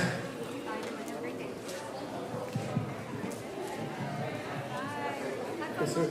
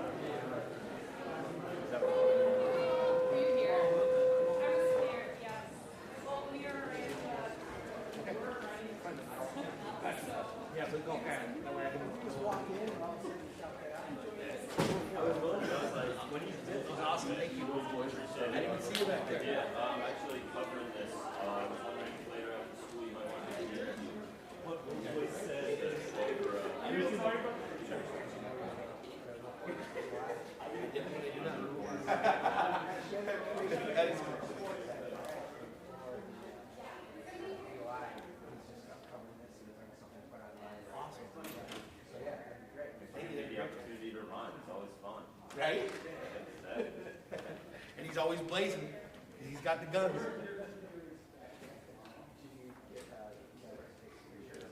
No, I did one on my phone. I'm coming back tomorrow to see if I can get one with better quality because like this is like I got one of Vinny, but like it's not best quality. We're gonna take G, H, and J if we need it. Yeah, exactly. And it's kind of like Sharon, I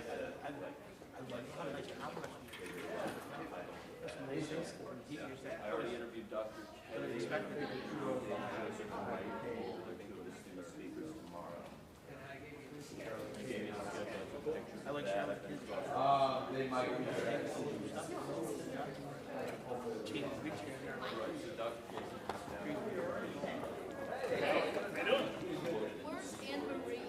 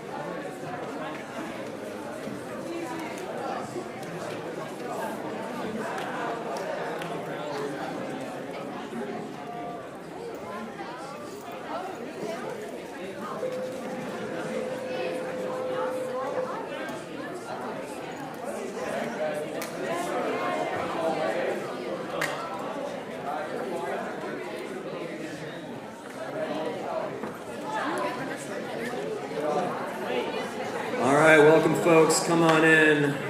Writers Expo 2023. You can find your teacher. You can take a seat. Looks like everyone's finding everyone they need pretty easily. That's good. Do we have a Mr. O'Neill or Mr. Carnstead in the house? I hear someone backstage, so that's a good sign. All right, we'll get started in just a few seconds.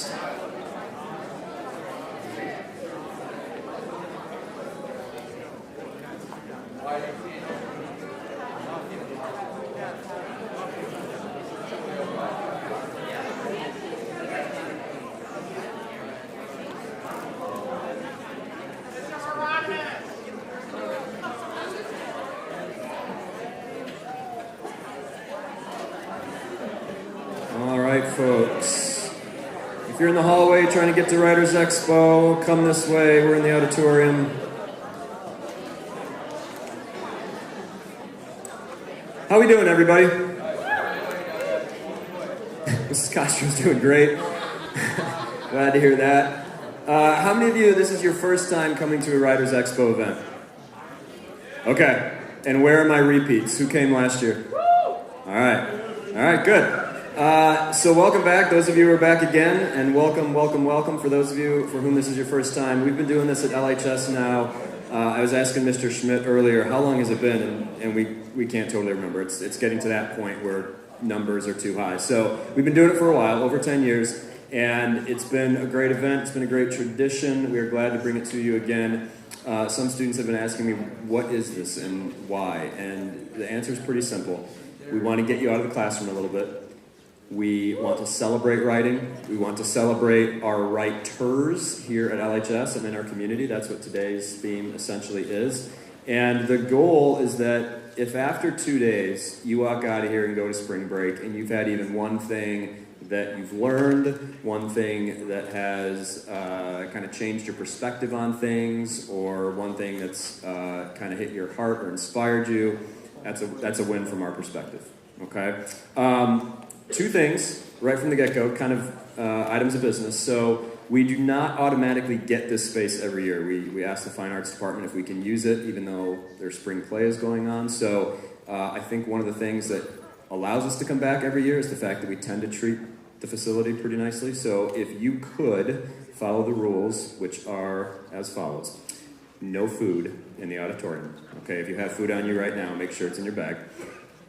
Technically, there is not supposed to be any beverages in the auditorium, so if you brought one in with you, make sure it is capped, okay? And then we want to keep the auditorium looking as nice as possible. These seats are great, so please do not put your feet up on anything that could scuff or mark, right, anything like that. Then, we're bringing a lot of people up on stage, staff members, students.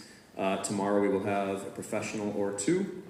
And we want to make sure we're giving them respect. We want to make sure we make them feel confident while they are here, that they are welcome, that they are valued. So if you can keep your phones away for the entire period, and I know it's Thursday, have the March Madness games begun, or is that tonight? Okay, so we don't have to worry about that. Great. Keep your phones away, though, for all those other reasons that you take them out. And then the other thing, too, is when you're up on stage here, the acoustics are good enough that you can hear people whispering everywhere in this room. So if you can refrain from that, that'd be awesome. If someone up here does something that makes you laugh, laugh. If you need to cry because what they said is so sad, cry. But just try to make sure that the focus is on whoever is up here. Okay? If you can do that, that'd be awesome. A couple other thank yous just quickly I want to run through. Mr. Helvey and the Fine Arts Department for letting us have this space. The Buildings and Grounds crew for getting everything we need set up. Our AV team here at LHS is amazing. All the lights, sound, everything. We could not do this without them. And then Mr. Treptow and Wildcat Productions are not only filming this, recording it to post it on YouTube later, but they're also streaming it right now. If, next period, 8th period, you wanted to watch and you had the ability to, you could, if you have the link. So check it out. Big thank you to them. Mr. Gourley helped us with logos and stickers and all that, so we want to thank him. And then just the English department in general, especially Dr. Reef, Mr. Schmidt, Mrs. LeMaistre, Miss Nasland, and our secretary, who does not get as much credit as she often deserves. I can see her back there, but I don't know if she's listening. Miss Constantinitis, we appreciate everything she does as well. Okay? All right, we want to get this ball rolling. Enough of me. We have two students who are going to come up and read their work today. I want you to give them a big round of applause. The first one is Minaal Thompson. Minaal, come on up.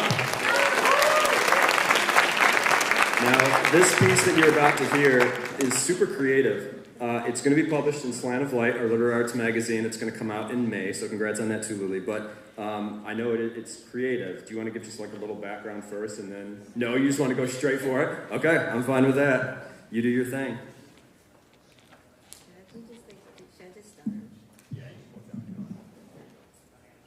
Stella Spring, Outer Space, February 17th, 2022. Dear Stella, happy birthday.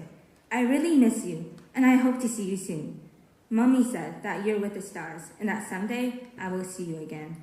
It has been some days, in fact, some months, but I haven't seen you yet. I want to tell you my stories and how life is on Earth when you came back, but I'm getting impatient, so I decided to write you a letter. Earth is okay. Me and my friends went to get ice cream the other day. It was fun. First grade is not fun though. There's this mean girl. Her name is Rachel, and she's a blondino. A blondino! She's really mean and calls me names. Her friends are also really mean. They say if I tell anyone, I am a snitch. I don't want to be a snitch. I don't even know what a snitch means. Me and my friends plan to have a sleepover party tomorrow night. I am really excited. We have everything planned. There's going to be a campfire and we're going to make some s'mores. I can't wait. We are also going to tell scary stories. I want to tell a super scary story to scare Rachel off. I almost forgot. I need to tell you my adventures too. Me and my friends went hiking. We went up this big, tiring hill and flew our kites. It was so fun. I wish you were there too. We also got gelato from the new gelato place. You would love it. I can't wait to bring you there when you come back. It seems like Mommy's always trying to make me busy though. I rarely see her, and all the cousins, and I'm always doing something with my friends or family. I've seen Poppy's family a lot now, and all the cousins are actually nice to me for once. I never really knew why you went to space, even though you just got your driver's license. You could drive anywhere, and you chose to fly into space. At least tell me if there are aliens when you come back. Mommy finally allowed me to get an iPad. I downloaded a piano game, and when you come back, I want a competition. I know it's your favorite game, so I downloaded it for both of us to play. Now I won't have to ask you to borrow your phone to play. Also, you left your phone here, so I attached your phone and some food in case you get hungry. I'm keeping your watch, though. I really wish you were here. It's funny, though. I never saw anything about a new rocket launch on the news, and it's been 4 months since you've been gone, and school has already started. But Mommy says you're with the stars, so you must be in space. Where else could you be?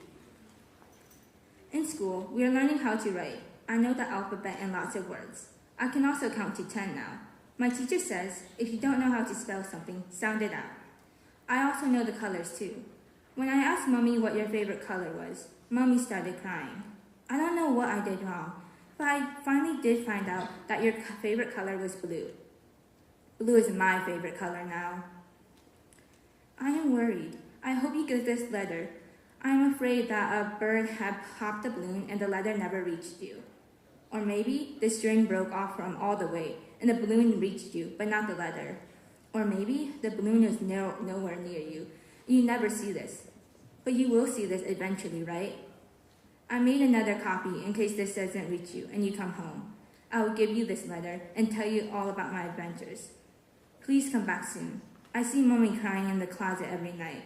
She doesn't think I see her, but I do. Mommy misses you, you and Poppy. Show this letter to Poppy too. I love you, and come back soon. Love you, Mia.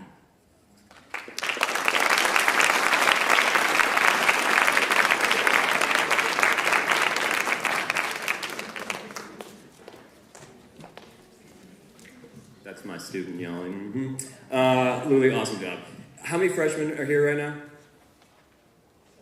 Freshman, right there. First year, getting up on stage. I love it. Well done, Lily. Yeah, extra round of applause. There you go. And we're always looking for students to come share their work. Next year when we do this again, come on up. We'd love to hear it. How many juniors do we have? All right, here we go. It is the junior class's time. Hayden Anderson, come on up.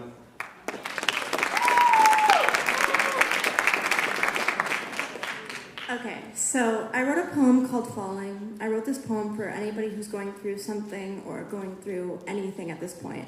I know that school is really, really hard, so I hope this affects you in some way. Okay.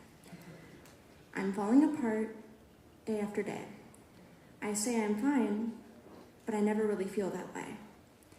If you only saw what went on inside my head or saw me every night when I lie in bed. You see this girl every day. She's smiling and laughing. But on the inside, it's dark and lonely. Why did you ever have to hurt her? She is obviously not okay. Thank you.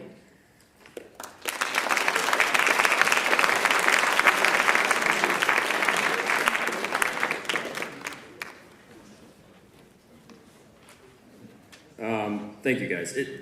I'm always inspired by Writers Expo just because, well, a lot of reasons. But one is just kind of the brutal, raw honesty that comes through with the stuff that people write. So yeah, if you have that stuff, don't be afraid to share it. Come on up. A lot of us will resonate with it. I promise you that. Luli, Hayden, thank you again. Is Mr. O'Neill here? Yes, he's here. I hear his voice anyway. Okay, we've got a great little event that has been a tradition at Writers Expo for a few years now. It's pretty self-explanatory.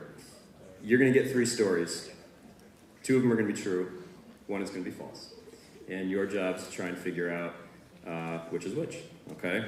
So let's bring our 3 participants on stage. Mr. O'Neill, Mr. Gore, Mr. Carnstead. Give them a round of applause.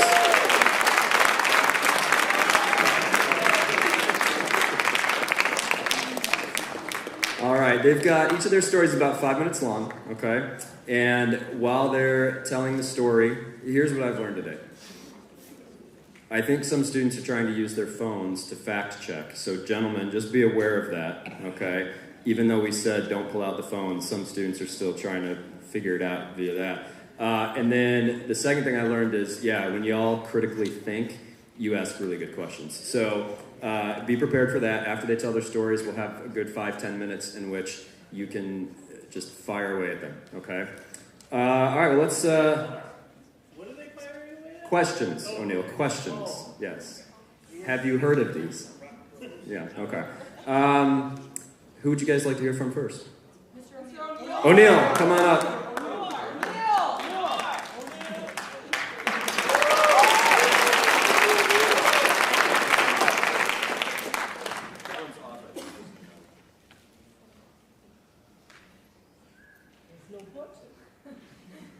How long will it take O'Neill to find the answer? Oh, there we go. Hello? All right, good. All right, so in college, I did some stand-up comedy. Okay, I performed at different open mic nights. I did talent shows, stuff like that. And I did enough of them for the student government, for U of I student government, the IUB, that eventually I kind of got hooked up with them. I started doing some shows for them. They'd ask me to host their shows, to be the MC of their shows. And they couldn't pay me, but my fee was always that they had to put my name on the t-shirt, and that was good enough for me. And so I'm doing the Homecoming Talent Show. This was a big event. This was a big part of the weekend festivities for Homecoming. Homecoming at universities is a big thing. Alumni from all over the country come back, and this is part of the weekend. So it's at Follinger Auditorium. How many of you have been down to U of I before? Greatest learning institution in the history of mankind. So Follinger Auditorium is the big building at the south end of the quad. It seats 1,300 people. And it was pretty packed on this particular night. And so I'm hosting the show. Basically, my job is to introduce the acts, stall in between the acts so they can get set up and get ready to go, and then I get off. I get to do an opening monologue, so I get to do like 7 minutes of stand-up, which killed, by the way. And then basically from there on out, I'm saying, and next up is the Purple Jammers, and they're coming out, and they're doing their thing. And so in between each act, I do a little bit of stand-up, like one little bit, one quick joke. And as we're getting towards the end of the show, I'm running out of material. Like, I only have so much good material written, and I used all that, and now I'm into my not-so-good material already. And I'm just kind of standing up there and being like, so, everybody having fun? We good? You guys guys ready? Okay, let's go. And so the next act that comes out is the Illinottes. The Illinottes are like our Palms team. So they're super talented, big deal, travel all over, do their thing. And they come out on stage and they're all standing proper like so. And I'm like, all right, ladies and gentlemen, the Illinottes. And I walk off stage. But something's not right. The music's not starting. It's not going. And they're standing there looking around. And then the sound guy, who's halfway back, this will date this story too. He holds up the tape and he's like, the tape is eaten. And the girls freak out and they rush off stage. And so like, it's my job now to come out here and do something. One of the girls tells me as she goes off, she's like, hey, we have another tape downstairs in the dressing room, but it'll take us a few minutes. I'm like, all right. So I come back out there and it's my job. Like, this is the MC. I've got to stall, but I'm all out of material. I really got nothing left. And I'm just kind of like, so who's here from out of town? I'm dying. And then inspiration hits me. How many of you have seen the movie The Blues Brothers? Okay? There's a scene towards the end of the movie when the Blues Brothers are supposed to be up on stage to perform, but they're running late. And so their friend, Cab Calloway, who happens to be a 1930s jazz singer, he stalls for them. And he stalls by singing a song called Minnie the Moocher. Now, because I didn't date a lot in high school, I have every song from the Blues Brothers soundtrack memorized, including Minnie the Moocher. And I need to stall right now for an act. So I just tell them, I'm like, all right, there's 1,300 people auditorium. I'm like, all right, folks, I got something I'm going to do, but I'm going to need your help with it. Because the song Minnie the Moocher is a call and response song. There's an audience participation part. So I'm like, all right, I'm just going to do this. And so I break into Minnie the Moocher totally a cappella. Just, well, folks, here's a story about Minnie the Moocher. And just start going. And then it gets to the call and response part. It goes, adi, adi, adi, adi. Odi, odi, odi, o. More enthusiasm. Dee, dee, dee, dee. Adi, adi, adi, o. That was pretty good. So anyway, so I do the whole song, and I'm just like, I'm all over the place, do the whole song, and right as I'm getting to the end, I see the sound guy waving his arms, and he gives me a thumbs up, and the Illinottes are over in the wings, and they're like ready to go, and so I finish, I'm like, poor man, I'm like, and ladies and gentlemen, now for the real talent, the Illinottes, and I run off the stage, and they run on, and the whole thing goes, and I'm just like flying high right now, like as happy as a clam. And then the fun little epilogue to the story is it was a talent show, and there was a vote, audience vote on each act that was best. And even though I wasn't on the ballot, I came in second place for singing act. True story.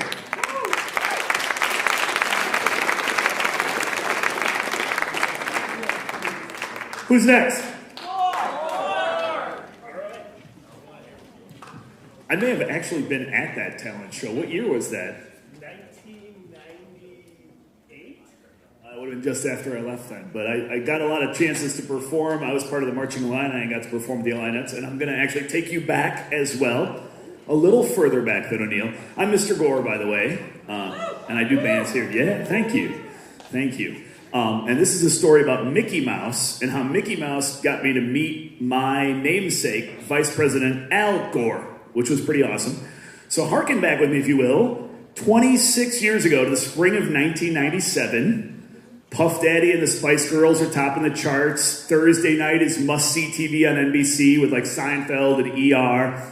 And I'm in my junior year as a 20-year-old at U of I, dating a really cute euphonium player, finishing up my music ed degree and playing just a ton of trumpet, because that's my main instrument. And so, as music majors do, we're thinking like, okay, I'm going to go teach. That's fun. I love working with kids. This is great. But we're also taking auditions because we want to get jobs. We want to play, because if somebody can pay you to play an instrument, to do poetry, to do whatever, it's a great day. And there was always gigs posted on campus. And one of them was summer jobs. And it was a summer job for, you could audition to perform at Disney World. They had the Disney All-American College Marching Band. And there was one at Busch Gardens too. And unfortunately, both these auditions were the same day, so it was kind of an either-or thing. but I'm like, hey, let's do this. I love Disney. I grew up on all the Disney films. So me and my buddy Beth, who is a flute player, and my buddy Scott, who was he had a car. That was the important part. Hopped in the car. He was a tuba player, and we drove up to Northwestern to take the audition for this Disney band, because I'm like, I want to get paid to play my trumpet and go to Disney World all summer, because Orlando sounds awesome. And so we went up there, and we walked in. It was the weirdest thing I've ever been to, because I've done a ton of auditions, but they wanted a headshot, because they're like, well, you're going to be on stage. You're going to be in front of lots of people. And I'm standing around like, oh, all right. I don't have a headshot. So they pulled out one of those little Kodak disposable cameras, and the little cranky, and they took a picture of me right there in the lobby of the Northwestern Music Building. And then I went downstairs, and I'm realizing as I'm listening to some of these other people warm up, I'm like, I stand no chance. I am not nearly as good at trumpet as all of these other people. And took my audition, played it, and went home. Turned out there were like 15 different sites across the country. There were 2,000 people that auditioned for this thing. Mrs. Gore, the future Mrs. Gore, who was a very fine euphonium player, still is in fact, went and took the audition for Busch Gardens, which was a little closer by at Illinois State. And so we were off doing like, haha, how'd it go? Oh, it was okay, but we're not getting these gigs. Of course not, that's silly. 2 weeks later, I get a phone call. And they're like, hey, want to come play at Disney World all summer and we're going to pay you a bunch of money? And I'm like, yes. And I did not consult with my girlfriend, the future Mrs. Gore, who did not get her gig and was less than pleased that I had just accepted mine and was going to be gone for all summer. So in retrospect, probably saying yes without asking was a mistake, but it was okay. So I went down and got this gig. Right after Memorial Day, we take off. It was an amazing experience. The 20 people in this group I was playing with, 2 of them are Grammy Award-winning artists now. 5 of them are college professors. Another 2 of them are playing in professional bands and symphonies. And then there's a bunch of them that are music teachers like I. The first week we're down there is all rehearsals. We're playing our instruments, and I know I see a lot of music students out here. We're playing our instruments 10 hours a day. And then we'd have to go home and memorize 5 pieces, because after the end of this first week of rehearsals, we had our dress rehearsal. If you've ever been to Disney World, the Magic Kingdom, at 2 in the morning, to do a rehearsal in the middle of Main Street, USA, it's the most surreal experience ever. But we did that. Rolled it out. We're playing 7 shows a day, 5 days a week, 12 weeks, all summer long. Amazing thing. Guest artists like Arturo Sandoval and Chuck Mangione and Marvin Hamlish. Marvin Hamlish, EGOT winner. Marvin Hamlish, EGOT winner, yeah. Emmy, Grammy, Oscar, and Tony. What's that? He did. And chorus line. Yeah. Anyway, but playing all summer, getting paid to play for thousands of people on the happiest place on earth. It was awesome. We got great side benefits. We visited the parks on the day off. Do you know you can actually get your hair cut at the barbershop on Main Street? And they'll serenade you with the barbershop quartet. We did ticket sharing with other groups, and that group that Mrs. Gore didn't get into over at Busch Gardens and us traded tickets, so we got to go to Busch Gardens for free. It was awesome. And then finally, there was an orchestra that played at Epcot. There was a band at Disney at the Magic Kingdom, and there was an orchestra over at Epcot. And one of the orchestra players' moms had connections at NASA. And they're like, hey, come July, there's Space Shuttle Columbia going up for a launch. You guys want to go over and we'll take these sweet 15-passenger gray Ford vans that we drive around in. Oh man, we were rolling in style. And we'll take you over to the Space Shuttle Columbia launch. We're like, well, that's cool. Do we just watch it from a distance? They're like, yeah, the public's like 2.5 miles out. You guys will be like, a half a mile away. This is the backstage thing. We're like, okay, that's pretty cool. Space Shuttle launch, neat. And then they heard that it was the music groups from Disney coming over, and they said, hey, we know you're a professional music group. Would you like to perform for the astronauts, like do a ceremonial fanfare thing as they take off? And we're like, yes, please. So we did. And we booked this up, we're ready to go. And then we found out that the vice president was actually attending the launch. It was a promotional thing, a PR for a youth and science education program. And Al Gore, who was vice president at the time in the Clinton administration, was going to be there. So we were already set to play. We had to roll out at like 4 in the morning. They had to like x-ray the tubas and stuff with the Secret Service. And so we went, we played, and it was cool. The astronauts walked by to do their thing. They did like the national anthem and some military songs and some Disney stuff, because it's Disney. And then the astronauts did their thing, and the vice president was there and kind of gave them the send-off and the handshakes. And we got the chance afterwards. He stopped and took a few moments to shake all of our hands and greet us, and it was really cool. He's about as personable as a block of wood on television, but was really quite polite and really cool at this event. So it's kind of my brush with greatness there. So as it turns out, meeting Al Gore, far less exciting than watching the space shuttle go up, which is unbelievable. If you ever get the chance to go down to Cape Canaveral, Cape Kennedy, and watch a rocket launch, do it, even if it's like the 2.5 mile distance. Disney was awesome. I got great connections, lifelong friends. I got my brother-in-law there. He wound up marrying my wife's sister, which is weird. I was one of the tuba players, and the alto sax player was actually Jeff Brown's ex-brother-in-law, which is a bizarre set of connections. And then Mrs. Gore and I were okay as the happy epilogue to this. She was all right. She was initially mad about me getting the gig and her not getting the gig, but I used the money that I made that summer to buy her an engagement ring, and it all worked out in the end. So that's my story about meeting the vice president and playing in the Walt Disney Band in 1997. So there you go.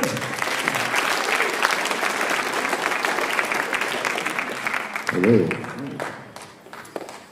All right, I get to close this up and tell you a story. All right, how are we doing today? Good.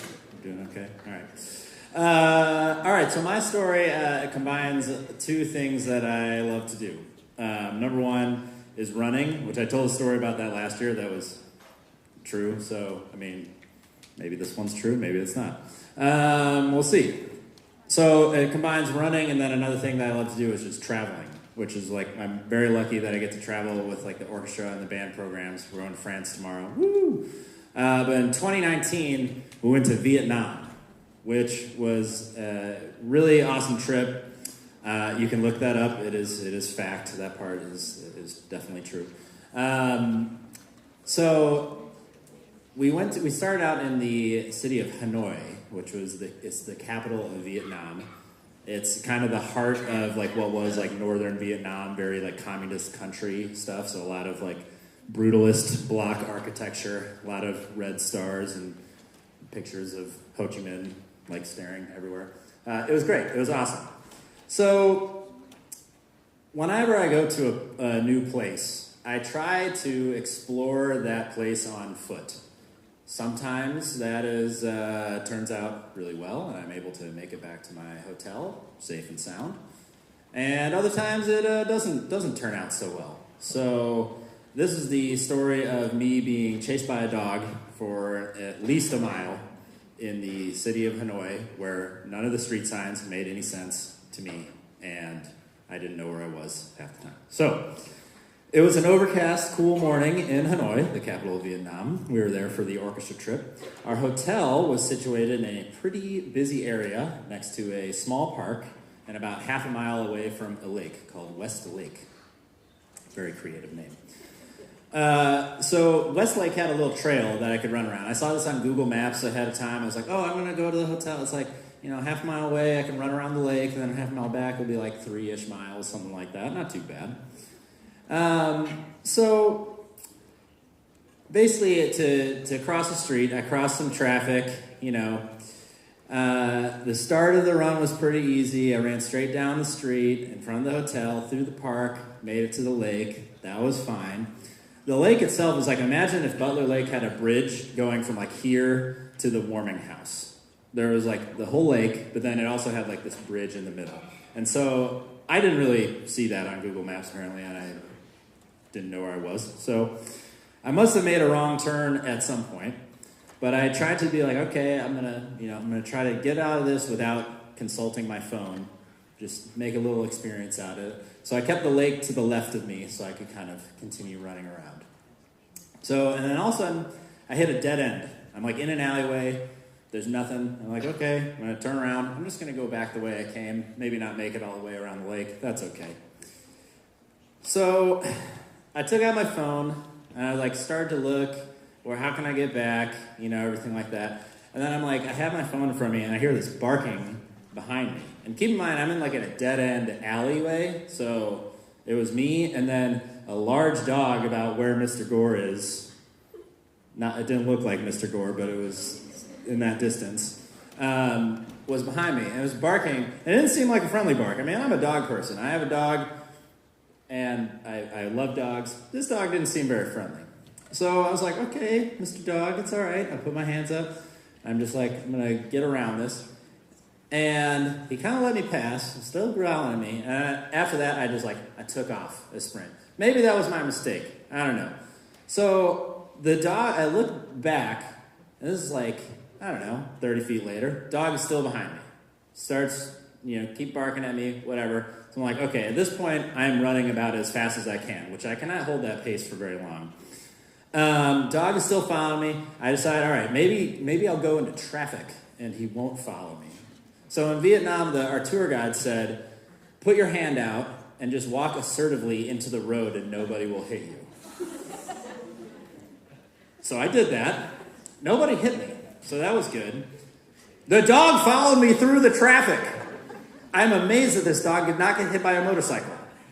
So I continue on and continue on. I'm going. I dodge into a coffee shop for 5 minutes. Dog was still there. This is a mile since I've seen this dog. I keep going, and finally I'm looking at my phone. I was looking in the coffee shop. I found my ride back, and I was like, all right, it's a 2 mile straight shot down to get back to the hotel, right? And so I'm like, all right, I'm just going to try to leave the shop quietly, hope he doesn't follow me, keep going. Dog followed me for a little bit. I kept running, and eventually he got bored and went away. So anybody remember how long that run was supposed to be? Well, it was a mile around. It was about 3 miles. I ended up running about 6.5 miles. So 2.5, I think, with that dog, and then I'll attribute one of those miles to me just being totally lost. So that is the story of when I almost made a friend, a four-legged friend in Hanoi, Vietnam.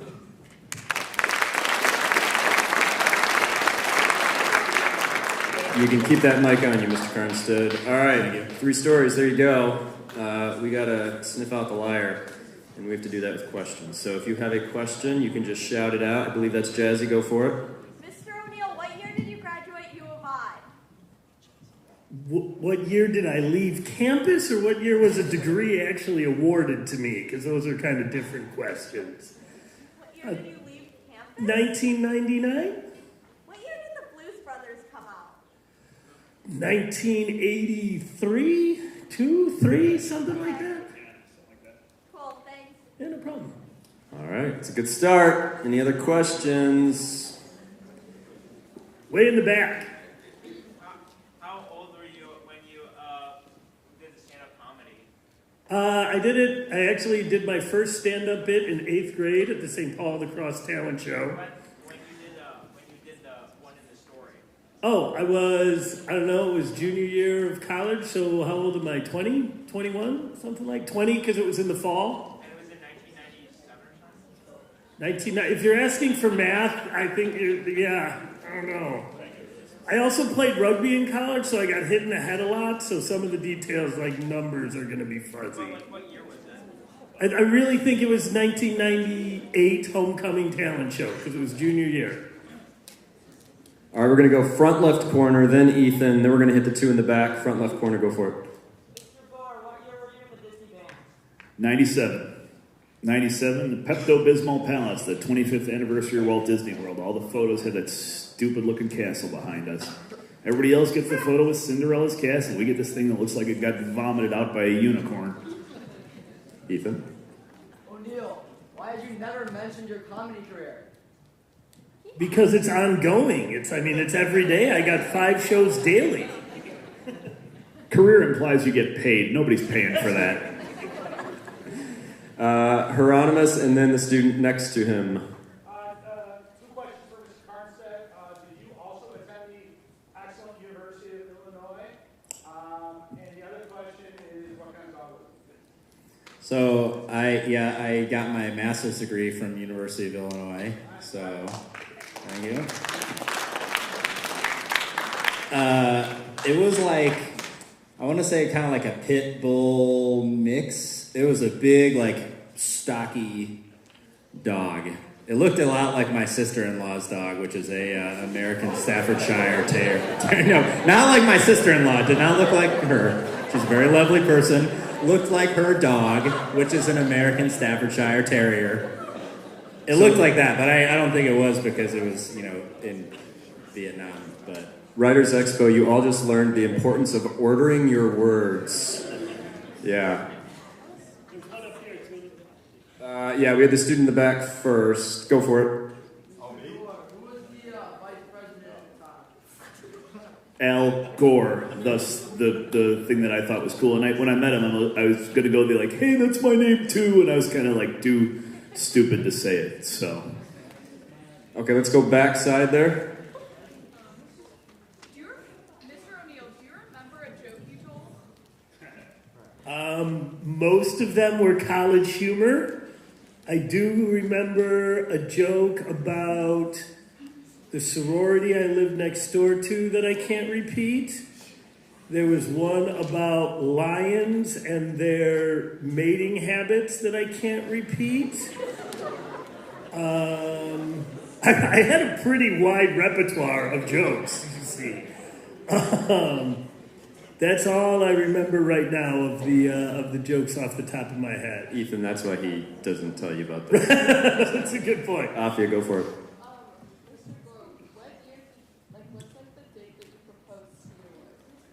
That would be October 7th, 1997. It was like the anniversary of the day we started dating, so, yeah. Yep, October 7th, 1997, Smith Hall on the University of Illinois campus, right next to Follinger Auditorium. There's a nice room upstairs. Back left. Jimmy Brothers sing. Mr. Garza, do you remember when in the morning you left for your run?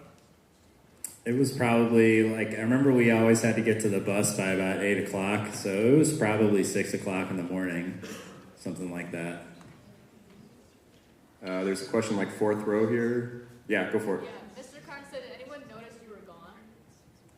I told Marino, but he probably didn't listen. And then I actually did tell one of the chaperones, and he got a nice video of me trying to cut through traffic on my way back to the hotel. Not on that day, on a different day. But I did tell a few people that I was gone. Yes, sir, Mr. Thompson. O'Neill, did you attempt to talk to any of the Illinites? Attempt is a bold phrase. Wanted to, tried to fearfully make eye contact with, is more like it. Which, for me, that was I scored. Yes, in the back on the right here. Initially, she was pretty mad because she thought she was the better player, and she is. She's right. She's the better player. She totally should have gotten a job, but they were different jobs doing different things. So she was pretty mad at me for a good month, and then she got over it. But yeah, very front corner.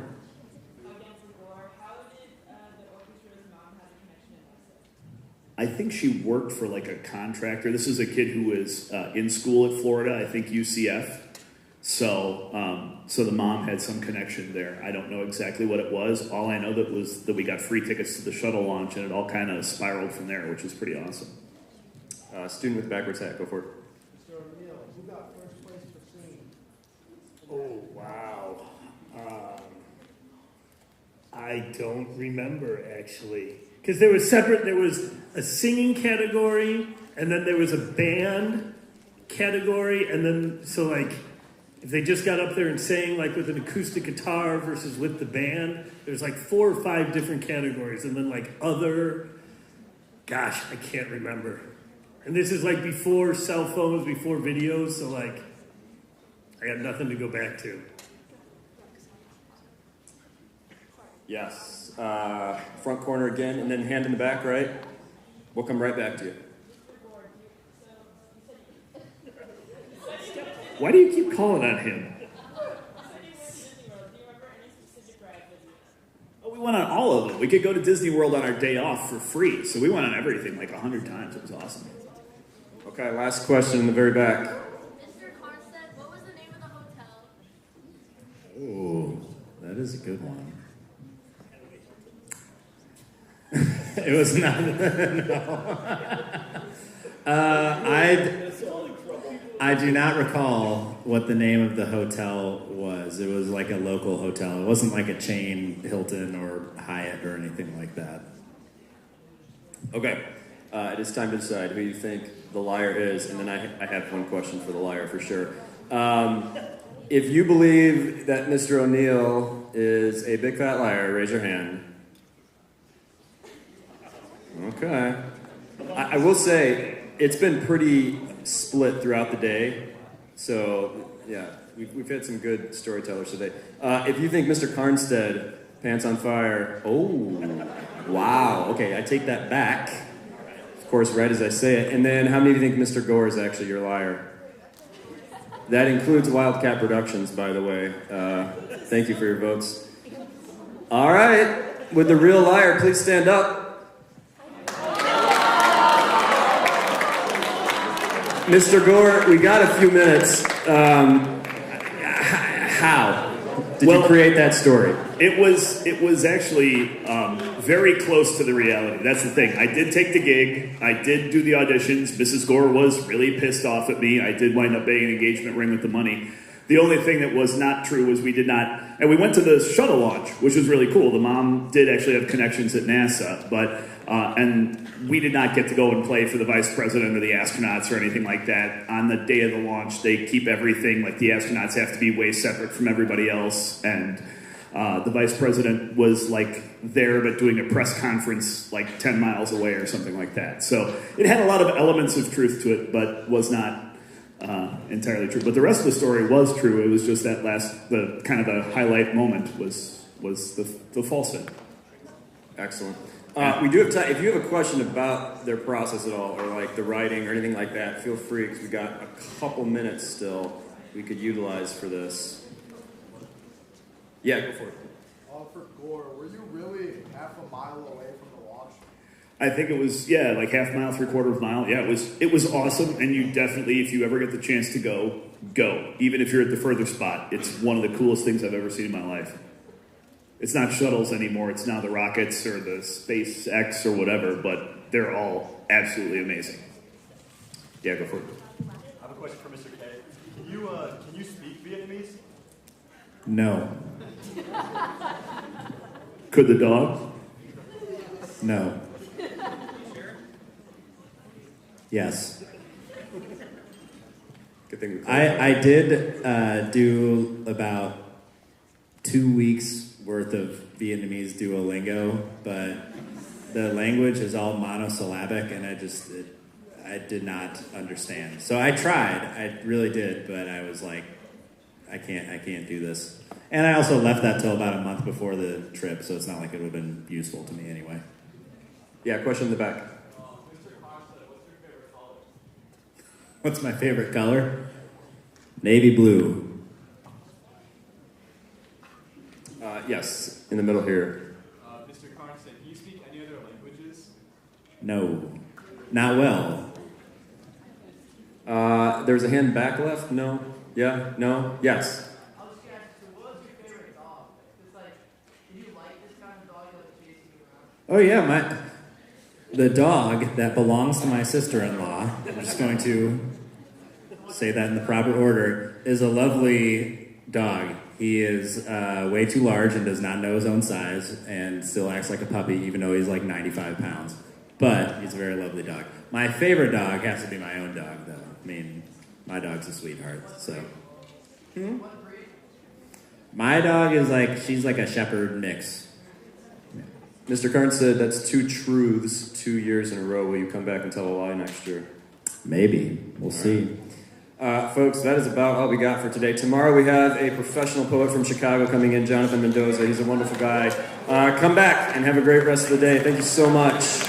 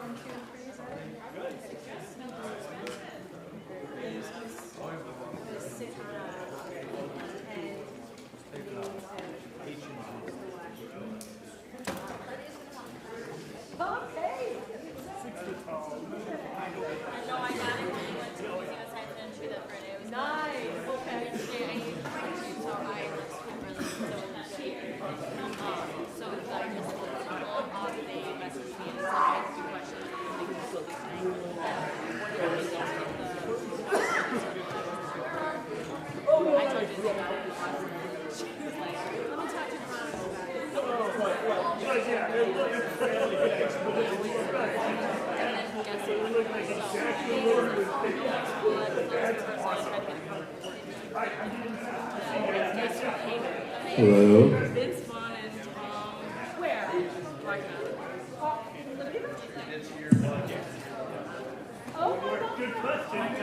Everybody, please try to find your teacher. If I'm your teacher, please sit over here. Okay. Are any of our AV personnel up in the booth? Could someone come down? We've got a musician that's need some help. Thank you very much. No.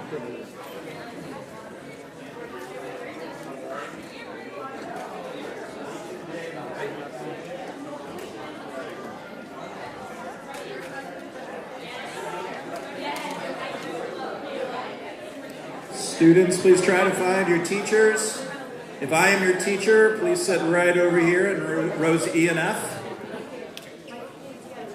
with your amazing fellow classmates.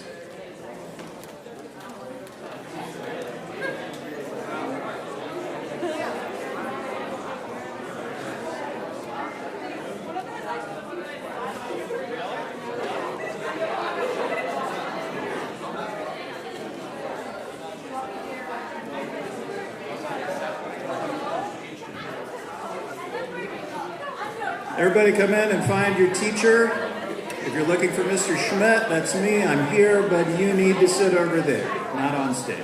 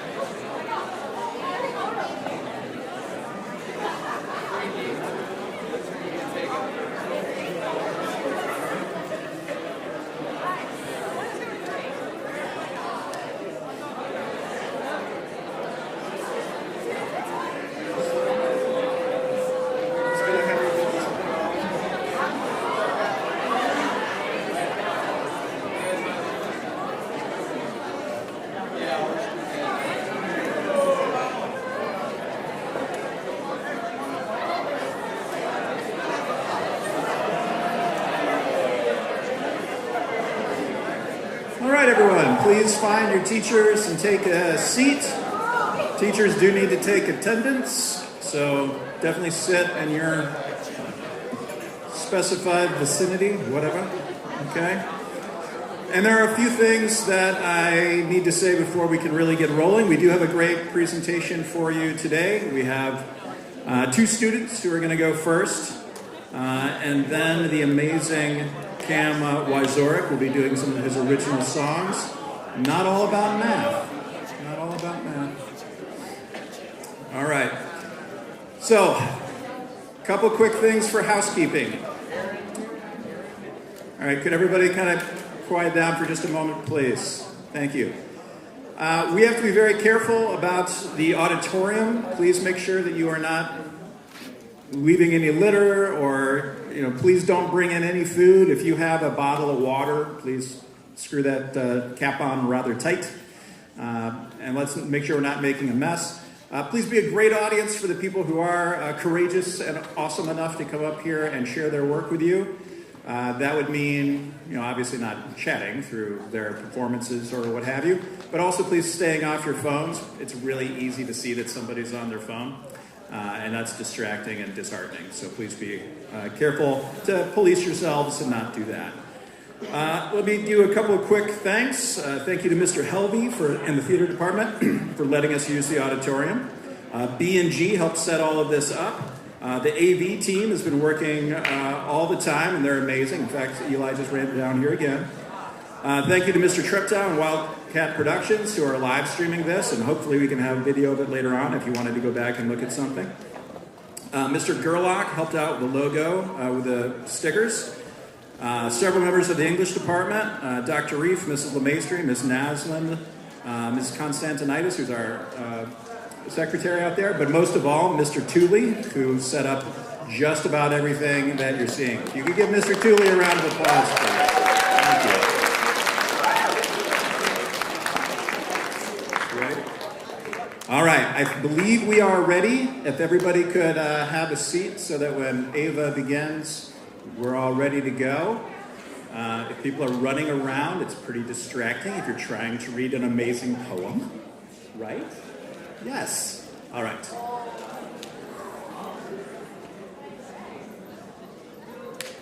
All right. Well, first up is Ava Coot. Everybody please give her a round of applause.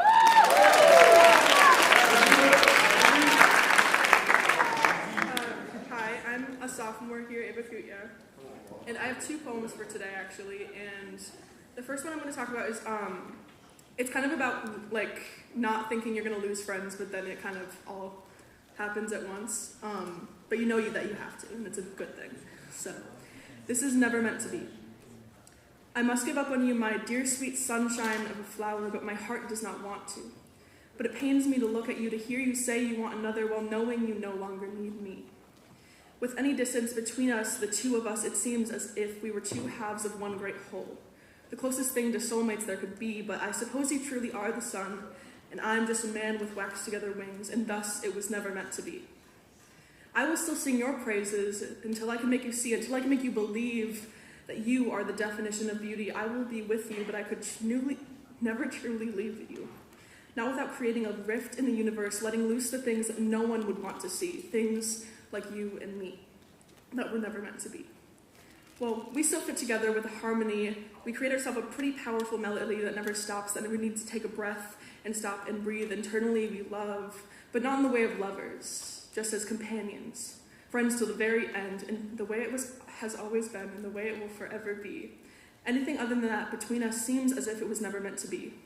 And maybe I will weep for you, but only in the darkness where you cannot hear my cries. For if you were to whisper sweet lullabies to comfort me, I would only fly higher and burn faster. But I want to hold on to my love for you, if it's only for a moment longer, because it warms my heart to love you. But there's a part of my heart that does not want to let go of these moments in which I have loved you, in which I have tried to let you know just how much you mean to me. And maybe sometime later we will frolic together throughout the great fields of eternity, happily together and at peace, fighting forever but always at one another's side. And when we stray from the path, we will guide each other back to one another, just you and me, and I will love you, but always in the way that you have always loved me. So I must bid you adieu, my sun in the sky that gives me the light that I need to help me see that I must keep going, keep fighting, keep breathing, keep doing these things, to keep looking for love, to keep doing all of this. But that helps me to see that I must bid my love for you adieu. I must fall into the sea where all of the other Icaruses are waiting for me, because they knew, even before I did, that it was never meant to be. So that's the first one.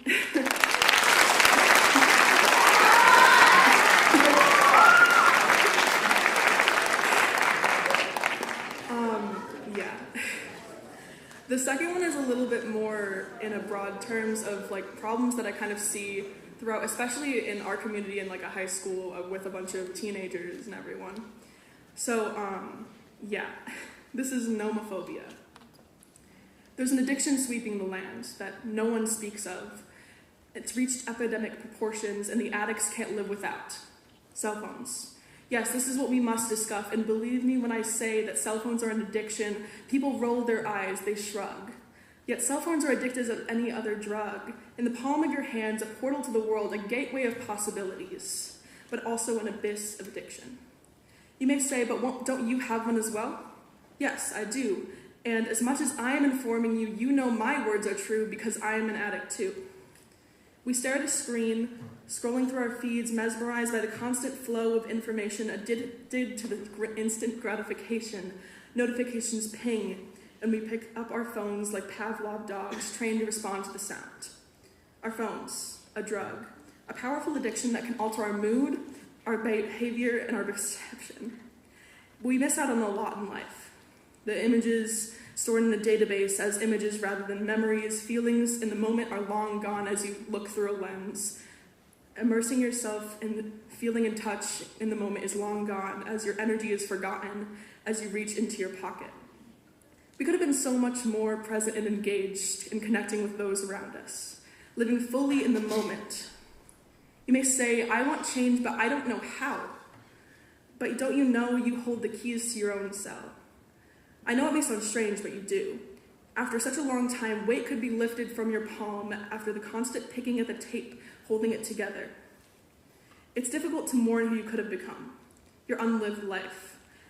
Who would you have been? A comedy writer writing jokes and receiving belly laughs instead of cheap likes. A writer deeply steeped in a novel, immersed in a world of your own design instead of being torn apart into thousands of pieces. Love TikToks, YouTube clips, and influencers. The world could have been different if we had never fallen under this spell, if we had never allowed it to control us, to manipulate us, and to change us. We could have been a world of connection, of human interaction, of face-to-face communication, of real, meaningful relationships. But instead, we are a world addicted to the drug in our hands, we are a world disconnected, and a world that is lost. That's it.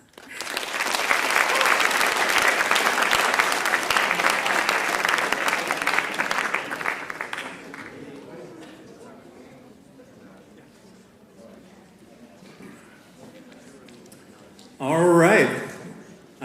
Thank you, Ava. That was a great beginning. Sam, are you ready to come out and do your song? All right. Everybody, this is Sam Schweitzer. Sam, you're a senior, right? He is, in fact, a senior, yes. All right. Here he comes. All right. Thanks, Sam.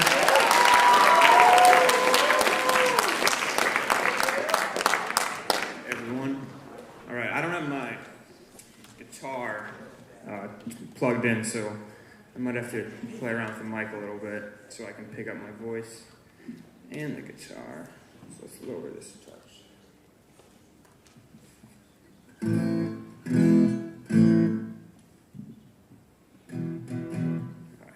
Try something.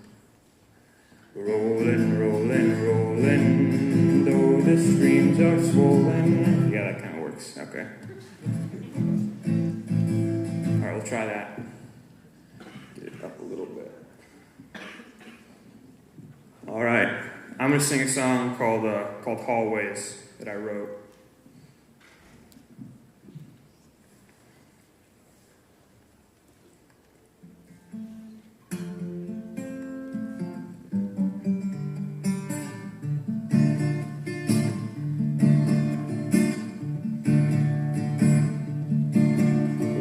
must have missed something 'cause my bag feels light. Before I hit these next stairs, better pull it tight. Well, I could take the long way round, might not, or I might. I'm supposed to make this next turn left, I'm gonna make it right.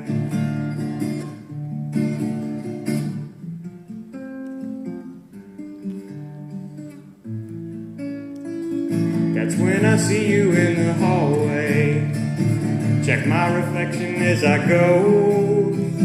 And when I see you in the hallway, don't know if I should speed up or should slow.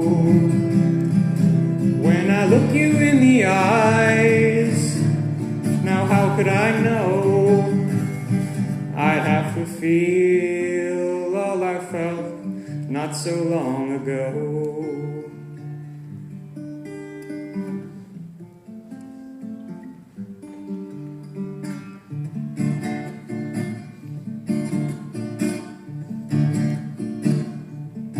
Now chasing cards with empty pockets, I wouldn't advise.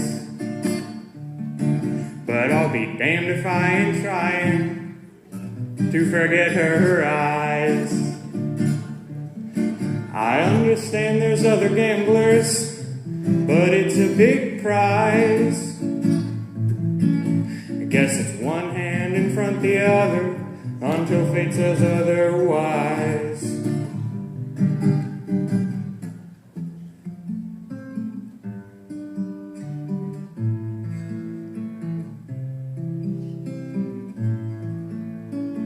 That's when I see you in the hallway, out of the corner of my eye.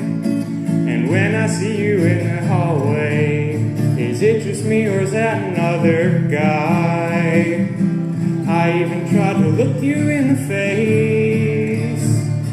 What a disgrace. What were the chances I could pull the Diamond Days?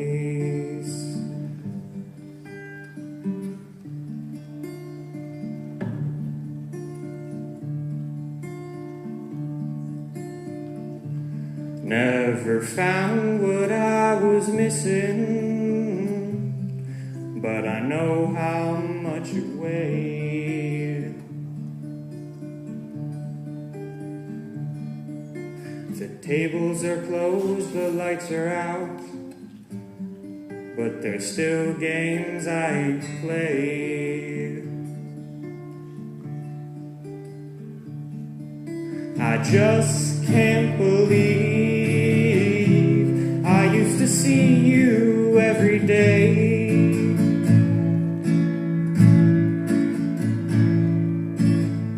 Cards are broken even, still I think I'll take the long way.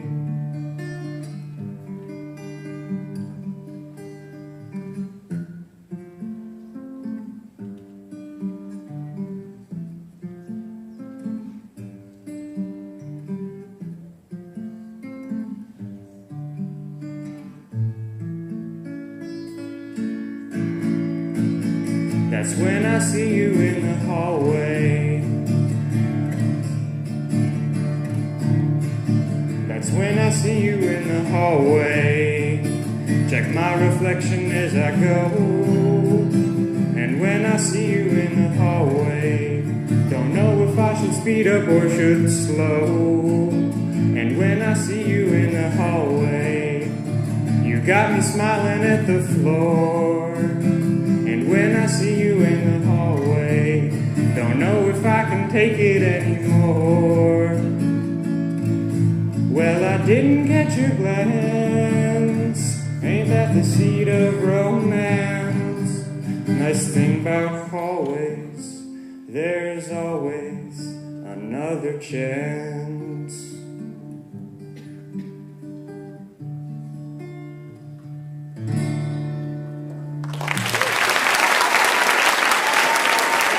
Thank you.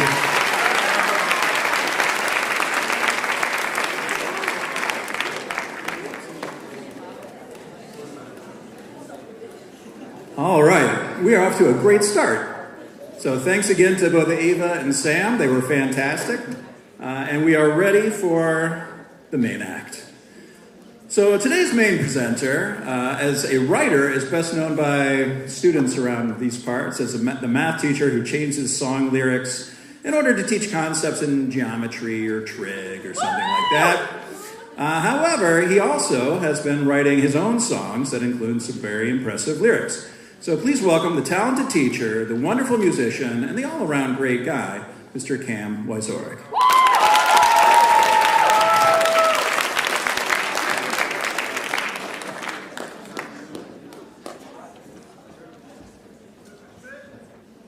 How we doing?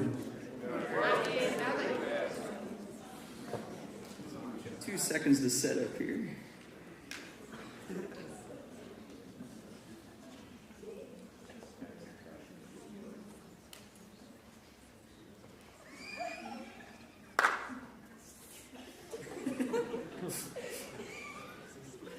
I'm going to tune the guitar real quick so it's not painful on your ears.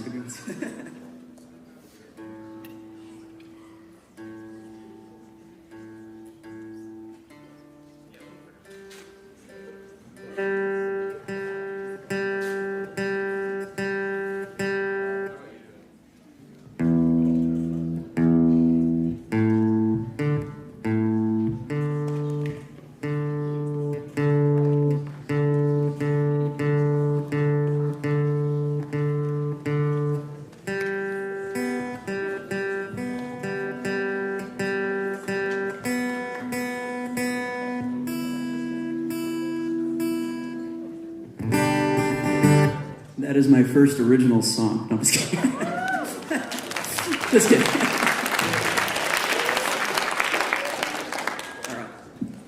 All right, well, thanks for joining us this period here. Appreciate it. My name's Cam Wysoric, and I'm a math teacher here at Libertyville. If you've had me in class currently or in the past, say pi. Oh, that's a good amount of you. Okay. So you know, my music journey, well, not all of you do, but my music journey, I guess, I always grew up with music. I took piano lessons, played a little guitar when I was little. But I would say college is when I started getting more into music. And it really started when I was student teaching. And I was trying to find ways to make math a little bit more interesting for kids. And I thought a cool way of doing that would be to take a song and spin the lyrics to be about math. And so I did that. I took a Beatles song and I spun the lyrics to be about the quadratic formula. Anybody in the audience know the quadratic formula? Oh yeah, good times, right? Good times. So, and I it was a risk. I was like, this could either go really well or this could go really poorly. And the kids actually responded to it really well. And so I started a YouTube channel with math covers and gained a little bit of a following. And I was like, okay, this is pretty cool. You're writing some lyrics about math and you're spinning the lyrics to be kind of funny. And since that time, that's kind of how I started songwriting. So if we talk about a songwriting journey, which is kind of what I'm here to talk about today, it started with math covers of cheesy songs. And I think at this point I have about somewhere between 15 and 20 math covers. They are on my YouTube channel if you're interested in checking them out. It's Cam Wise Music, Wize. And there's a whole bunch of different playlists, but the math covers was the first one, so I got to give that the credit where credit's due. That's how it all started. And so that's how the songwriting kind of started. And then COVID happened, and I got a little bit more serious with music. So we remember that 2020, right? That was a time. And we were all at home, we were quarantining, and one thing that I started doing was running, because I love to run. Any runners out in the audience there? Anybody track and field or cross country? Yeah. So I did too much running, and I ended up with a stress fracture in my shin. So I was stuck on the couch in the heart of COVID, in a boot, and I was down, and I was bored, and I was frustrated, and, I complained for a good amount of time until I finally was like, I got to do something about this. I need to fix this. And so what I did is I decided, I'm going to use this time to get a little bit better at guitar. And that's what I did. So I couldn't do much else, right? So I was sitting in a boot on my couch watching The Office or whatever, and I was playing my guitar, trying to pick some intricate pieces that would challenge me. I worked on finger picking a lot, which is a guitar style. Anybody know who John Mayer is? So I did some John Mayer stuff, and I know he's got a lot of hard stuff, and so I worked on that. And so that was my first kind of big goal, was, okay, let's get better at the guitar. And so I did that. And then I was like, okay, well, I want something more than that. You know, the guitar takes me so far.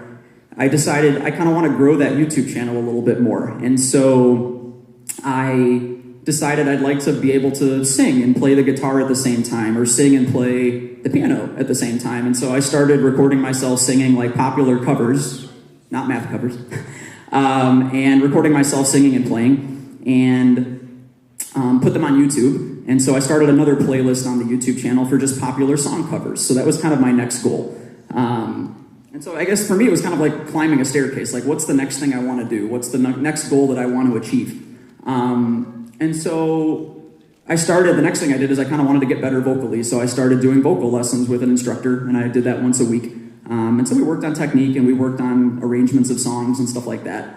And it was after recording one of those first initial covers, sometime probably in the summer of 2020, I was with one of my friends, and I just kind of casually mentioned, you know, it'd be kind of cool once this whole COVID thing is over, or better, whatever you want to call it, to go to like an open mic night. I'd always heard of open mics. Anybody ever been to an open mic night? Has anybody ever participated in an open mic night? It can be poetry or music.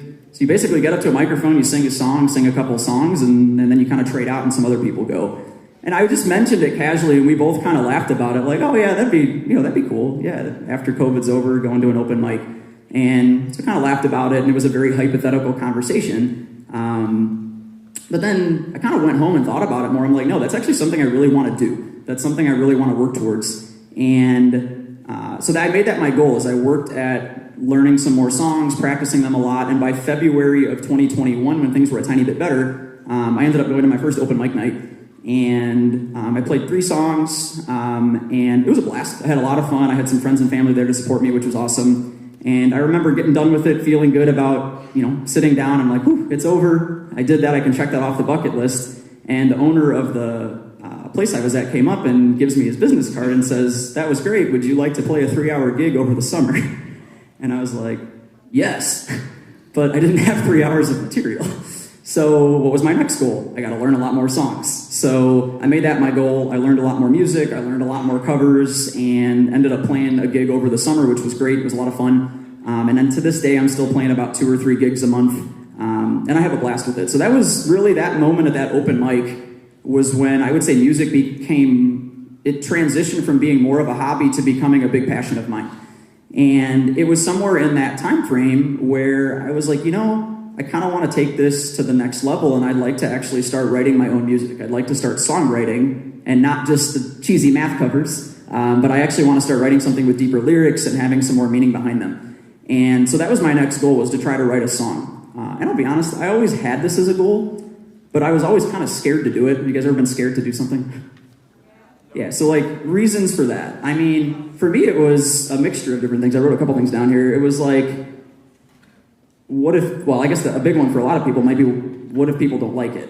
Has that ever crossed anybody's mind? Like, oh, I'm going to do something and put myself out there, and maybe people won't like it. I also thought, what if the lyrics don't make sense? Because I'll sometimes listen to songs and be like, I wonder what the artist was thinking, or like what they were trying to say there, but I feel like sometimes it comes across as more judgmental, like, why would you write that?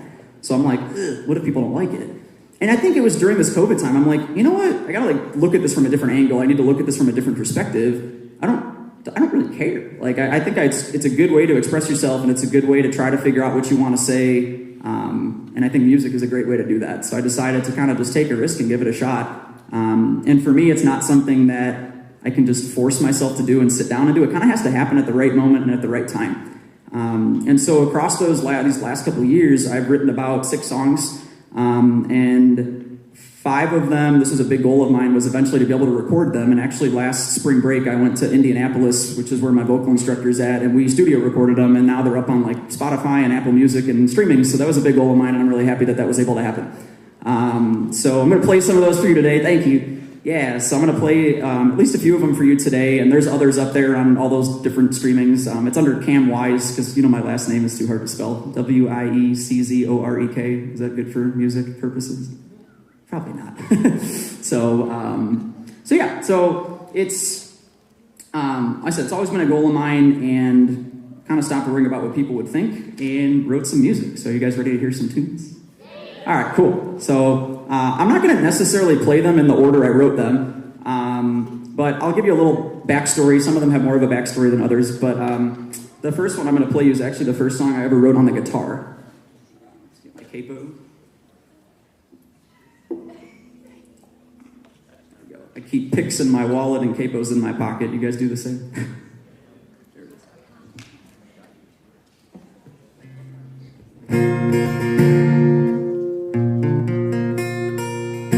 All right. So this song, I wrote this song probably in the heart of the pandemic, which was, actually, I'm going to stand, I think. Let's see. Oh, jeez. Let's see. This comes out. I know how to use these somehow. Maybe.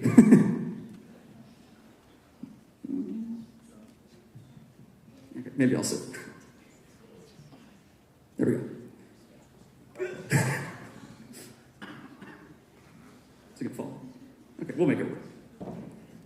So this song, I wrote it in the heart of the pandemic, probably December of 2020, and I started by just following advice I think I saw from, I said, one of my favorite guitar players is John Mayer, and one thing I know he said is the guitar's like a Ouija board. You guys know what a Ouija board is?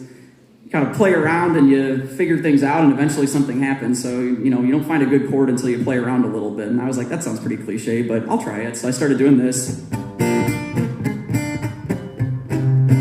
Just trying different things. Do you guys hear any of those that you liked so far? Probably not. And eventually I was getting frustrated. I'm like, oh, this isn't working. This is stupid. And then finally I was just playing around and I hit... And that was probably the most appealing one I had tried at the moment. I was like, okay, I'm going to go with that.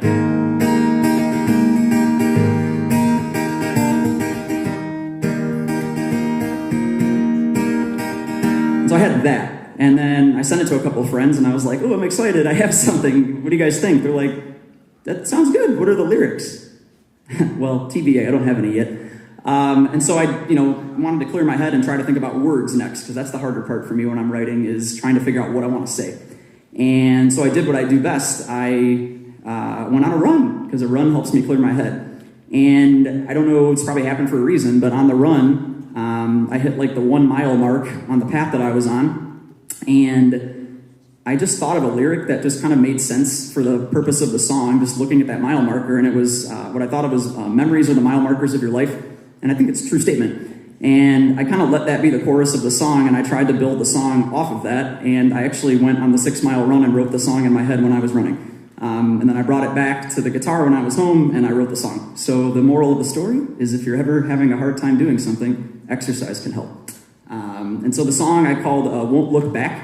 And the message is to push back the bad times in your life, focus on moving on forward and finding a better future. So hope you like it. I'm going to play it now.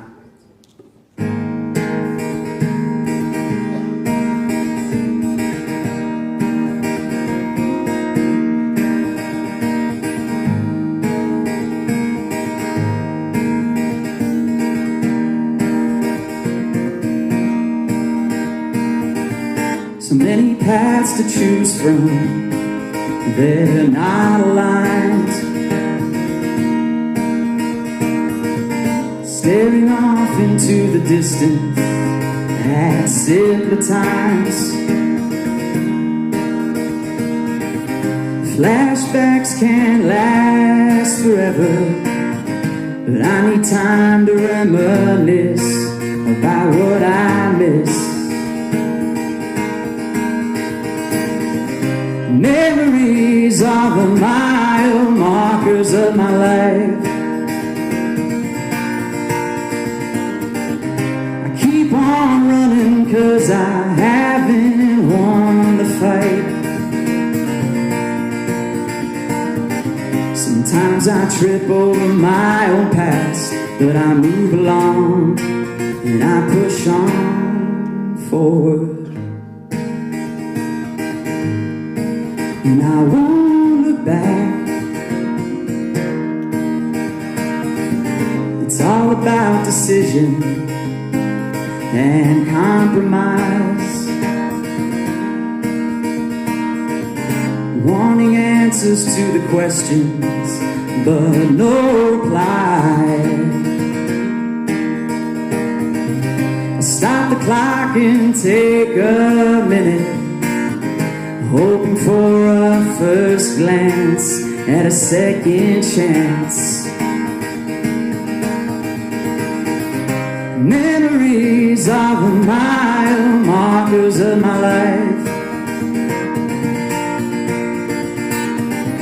I keep on running 'cause I haven't won the fight. Sometimes I trip over my own past, but I move along and I push on forward. And I won't look back.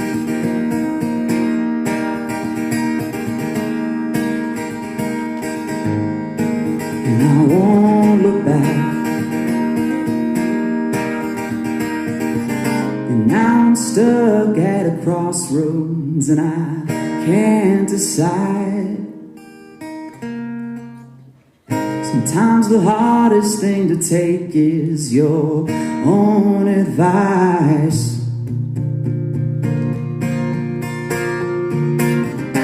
Memories are the mile markers of my life. I keep on running 'cause I haven't won the fight. Memories are the mile markers of my life. I keep on running 'cause I haven't won the fight. Sometimes I trip over my own past, but I move along and I push on forward. And I won't look back. And I move along and I push on forward. Thank you. That was the first song I ever wrote on the guitar. So, now I'll play the first song I ever wrote on the piano. So.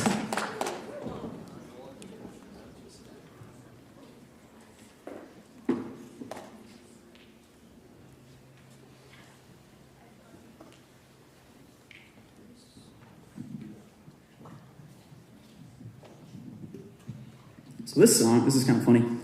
I wrote this song for a girl, but she doesn't actually know that I wrote it for her. So it's always a good start as a love song, right? I mean, think about every good song on the radio is a love song. Would you agree?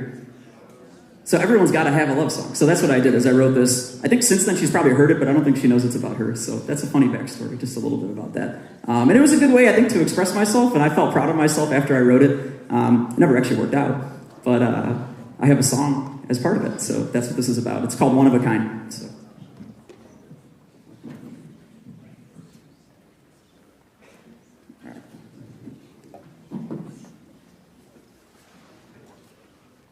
Let's see.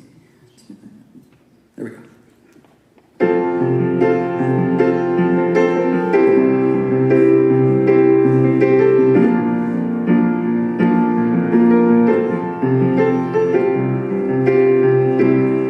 Sometimes I look into your eyes and we both smile, and that speaks more than words can say. Whenever you dial my number, the sound of your voice shines a light on my rainy days. I jump on the highway, I wouldn't take a red-eye flight if ever you're crying late at night. The moments spent with you are snapshots that remind to me you are one of a kind.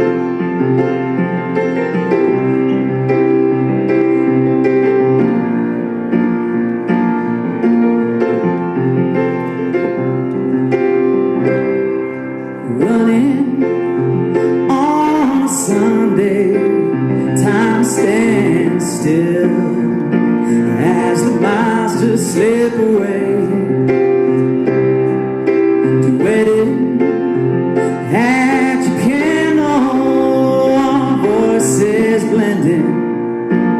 as your harmonies amaze.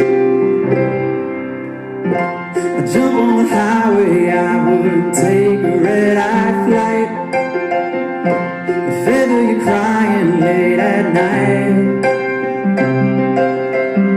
the moments spent with you are keepsakes locked in time. To me, you are one of a kind. Years have come and gone, still feel you and I belong. You're always on my mind and in my heart. The moments spent with you, I wish I could rewind. To me, you are one of a kind. To me, you are one of a kind.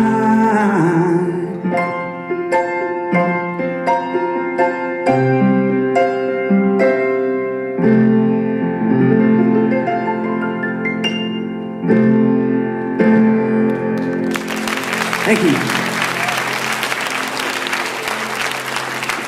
Thank you so much. Back to guitar. I need to write more songs on the piano, maybe next year.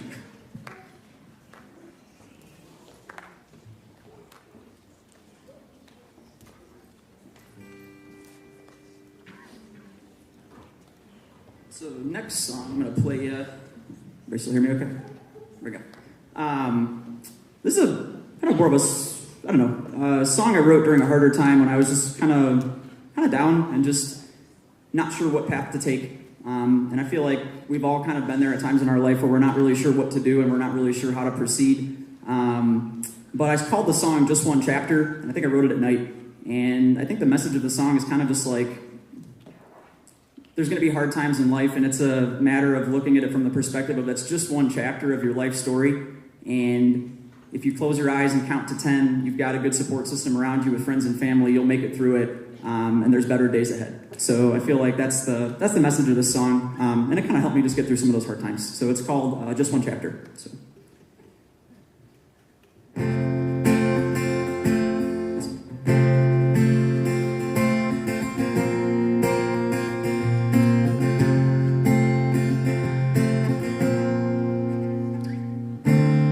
I see the smile has left your face, and the stress is taking over. I wanna see you laugh again before the days turn to October. Don't tell yourself to toughen up. Instead you should remind yourself to take a moment and count to 10. The weight is lifting off your shoulders. To close your eyes and think of them, all your friends that adore you. To ignore your losses and count your wins. When you feel like giving up, remember this is just one chapter of your story.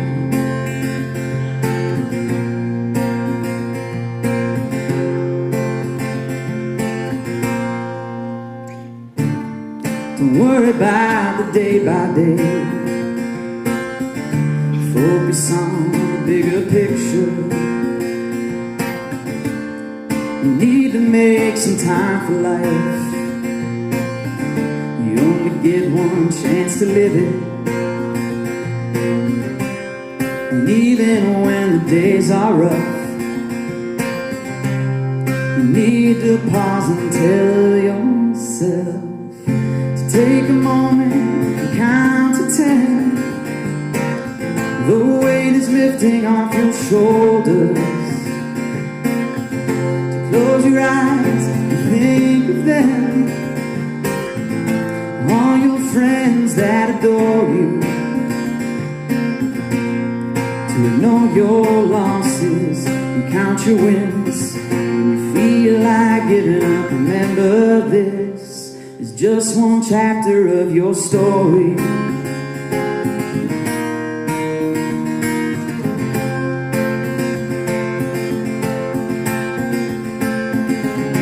know you feel you've come to an endless walk.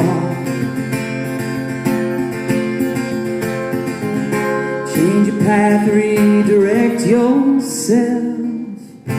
Take a moment, count to 10. The weight is lifting off your shoulder. To close your eyes and think of them, all your friends that adore you. To ignore your losses and count your wins. When you feel like giving up, remember this. Just one chapter of your story. One chapter of your story. One chapter of your story.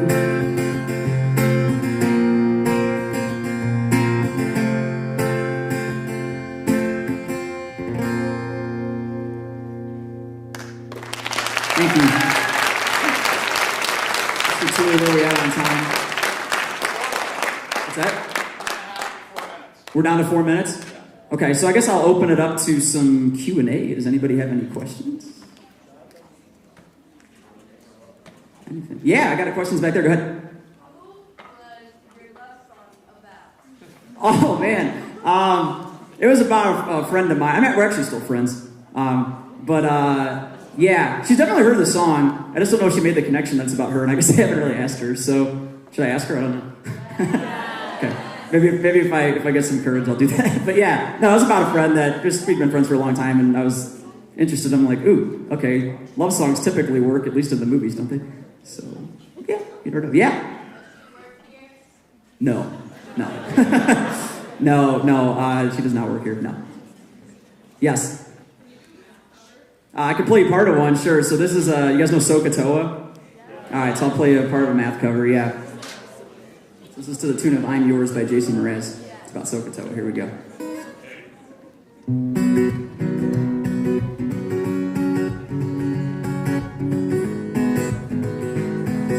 I see the head nods there.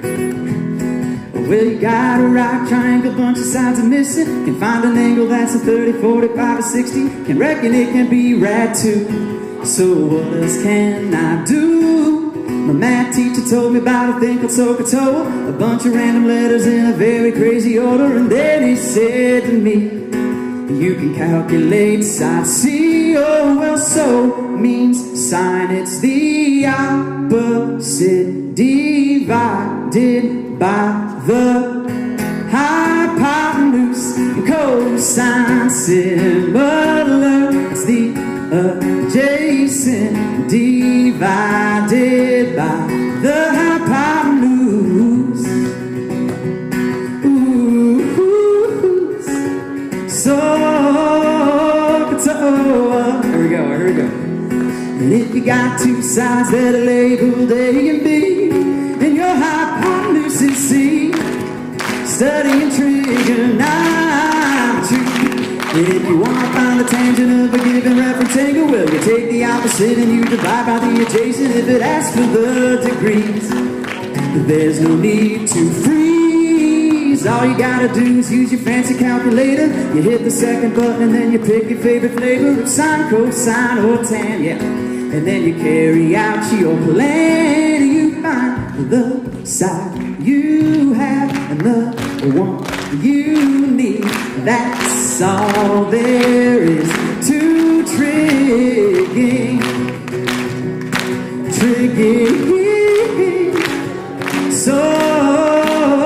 Sokotoa. And now you should go ahead and study, because it might be on a test. Sokotoa. Alright, thanks so much for coming out. If you guys have further questions, you can email me. It is not cam.wise, though. You have to actually find my last name on the school website and email me. So thanks so much. If you could subscribe to YouTube, I would appreciate it. It's Cam Wise Music on YouTube. Thanks so much. And I'm on Spotify also. Appreciate you guys coming out.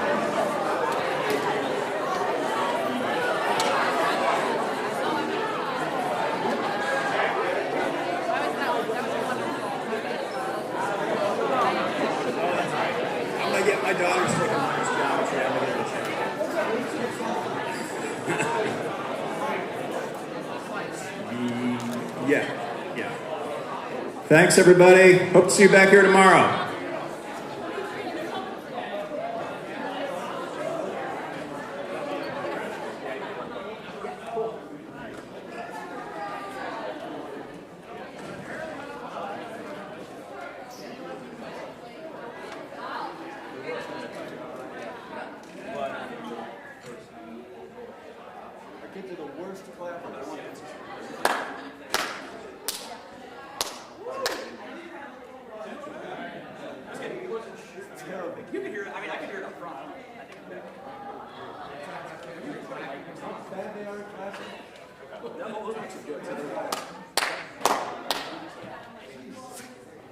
Thanks, guys.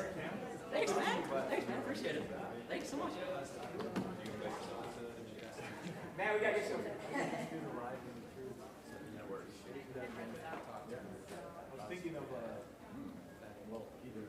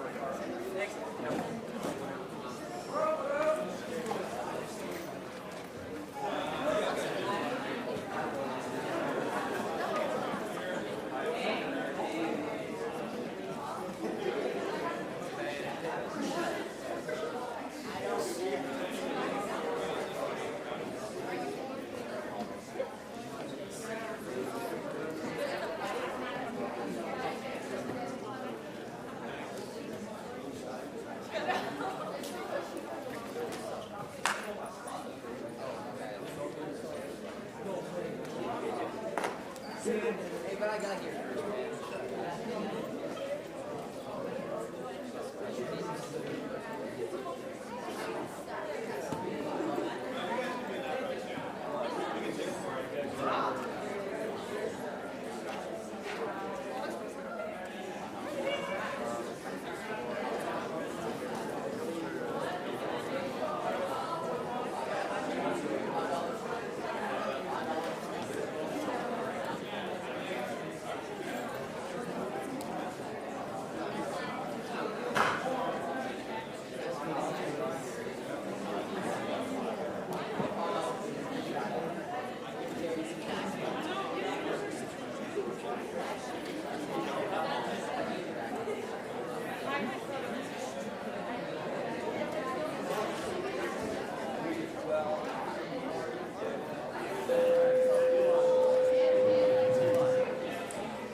Hello. If you could go ahead and find your seats, we want to get started soon.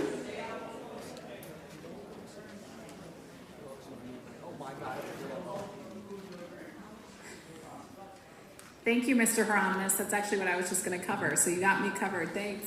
Hi, my name is Hi, my name is Mrs. Singleton, and I'm an English teacher here at LHS. I'm so excited to be with y'all today and bring on 8th Hour Writers Expo. So I've got a few announcements, and then we'll bring out some writers. So, welcome. Writers Expo has been something that's been happening for a long time here at LHS. We had to take a brief pause because of COVID, but we're excited to be back. Our purpose here at Writers Expo is to highlight all the amazing writing that's happening in our building and in the world. It's about celebrating, exploring, learning, and enjoying. Today, I think we will have some entertainment because of the particular writers that we have on deck, but our main goal, though, is to really learn from each other and learn more about writing. Just some reminders for the space: no food or drink in the auditorium, please. You want to keep this space nice and clean. Please don't have your feet up on the chairs either. Thank you. While we have presenters on stage, we ask that you have your phones away so you can give them your full attention. Keep in mind, I can see all of you and I can hear all of you, and that's true for every single person who gets up here on stage. So if you're talking with your neighbor, it's really distracting. So if you could just limit that and just focus in on the person, because it takes a lot of bravery to get up here and courage. Honestly, even just reading the script from Mr. Tooley is taking some courage on my part right now. We want to give some thanks to Mr. Helvey and the theater department for letting us use the space, BNG for their help with setting up, the LHS AV team for the lighting and sound. I think we even have Wildcat Productions upstairs. Can you all give Wildcat Productions a big round of applause? They are live streaming all of this and recording both days. We really appreciate that. Thank you to Mr. Gerlach for logo help and the stickers. And some shout outs specifically to the English department, Dr. Reef, Mr. Schmidt, Mrs. LeMaistre, Ms. Naslin, Ms. Constantinides, and a really big thank you to Mr. Tooley, who organized pretty much all of this. Can you all give Mr. Tooley a round of applause? He didn't put his name on this list, but it deserves recognition. All right. I'm really excited now to introduce our first writer. We have a student who will be reading a poem. Her name is Angelina Baltoski. So Angelina, if you want to come on up.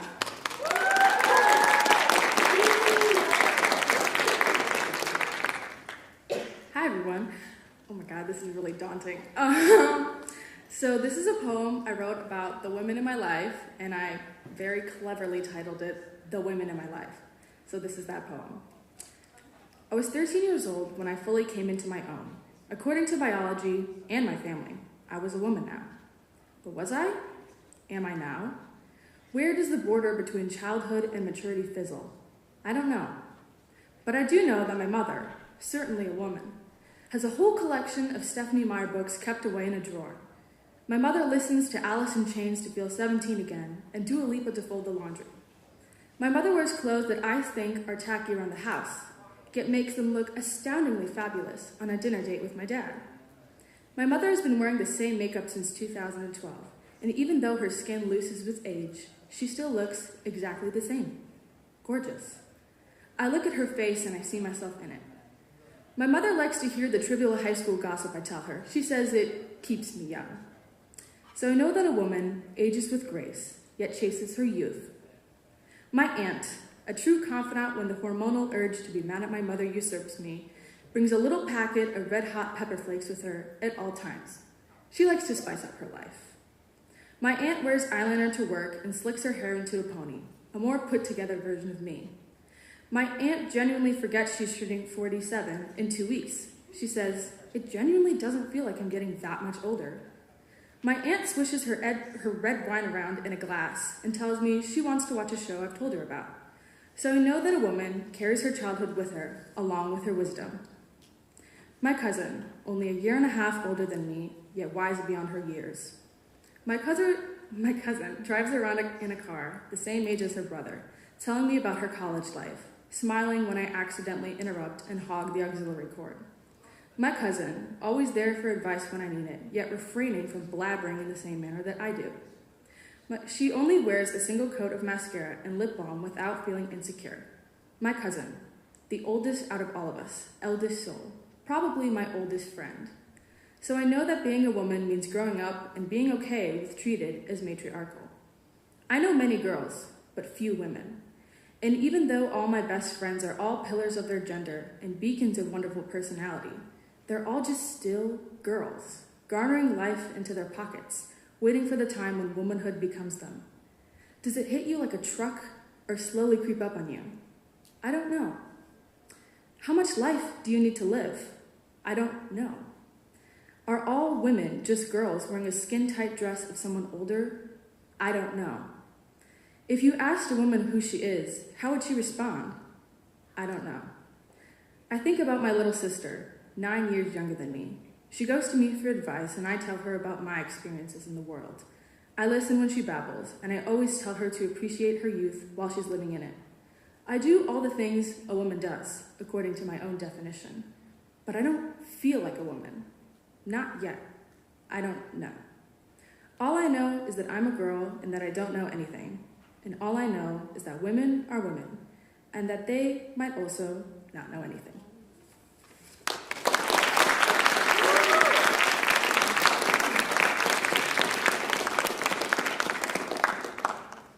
Thank you so much, Angelina.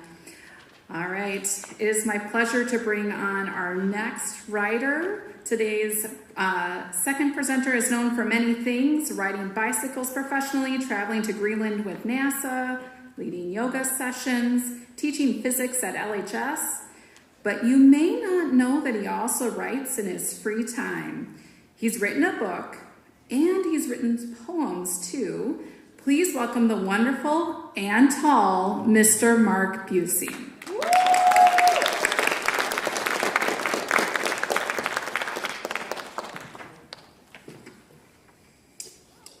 I think there's a slide for us. Oh yeah, this one. So I've done a variety of writing, and I want to talk a little bit about all of it. This summer I was contracted to write some articles for a website. If you want a really nerdy treatise on how many calories do you burn while riding an exercise bike, I know where to point you. A long time ago, many years ago, I wrote a book on weight loss, the physicist's guide to weight loss, because, I'm a math science guy. And I also write some poetry and some little short stories and little pieces of literature that I like to explore things, especially if I don't feel that I'm good at. I like to practice those things, and I like the feeling of getting better at it. And I don't mind being bad at things indefinitely, really. But I wrote, since I was up here last year and read a couple pieces of poetry, I wrote one or two since then, and I'd like to share this one with you. Most of the poetry I write is when important things or big changes take place in my life, and I like to kind of process those things through writing. And maybe you're like that too. It looked deep enough, but who really knew? It's not like you could tell by looking. So I jumped in. Maybe it was reckless, but it was deep enough, and the current began to take me over sand and rocks, slowly at first, and then swiftly, the power growing stronger. More water joining the rush, tumbling and spinning, faster and deeper, over terrifying drops, going under for longer and longer, overwhelmed. And then, gradually, the river widened and slowed. Still swift, but now steady. There was time to look around, let the fear fade away, and embrace the journey toward the sea, to wind up like all that enters, a part of the vast, timeless ocean. And there, for all eternity, I never once regretted jumping in and letting the current take me.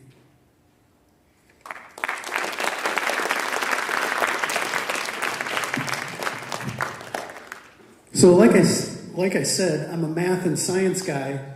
And so on this slide, I included a formula down here for average. I'm sure you've calculated averages before. You simply sum the terms and divide by the number of terms.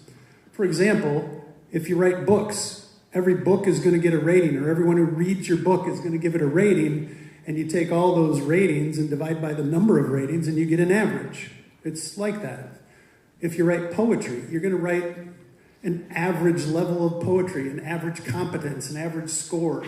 You take tests, you're going to get average scores on those tests. It's just the way You can compute mathematical numbers for a collection of anything, really, whether it's writing or something else.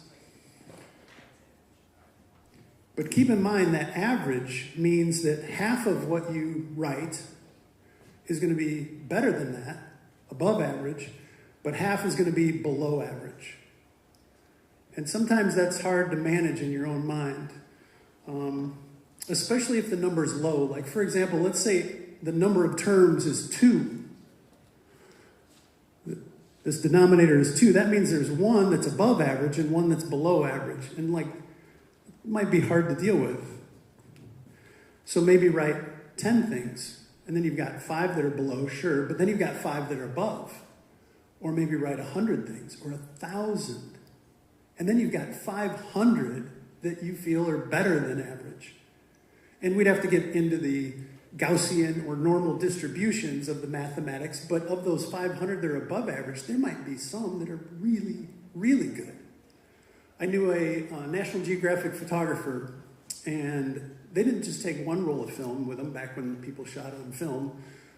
They took 100 rolls of film and shot thousands of pictures. And out of the thousands of pictures, even for an excellent photographer, there might have only been 1, 2, or 3 that were good enough to make it into the magazine. So if you're writing, don't get hung up on the averages or if it's below average. Just keep writing, and over time, you'll have a collection of things that you might like, that are above average. And we're not just talking writing, right?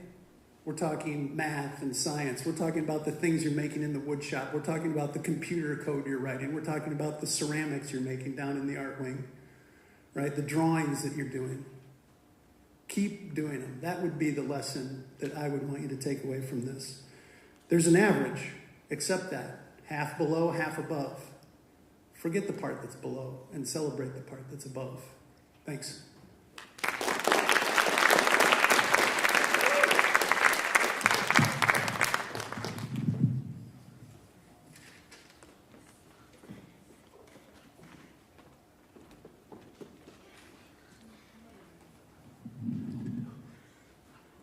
All right, on to our next presenter.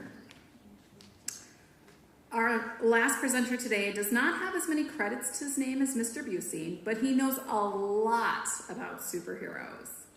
And he kind of looks like Jim Gaffigan. And he writes stuff too, which means he's welcome on our stage. Please give a round of applause to the marvelous Mr. Craig Schmidt.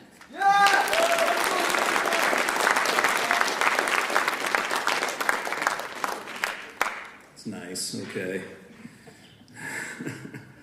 All right, well, so I've done several different types of writing, and I'm going to talk to you today about one I've not talked about in the past. So several years ago at a writer's week of I don't remember when, we had someone come to our school and talk about moth.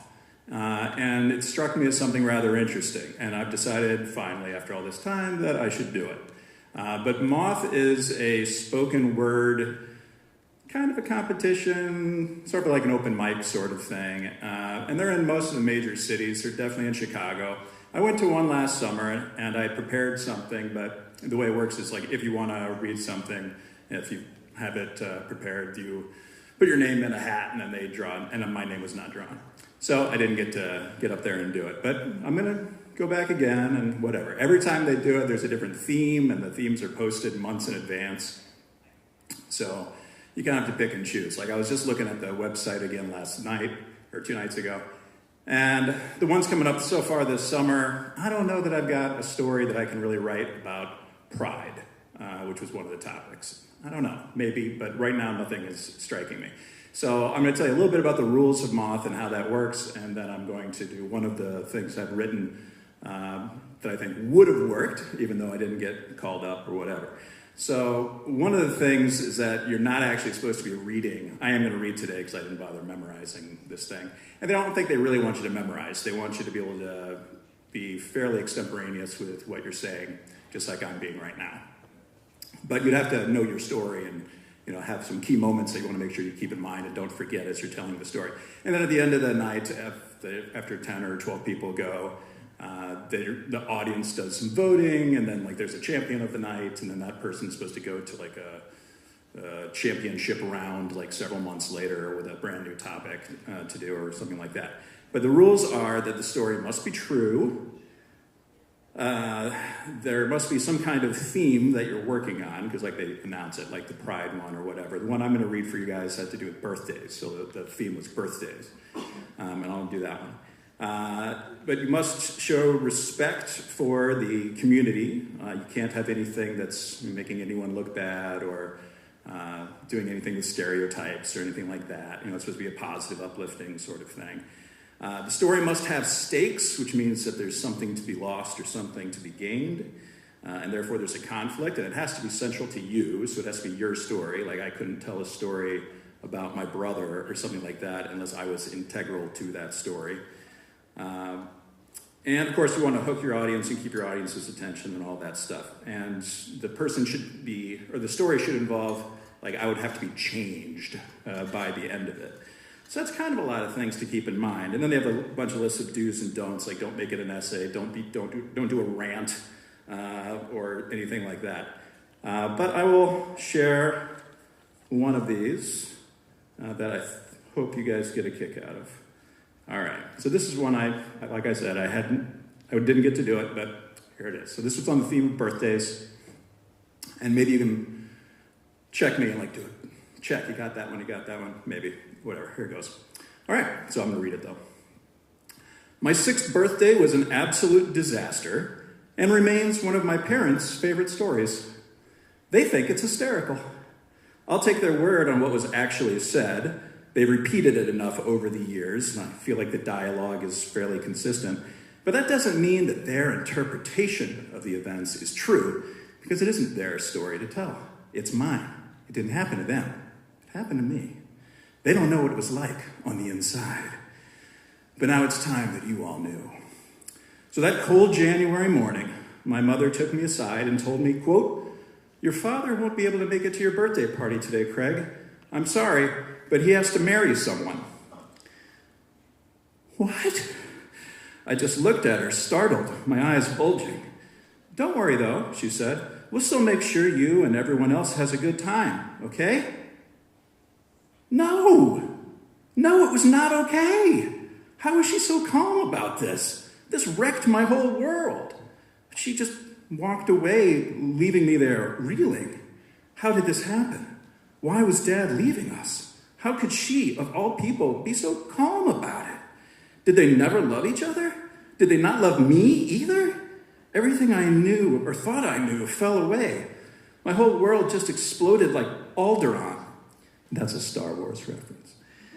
I watched closely, looking for signs that my mom would crack, but she kept smiling as she loaded a few presents into our blue station wagon. We drove to Pappy's Pizza, Mom just yapping away about my friends and their mothers who would be in attendance. I was in the back seat, but I kept just staring at her, waiting for something. An explanation, an explosion of curse vomit. Tears would have been appropriate. Any sign that she understood the magnitude of what has happened to us. But no, she just kept smiling. Obviously, the party sucked. It was the first and last time in my entire life that I did not care about pizza or presents or video games or friends. I just sat at the table with my mom and the other moms. And I was wondering, how could this have happened? And why was everyone faking being happy just because it was my birthday? And yes, at age 6, your birthday is a huge deal. But even then, I figured there could be things more important, like the end of your family. I wanted to scream that they should just stop pretending and we should acknowledge the tragedy that surrounded us. My mother kept asking me what was wrong, and I just kept staring at her like she was a moron. And just when I had about reached my breaking point, my dad walked in. He gave my mom a kiss on the cheek, and he wished me happy birthday. And he sat down, and I said, "What are you doing here?" And he said, "It's your birthday. Of course I wanted to be here." "But," I started, "didn't you just marry someone?" He nodded. "Yes, but it usually doesn't take that long." Usually? How many times had he done this? Now, I should probably mention what I did not know at the time, and what everyone else obviously did know, which is that as a minister in the Episcopal Church, it was my dad's job to marry people, as in he officiated the weddings. Do you take this man to be like, what, all that? But I didn't get that. I was only 6.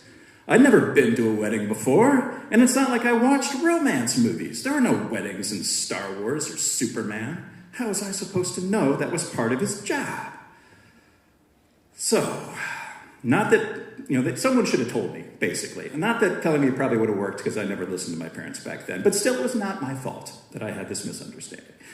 And as my dad sat there, I still didn't get it. And my parents didn't get that I didn't get it. So my torture continued. My voice cracked. I was on the verge of tears, and both my parents leaned in, concerned. I looked at my dad and said, I thought I was special. My dad put his hand on my knee and said, you are special. I looked away and said, oh, I bet you say that to all your kids. He nodded and said, yes, your brothers are special too, of course. But I didn't mean Arnie and Andy. No, I had been referring to the thousands of bastards my dad, the Reverend Richard H. Schmidt, had casually and carelessly littered around town, around the state, and maybe even around the world. My imagination was really on fire. There was no stopping it now. I started to cry for real, but managed to say, I thought you loved us, but you married someone else.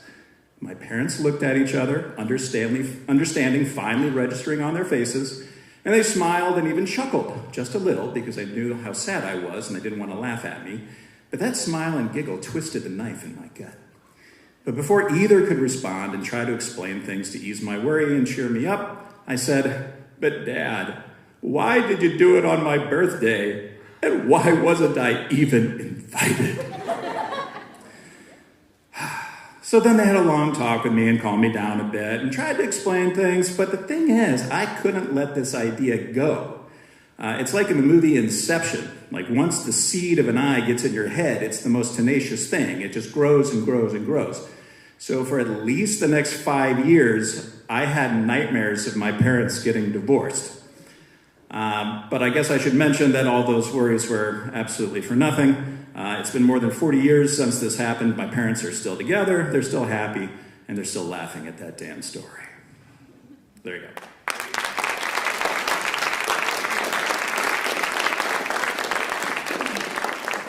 So when I decided to write that, the one thing I had to really figure out was when was I going to let the audience know that my dad was a minister? Because, in order for, I figured, and maybe I'm wrong, but I figured that for the audience to really appreciate the story, they had to see it from my point of view for at least a while, right? But then at some point, they have to be let in on the gag. If I would have let them in on the gag at the beginning, then I would have just seemed like an idiot the whole time, and all the dramatic kind of emphasis would have been just like washed away before I even got started. So I figured somewhere in the middle, maybe 2/3 of the way through the story, I let that little nugget of rather important fact be known. But anyway, yeah, so that's what I did. And I think I put it in the right spot. I don't know. I haven't tried the story any other way. This is the first time I've ever read it aloud. So there you go. Yeah. I don't know. What do you think? Yeah. Okay. Got some thumbs up. All right. Well, if you have any ideas for how I could tweak it, and let me know. Not that I think I'll use it, because I don't think a moth is going to use birthday as a thing ever again, but whatever. All right. I'll read something else. I've decided that I want to write things about my life that are either funny little incidents like that, even though that did give me nightmares for a long time, or things that are just that I want to be able to remember. And these days people take a lot of pictures, and so that's great. But I feel like pictures don't always have the full story. So I'm trying to just write little snippets, little like vignettes sort of things. And so I'm going back now, and I'm trying to what do I remember from my childhood that I want to get down, and from college and stuff like that. And most of the college stories I can't share with you, but I could probably share this one. So anyway, so this is some years later. This would be fall of 1991. And I would not say I'm a major character here. This was my group of friends and I doing this thing. But it involves a prank that kind of went awry. Okay, so here's a different one. Here it goes. When I was in college at Swanee, a dog named Tillich hung out on the landing right outside Gaylor Cafeteria's front doors. He was a philosophy professor's dog. It was Dr. Peters' dog, and Dr. Peters had named him after German philosopher Paul Tillich. But Tillich the dog was what must be labeled a lazy genius, because the dog had realized that students would give him scraps of food anytime they exited breakfast, lunch, or dinner. He was the fattest black lab anyone had ever seen. Every day, he'd get sausage toast and a Danish for breakfast. A few hours later, people would give him like half sandwiches, potato chips. I saw girls give him entire ice cream cones, which I don't think is good for dogs, by the way. And then dinner, he'd get, French fries and burgers and cookies or whatever. So he was huge. Anyway, my friends and I decided that it would be a great prank if we could lure Tillich the dog to our buddy Jay Becker's dorm room and then leave Tillich in Jay's room so that when Jay got home and opened the door, hopefully he would find Jabba the Mutt on his bed drooling all over his pillows and everything. I'm using a lot of Star Wars references today, jeez. All right, anyway. So we decided we'd try and lure Tillich away. It seemed easy and it seemed harmless, but of course it ended up being neither. First of all, luring Tillich away from his feeding grounds was no small feat. As I was trying to gain his attention, a girl looked at us suspiciously and asked what we were up to. I said, "We're trying to take him for a walk. Don't you think he needs a walk?" And she shrugged and said, "Well, yeah, okay," and then she left. And of course I only partially lied. We were trying to get Tillich to go on a walk because carrying this dog would have been completely out of the question. Convincing Tillich to come along, as you might have guessed, took a lot of food. We walked very slowly and he would only move if he could see the treat that was waiting for him a short distance away. He'd take like 4 steps, stop, expect a treat, that kind of thing. So it took over 20 minutes to get the dog from one building to the next. And we didn't have to go very far, but we went through several bags of Doritos. Dode even had to go back and get more food from the cafeteria. But eventually, we got Tillich to Elliott dorm and up 3 flights of stairs, which was really hard. We let him into Jay's room, because at Swanee, nobody ever locked their doors or anything. And we shut the door and figured that would be that. Tillich obviously staying in the room. However, Tillich had other plans. Apparently, he did not like Jay's room. So as we left the building, we heard Tillich barking. The sound seemed like it was amplifying and like echoing off the nearby buildings or something. It was so loud. And he sounded like he was having an absolute panic attack.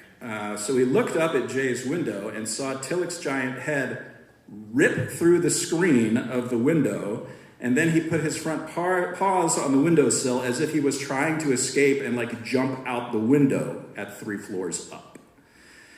So all 10 of us, these are the guys in my pledge class, we all shouted some obscenity or another and sprinted back upstairs. We were there in no time. But I had time to imagine this giant potato-shaped dog falling, spiraling, and landing with a grotesque crunching and crumpling, like a fuzzy beanbag chair filled with Jell-O and pretzel sticks, smashing into the front lawn at 98 meters per second squared. I imagined explaining this harmless and funny prank to the campus cops, to all the horrified students who would gather around crying, holding a candlelight vigil, to Dr. Peters, the philosophy professor, who I suspected would not have appreciated the manner of his noble dog's death, to the honor board at our school that handled disciplinary decisions, to my classmates who would all despise us, and to my dog-loving parents, and it went on and on. My friends and I would become the Tillich murderers. No one would want to talk to us. Eventually, one by one, I figured we'd all have to drop out of school or transfer just to get away from the stigma. But of course, we did save the dog. No dogs died in this event. Tillich was still trying to get his fat belly over the windowsill when we came into the room, and at that angle, we were able to tell like he really didn't have a chance. He was just too fat. He was not getting out. But we did decide that maybe we should stay with the dog and take turns dog sitting until Jay got there. And since at that point I was like nervous and I thought that my future depended on this dog's survival, I decided I would take the first shift along with my friends Dode and Scott. So we were stayed in Jay's room, and we were looking out the window, and we saw Jay walking across the street, coming back to Elliott dorm. Didn't have to wait very long. And then we left the room and said, Tillich, sit down, boy, calm, everything's fine, just sit. But as soon as we shut the door again, he started barking and went back to the window. And so Jay looked up from the street and saw this dog barking and then realized it was coming from his room. And so then he sprinted and he came up the stairs and he opened the door. And he was obviously very confused, but it was pretty classic. My friends and I were like hiding around the corner and Jay didn't see us there. But so he opened the door and, he cursed a little bit and, was just totally miffed. But then he said, here, Tillich, good boy. And that was really all it took, because Tillich clearly was sick of that room. So he left on his own, moving much more quickly than he ever did during our journey to get him up there. And pretty much that was that. To Jay's credit, I should say, he thought the whole thing was a really good prank and he laughed about it. But you know what? He never did get that screen replaced. He kept asking for us to do that and we never fixed it. So I don't know if it ever did. To this day, that room may be lacking a screen. I don't know. There you go.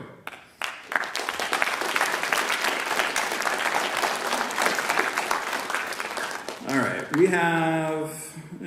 still have like 10 or so minutes. We're going to do a Q&A, but do you want to do it, I don't know, what do you guys want to start doing Q&A between Mr. Busing and myself now, or do you want to, I don't know if I've got something really short I can share. I don't know, hold on. Nah, that's not good. Nope. I did that one last year.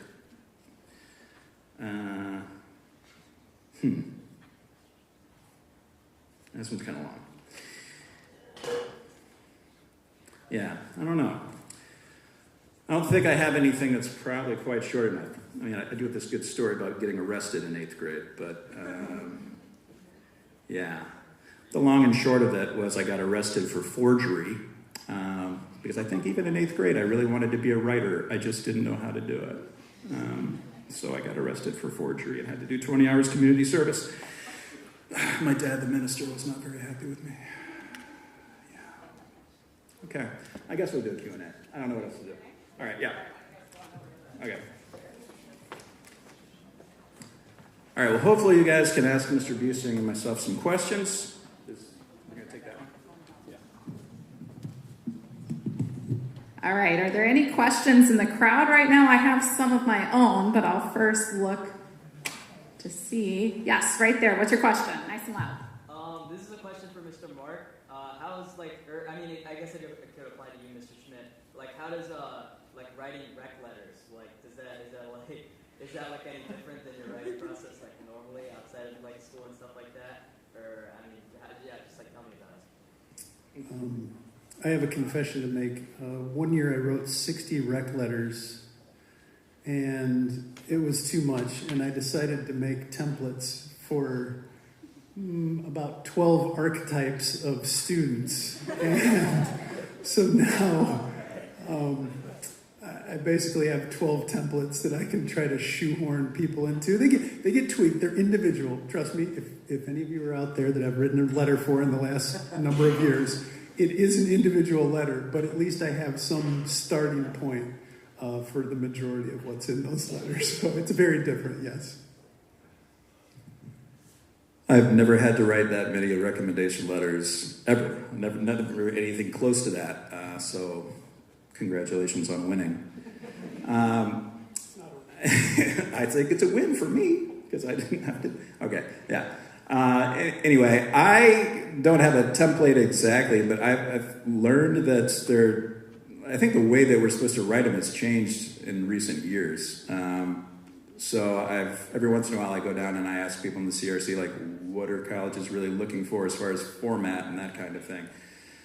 So over the years, my whole thing is adapted, but you're always trying to get out, you want to hit several things. You want to sit citizenship or personality and that kind of thing. And I don't know, but I feel like I have a checklist where I want to make sure I touch on all these things so that the student seems well-rounded and where they excel, and you got to use a specific incident, whatever. So anyway, yeah, there's a process you use, but It is individualized, even if you might have archetypes. I'm sure it's individual. It's got to be individualized. Yeah. But it is different. It's not like writing these things, and it's certainly not when I'm writing fiction, where I'm like making up stuff. I don't make up stuff about my students. That would be, that actually sounds really fun. But no, I won't do that. Okay. Other questions?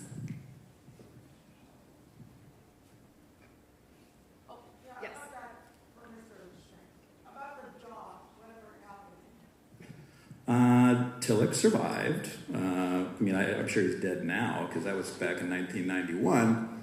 And really, the dog looked like he could have had a heart attack at any time. He was still alive when I graduated, though. So I know we didn't do it. My friends and I were not responsible in any way for that dog's eventual demise. Yeah. But seriously, he just sat on the steps, and it was kind of gross. But everybody loved him. Yeah.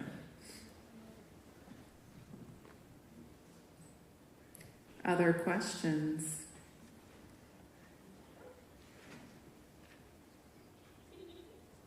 If not, I'll just tell another story. I've got a question. I want to know a little more about your revision process for both of you. Like, after you have that first draft, what are your steps when you begin revising? Mine are never done.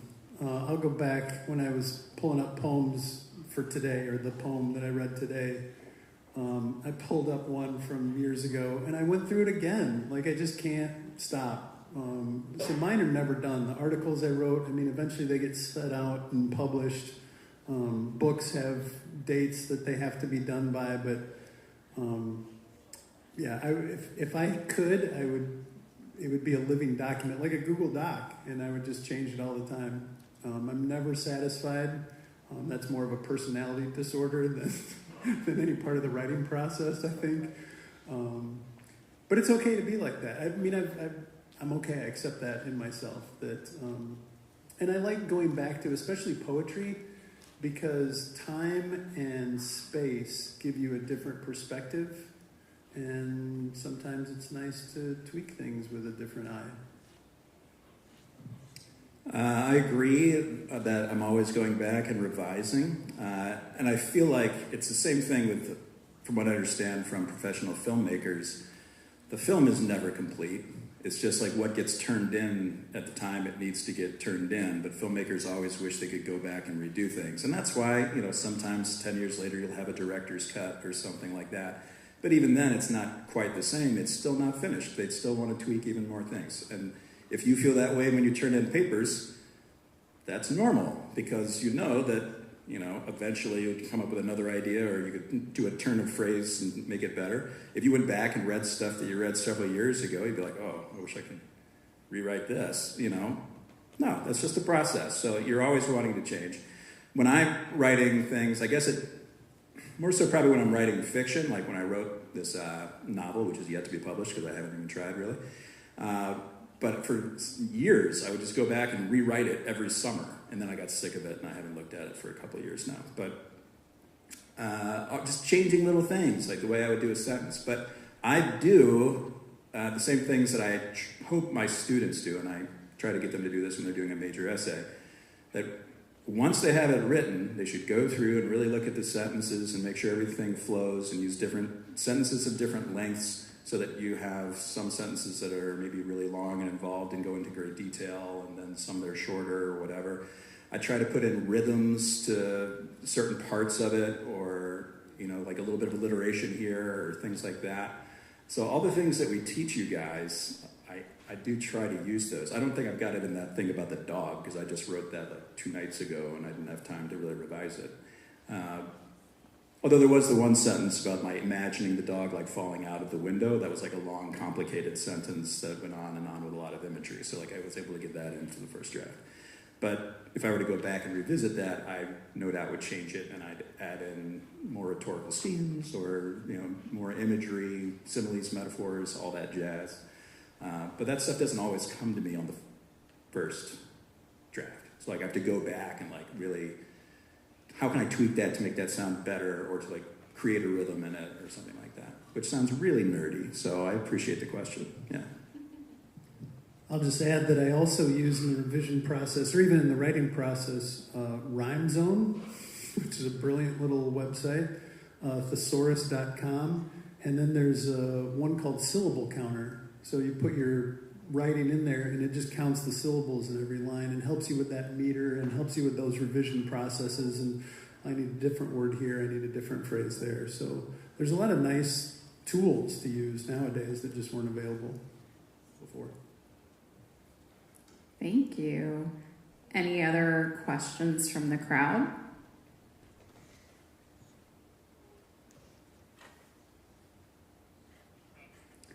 Mr. Schmidt, I have a question about Moth. Which superhero would win a Moth storytelling contest? Marvel Universe. Any from the Marvel Universe? Any. Is Professor X allowed to use his mind powers? No. Dang. Okay. Captain America does have some pretty good speeches. I mean, and I think those are off the cuff. So I feel like Cap would be pretty good. I don't know who else. T'Challa? Black Panther, maybe? I don't know. Yeah. Okay, just wondering. Yeah. Cap gives all the best speeches, I feel, in the movies anyway, so.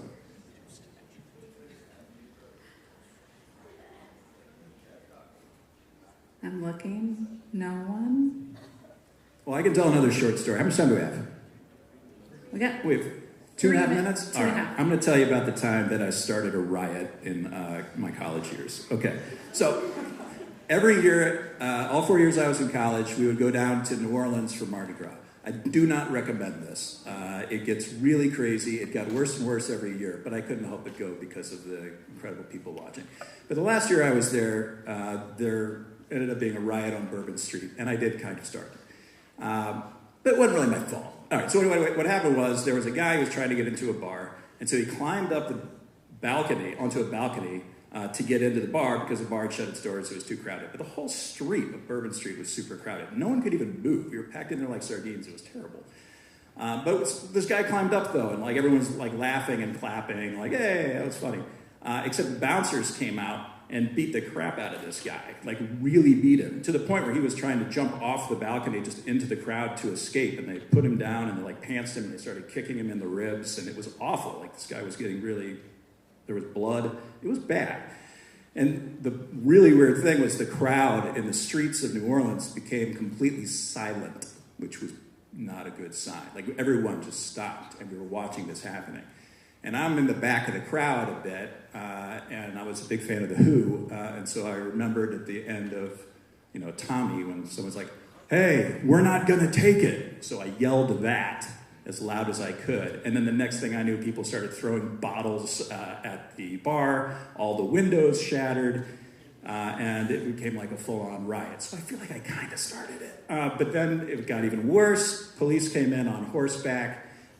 They were so crowded, there was really nowhere for them to go. They took out their batons and just started beating people in the streets who could not even flee.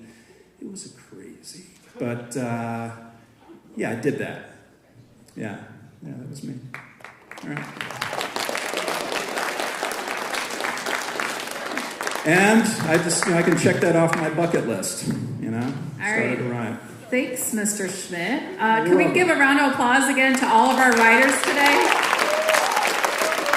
Thanks, everyone. You were a great crowd.